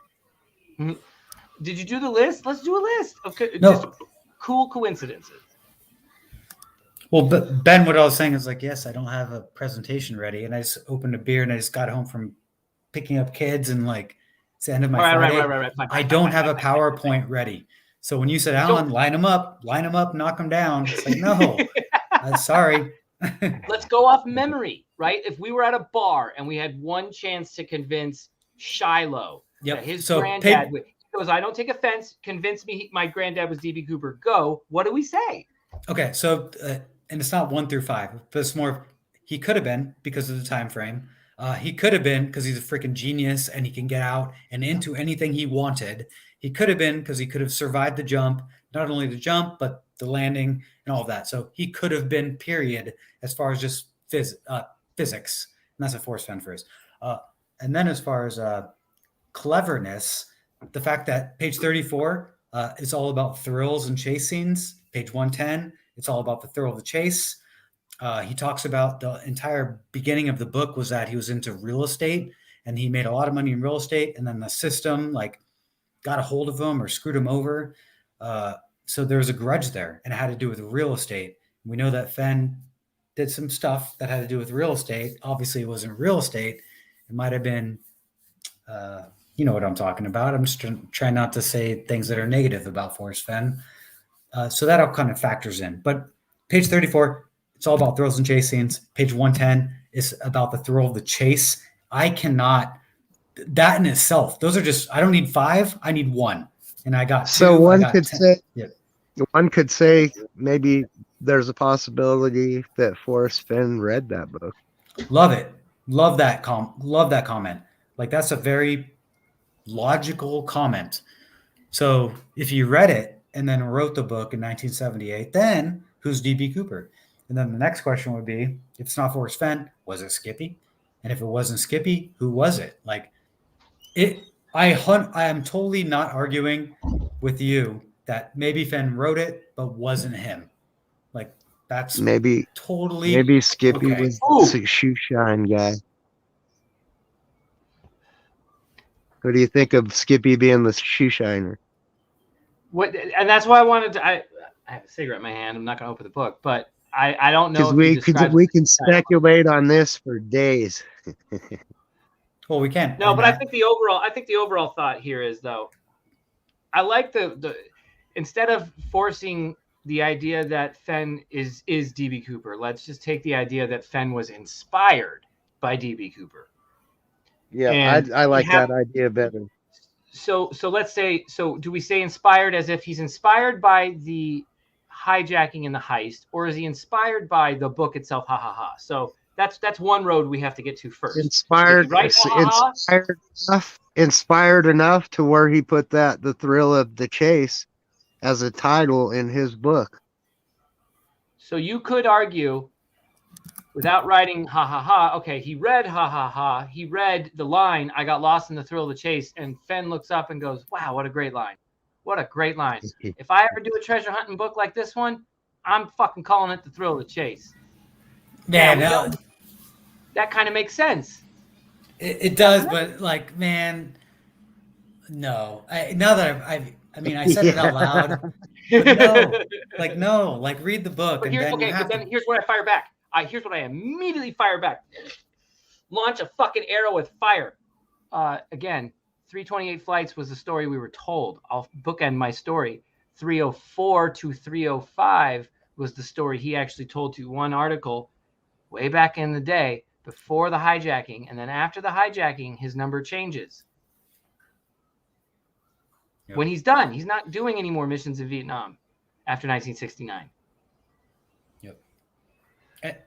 Yet his flights, yet the amount changed from 305 to 328. It just so happened DB Cooper hijacked flight 305. Again, maybe Fenn saw that and thought that was cool, I guess, and then changed his number to 328 to hide what? There's more proof of hiding stuff. And this is what you were talking about earlier, Alan. The end of the chase here kind of has given the opportunity to go and have the time, if you're still in the hunting mood, to look at this DB Cooper stuff. And all the meanwhile, you've been asking yourself, unconsciously, why all the shenanigans around the end of the chase? Whether you believe in the end of the chase or not, believe it. I think everybody has an issue with some part of this ending, whether it's a small part, sliver, or the whole thing. And you have to ask yourself, what is there left to hide? Unless it's a big, gigantic fucking story. Yep. And who better to have a gigantic story hidden in their back pocket than Forrest gosh Fenn. Darn Fenn.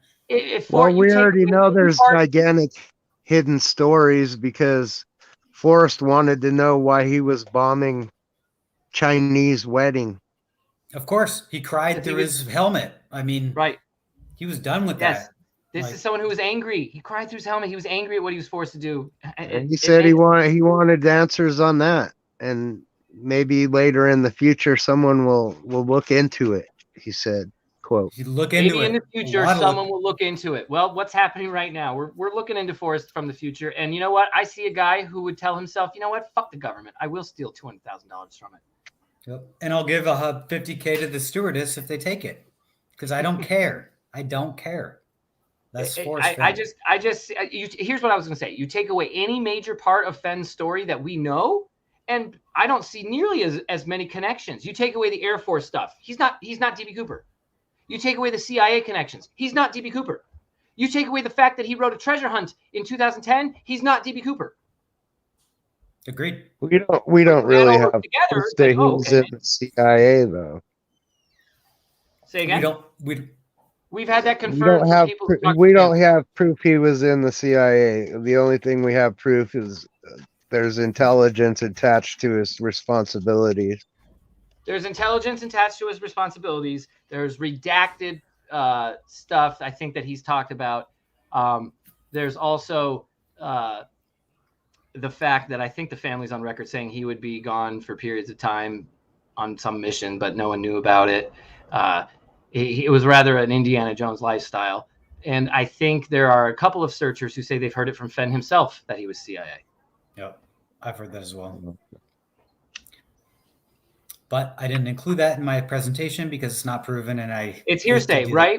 We got to leave that part out at some point. But we do know that Fenn happened to be well aware of a 727 aft staircase. Yep. In 1971, where 100%. When most of the public isn't. So unless you've flown one, okay. So not even public. The pilot of the plane didn't even know what to do with that thing.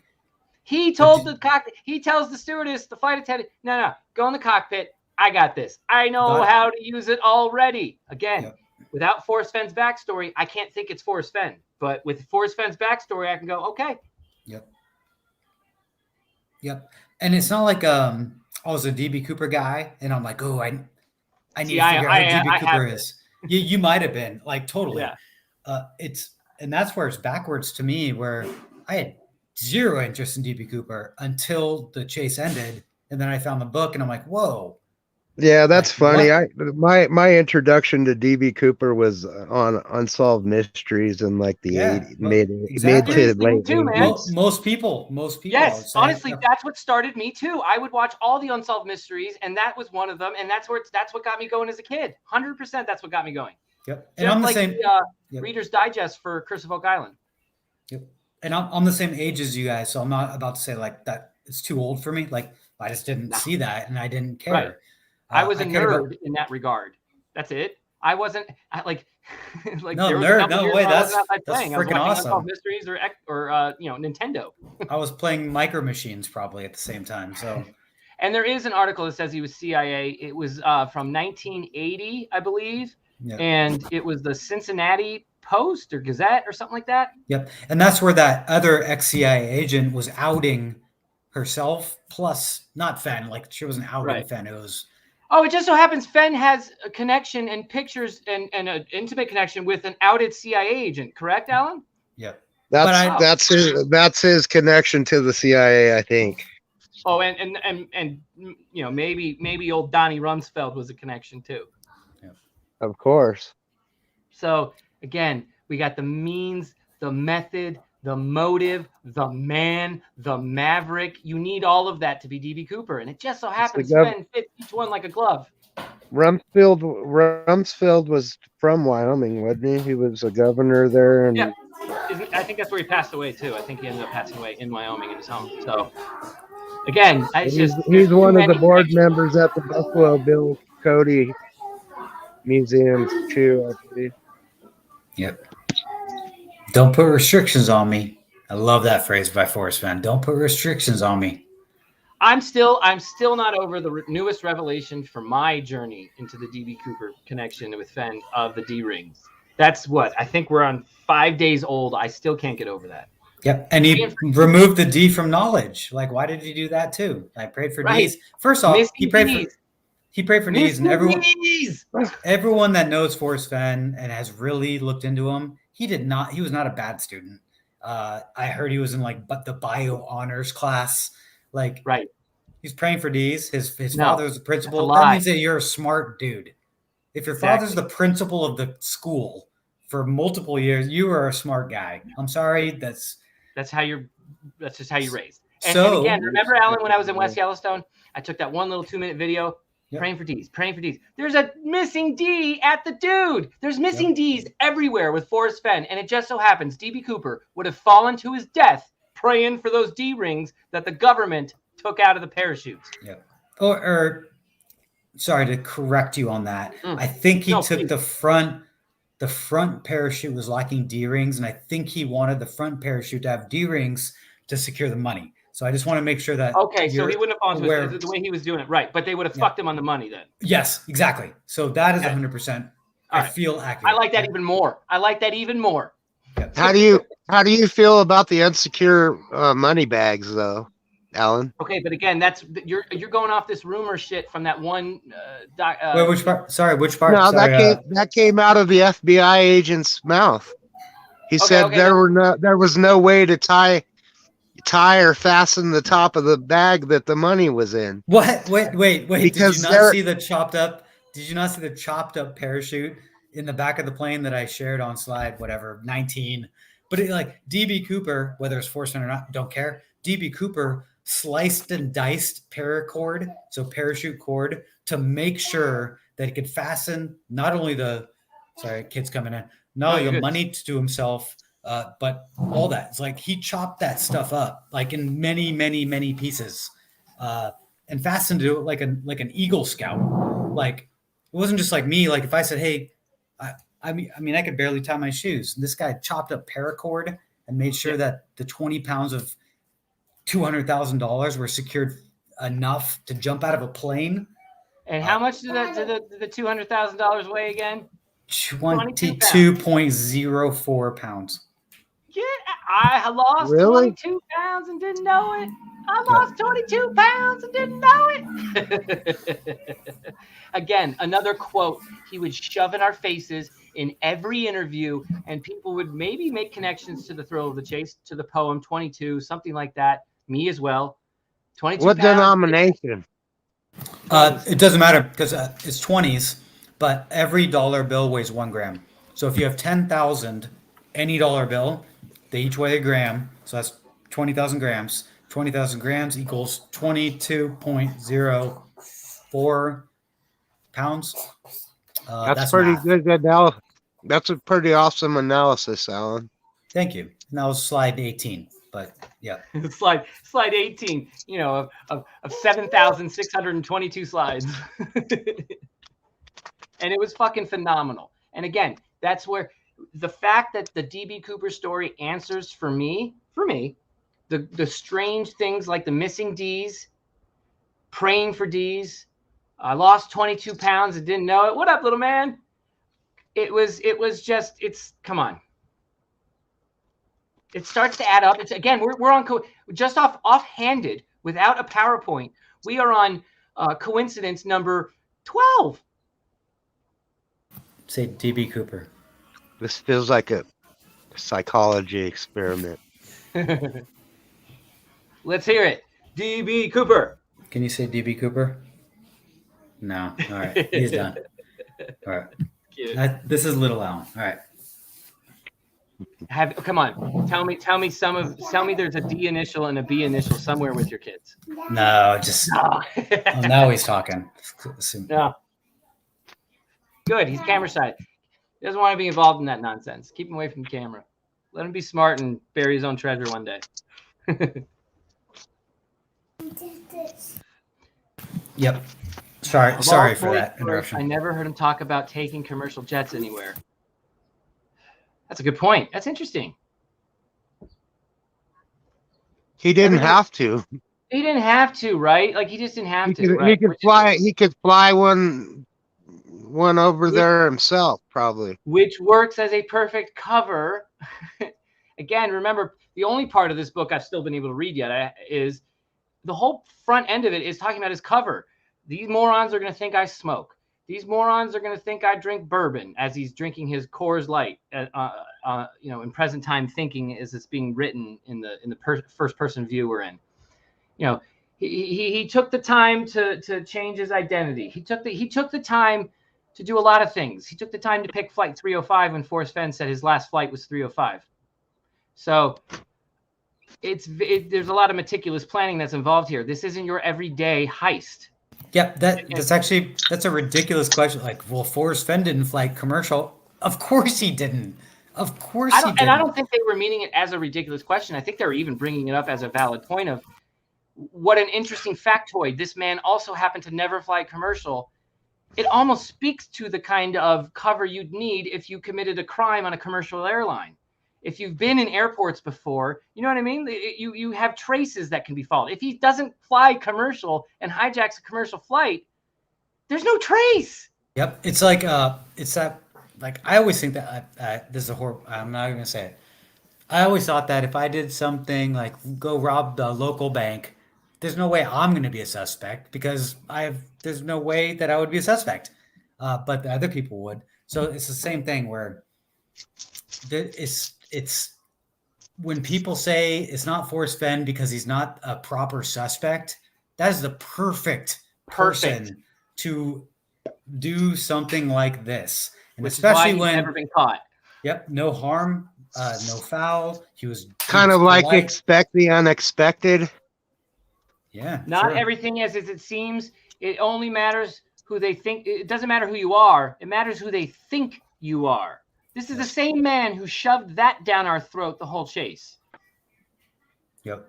And why? And like, a lot of people love that quote. But if you really think about it, so who are you, Forrest Fenn? So who are you, Forrest Fenn? Ah, Are you DB? hopefully not a charlatan to any degree. I don't think I don't know what If he's DB, he's not a charlatan. He's a charlatan if he doesn't tell people he's selling forgeries. He's telling people he's selling forgeries. He's not a charlatan in my book. He's a rake. He said that himself. And Paul. Sorry, but you're all ringing the pot for your own gain. What? I'm going to say it one more time. There's a reason I play these MFing clips all day, every day. What I don't gain, get money. Paul? I have gained nothing. I've lost everything in this chase. I will say that. I fail to see how this has any relevance or bearing. Shh. This is the good part.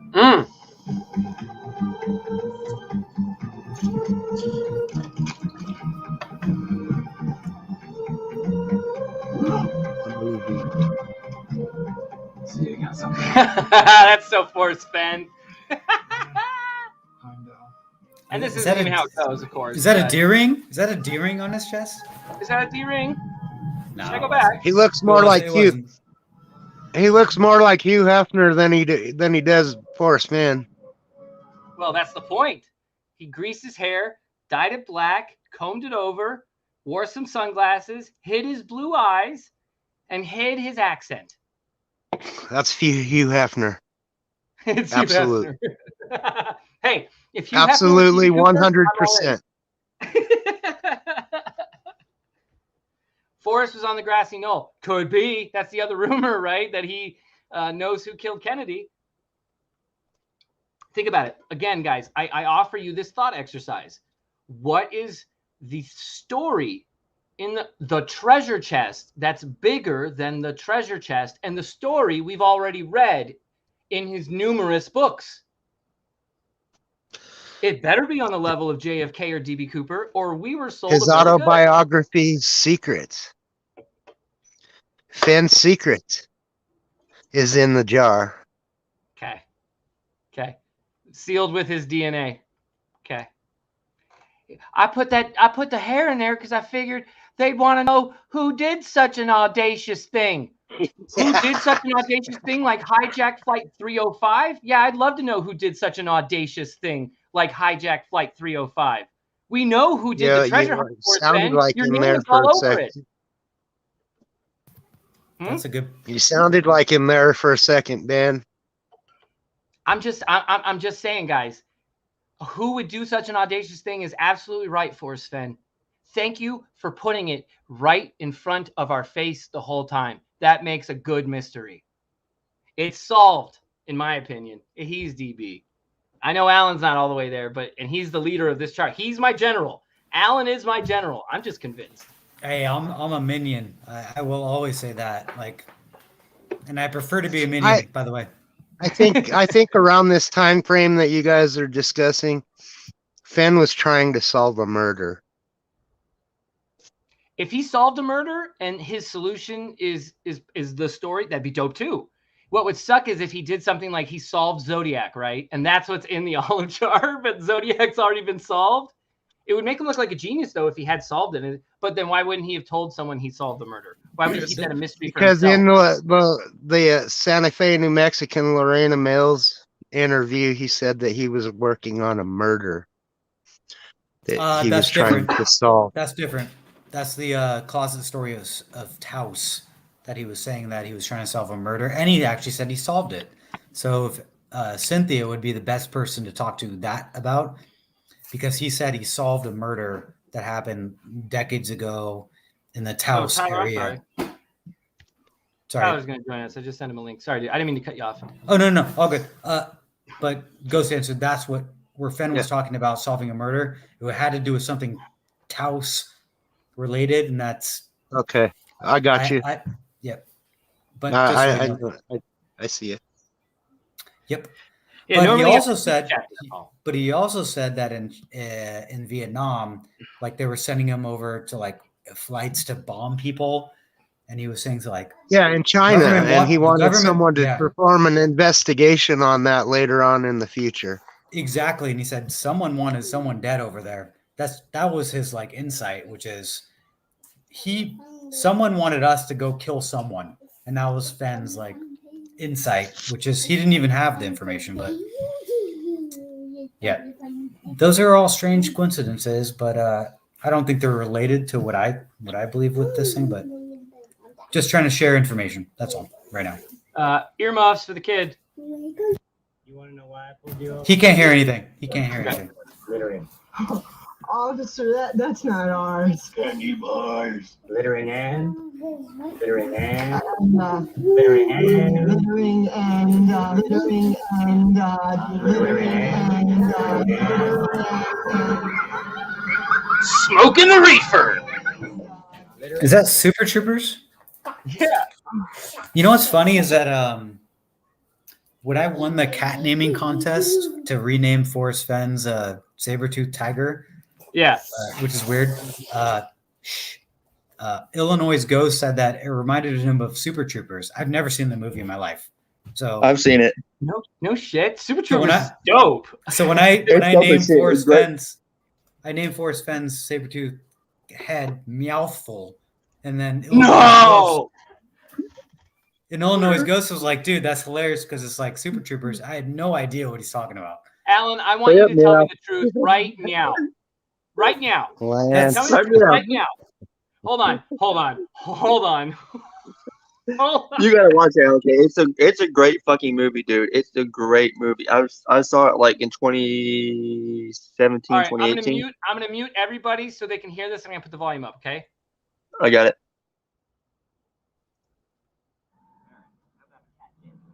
Cat game. What's the record? Thorny did 6, but I think you can do 10. 10? Starting right meow.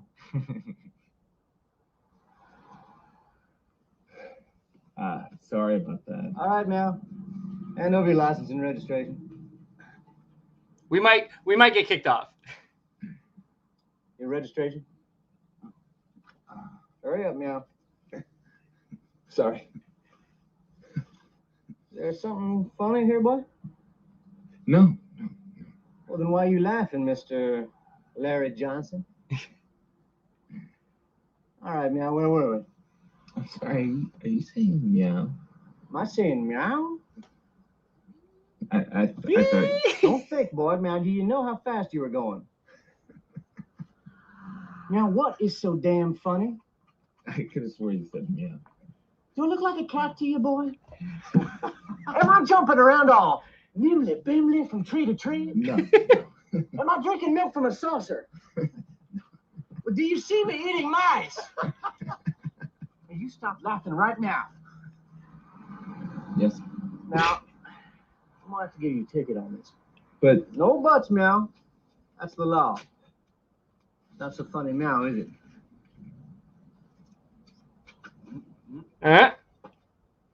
Meow.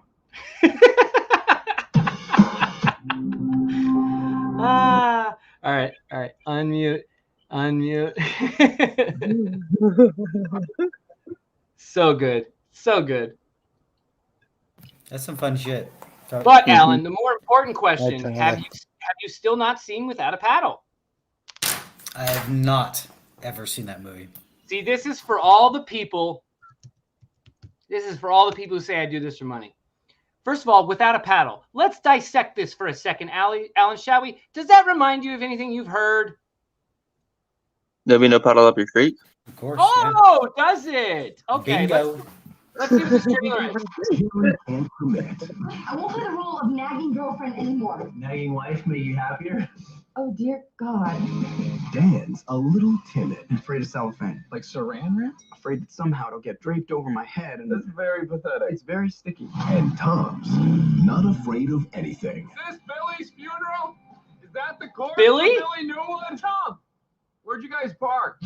But for three childhood friends, Let's take the trip. I have responsibilities. the answers to their problems, I hate you guys, are out there. Hey, look, a deer. From Paramount Pictures. Just passing through? We're just taking a Do trip. they not even mention DB when they put the map out? That was the DB map. You're a Boy Scout? No, but I had a brownie once. Friendship is a journey. I'm in over my head! Don't tell me that! That's it. This is over. I agree. Let's just swim up that waterfall, back over 20 miles of river, and wait for a rescue boat. Hey, a beer. And life is a trip. We'll climb the tree and maybe we'll see a way out of here. Tom, do you see anything? Oh, that's it. Cleaner. Let us nurture you. I've been told I give a very good calf massage if you want to roll down those stockings. Stockings. I'm all natural. It's super natural. After everything we've been through, I finally run out of things to be afraid of. What doesn't kill you Stay calm. It won't bother you if you're in the fetal position. Abort the fetal position! makes you stronger. Whatever it is you fellows are looking for, you gotta go out and get it. And you gotta go right now. Not right now, you idiots. Seth Green, Matthew Lillard, Dax Shepard, and Burt Reynolds. I learned a little something the last couple days. I have two of the best friends anyone could ever ask for. Stop, drop, and roll. Without a paddle. Our only chance is to huddle together for warmth. I, for one, choose death. My mind's telling me no, but my body's telling me yes. This never leaves the cave. Literally not a single mention of DB Cooper, and that honestly, it's the whole fucking point of the movie. I can't believe they left that out of the trailer. I think that's why definitely people have showed that to me since, like obviously since then. But like I had no idea that movie was about anything. All right. Yeah. I'm gonna just play this for like a second, and then I'm gonna unmute, but just because it involves it. First took a blood oath. Dan, what's that next to your signature? That's not blood. It was earwax. Oh, I was afraid of needles. Should we check out the priceless treasures of our youth? C-3PO. I wonder who put that in. Let me see that. That's a collectible now. Yeah, right. The Brian Bosworth rookie card. The boss. Man, I thought he was going to be the greatest ever. I've been in that box a very long time. Well, you're free now. And Tom, I believe this is your contribution. Oh, Gross. remember he caught me. Whatever. Hey, Talk about DB. Yeah, what has he got? His indie compass. Indiana I Jones. gave this to him. Indiana Jones right there. Right before they're about to talk about Just put it back.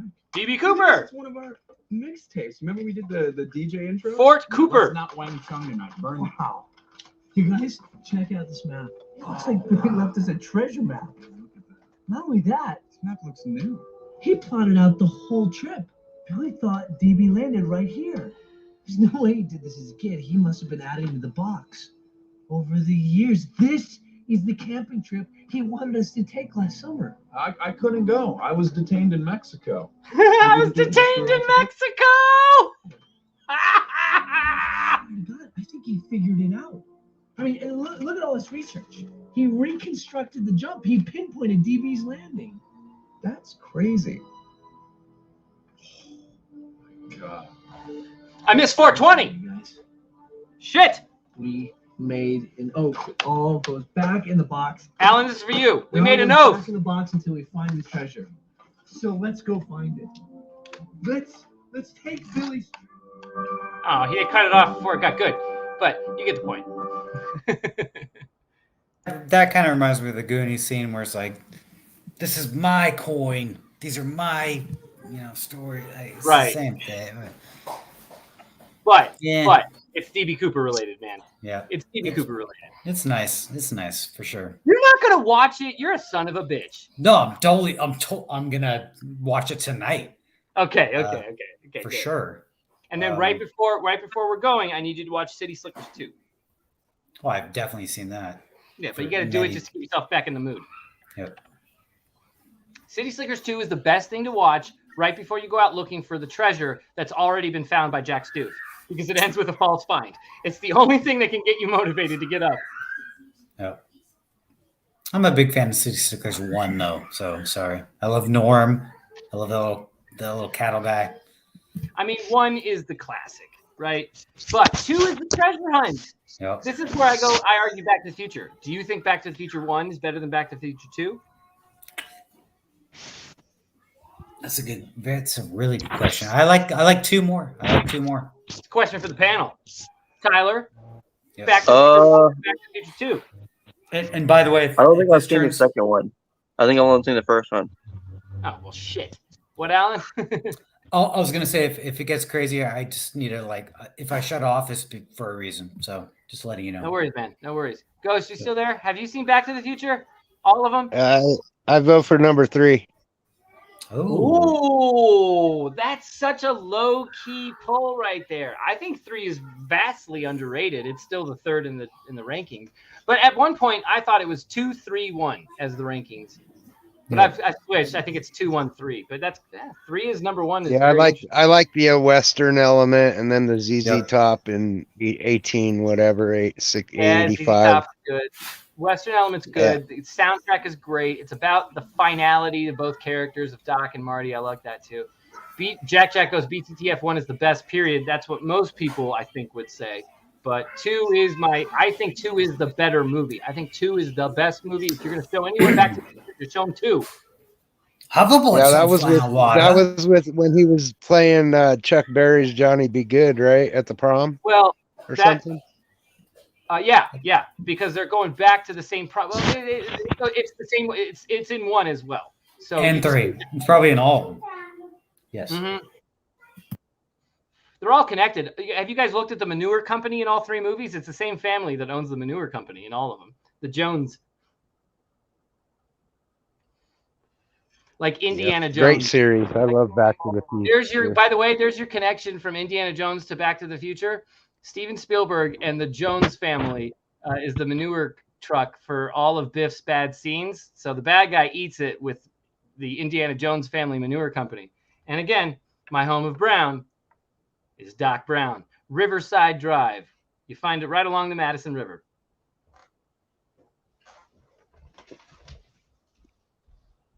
Wasn't there Alan Kay won't know this, but wasn't there a Super Troopers 2, or was that just like a teaser? No, there was. And Super Troopers 2 was good. It was. I haven't seen it. It wasn't as good as the first, but it's good. It was worthy of watching at least once, especially if you're if you like stoner movies. It's a stoner movie. Mm-hmm. Who was the actor that played Doc Brown? Christopher Lloyd. Yeah, he's passed, hasn't he? No, he's still alive. If he's still alive, I think he'd be the dude to do Forrest Fenn. Well, heck, his initials are DB, so makes sense. Right? Doc Brown is literally initial DB, by the way. Exactly. Which is just brilliant if you're DB Cooper and part of your solve is the initial DB to the thrill of the chase. Holy frijoles. But obviously, there's no way. Like that's where I will draw the line. Like I know you'll draw the line there. I get it. But you know what? I'm saying if you make this intricate of a treasure hunt to the point where you're DB Cooper, you falsified your identity of not being DB Cooper, you have evaded the law. You might have cocktails with the CIA and they know you were DB Cooper, but you have still evaded the law, pulling off the greatest heist in American history. And you make a phony treasure hunting book about it. And then a couple decades later, you make a real treasure hunting book about it in which you say you've been planning this treasure hunt for decades. I would think if the true story is DB Cooper, then somehow, some way, that permeates his way into the solve. So if you're telling me DB Doc Brown is the way it permeates its way into the solve, cute, love it, and genius. Yep. I'm going to start spreading the rumor that Davio's last name is Cooper. And then we'll see. I think we need Copper Dan in here to defend himself because Cooper Dan, we're rephrasing it.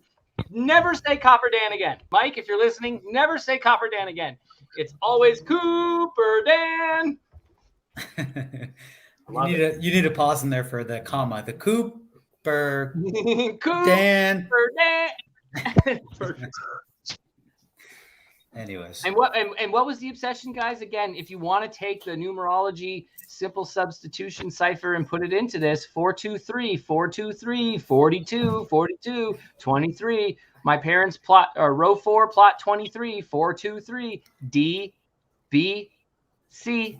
Yep. And Dan Cooper's actual flight was Victor 23 coming from Reno to from Seattle to Reno. It's called I Victor opened up 23. when you asked me to go to page 99. He talks about it's $23,000. Oh, that's right. Okay. Yeah. Wasn't page 99 the map? No. I'm talking about page 99 of of ha ha ha. That's why we went to page 99. Sorry. Yeah, you're right, Tyler. Yeah, for sure. And then oh shit, I lost my point. Fuck. And the thing is, like, they're very different in my mind. Like, there's a search for the Forrest Fenn treasure, which I'm not discounting.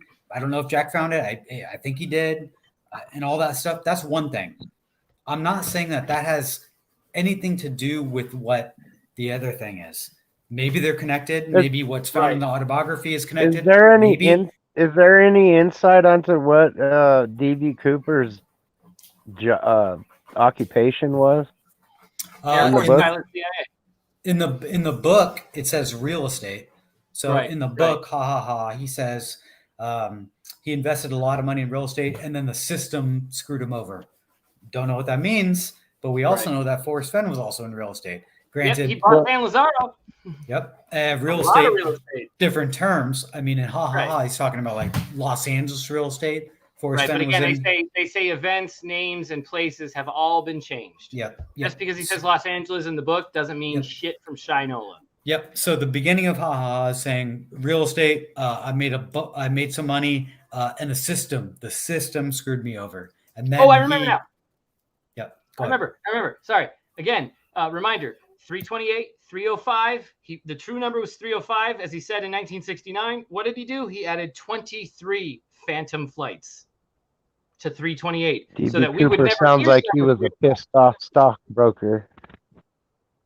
I don't think a stockbroker would know how to work a parachute, but maybe. I don't think a stockbroker would know. Around that time, a lot of people were losing jobs.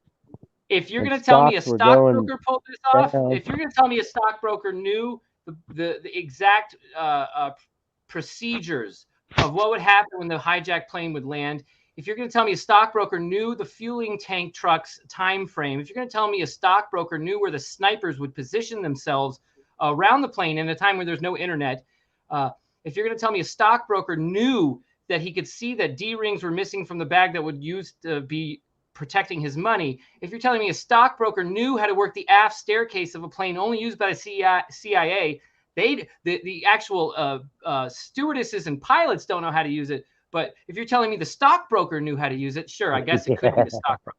The greatest stockbroker in history, I will say. Had to be in the military before he got into stocks and bonds. And he talks about investing in stocks, and he says IBM was at $44, which is and not Boeing, right? He invested in Boeing too. He invested in Boeing. He invested in silver. He invested in IBM. That's what Boeing, silver, and IBM. Bingo, Yep. bingo, and bingo. Yep. And That's he knew how ahead. you form an art gallery worth millions. Yep. Yeah, and if you're smart, you can manipulate the market too, right? You hijack an airplane. What's that going to do to the United or the airlines? You buy them low. Stop. You buy them low. Put options. The same thing happened on 9/11. There were put options put on American Airlines and United Airlines 3 to 4 days before, on the Thursday and Friday leading up to 9/11. Massive amounts of put options on record numbers on specifically those airlines. That's called buying the dip. Buying the dip. The dip ahead of time. Fively says, Ben, you're doing with DB theories what you won't allow people to do with solves. Incorrect. I'm not putting a cipher onto the poem. No, I don't think ciphers are even with the poem. No. I'm putting a cipher into the book. Sure. I'm not putting a cipher into the poem. I'm putting a cipher onto the story. Sure. I'm not putting a cipher onto the poem. And that's what I was instructed not to do by Forrest. We can also say on the CIA theory that if that's true,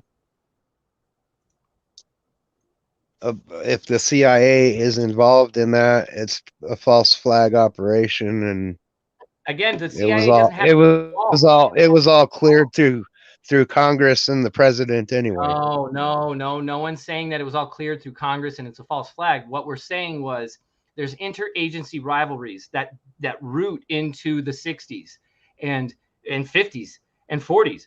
Well, they were called different things, but yeah, and that was the CIA and FBI. They were at odds. Exactly, but I'm not saying Forrest Fenn or DB Cooper got CIA clearance to hijack a plane and rob the FBI. What I'm saying is, years later, decades later, when he and Rumsfeld are sharing a drink in 2002, and I'm saying if Forrest Fenn was DB Cooper, they absolutely shared a drink about it and laughed their asses off. Because the CIA won't help the FBI if the CIA knew after the fact that it was DB Cooper was one of their own. It's not saying that they authorized it. They just knew it, and they weren't going to fucking arrest one of their own for an FBI case. Hell no. The results of arresting one of your own CIA agents and outing them? No. It's worth it more to let him just commit this fucking crime because he got away with it. And again, that's why they laugh about it. And again, that's why it's called ha ha ha. And again, that's why he only makes fun of the FBI in the book. Maybe if the public had the truth, then the government would get sued, and that's the whole reason why it was kept hush. There's plenty of reasons, but all those reasons also explain why, if Fenn is DB Cooper, he never got caught and knew he wouldn't get caught. Yeah, and it goes back to if the public had blah, blah, blah, blah. That's where it's like, nope. Why did he talk to Ralph Lauren about, I'm going to take it with me?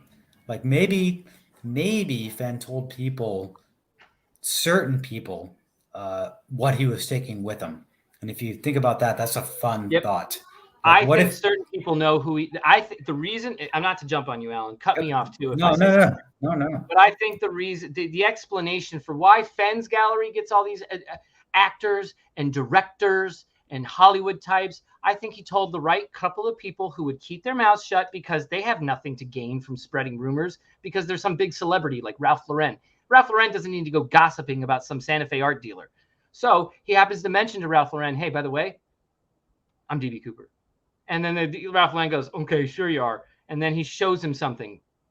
And, oh, fuck, you're DB Cooper. That's right, keep it quiet. Hey, what about this painting over here? What about this over here? Well, you can't take that with you. Damn. Fuck no, I can't. Did you not hear what I just said? He doesn't tell us that part of the story. He just tells us the fun cutesy wootsy part. Well, let me that ask was you a this. disaster as soon as Ralph Lauren walked in there. You can't have two alphas under the same roof, bro. It doesn't work. Well, let me ask you this question. Who's more trusted with the knowledge of where the treasure chest is hidden? Family or friends? Neither, really.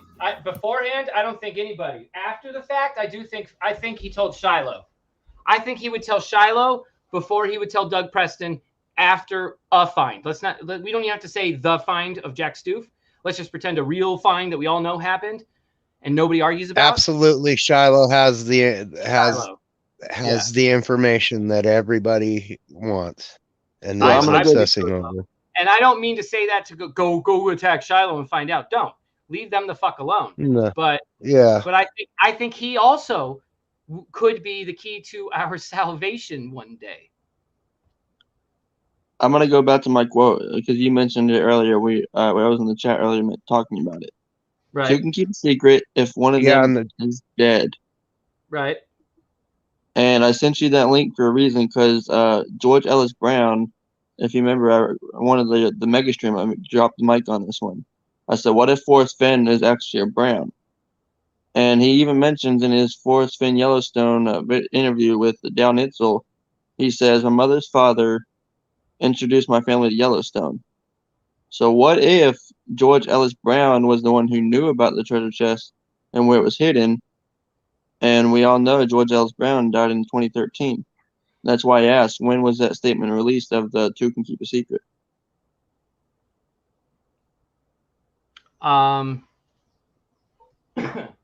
Wasn't two can keep a secret in the book? I have no idea. I'm pretty sure it was. I know. I seen it in an interview.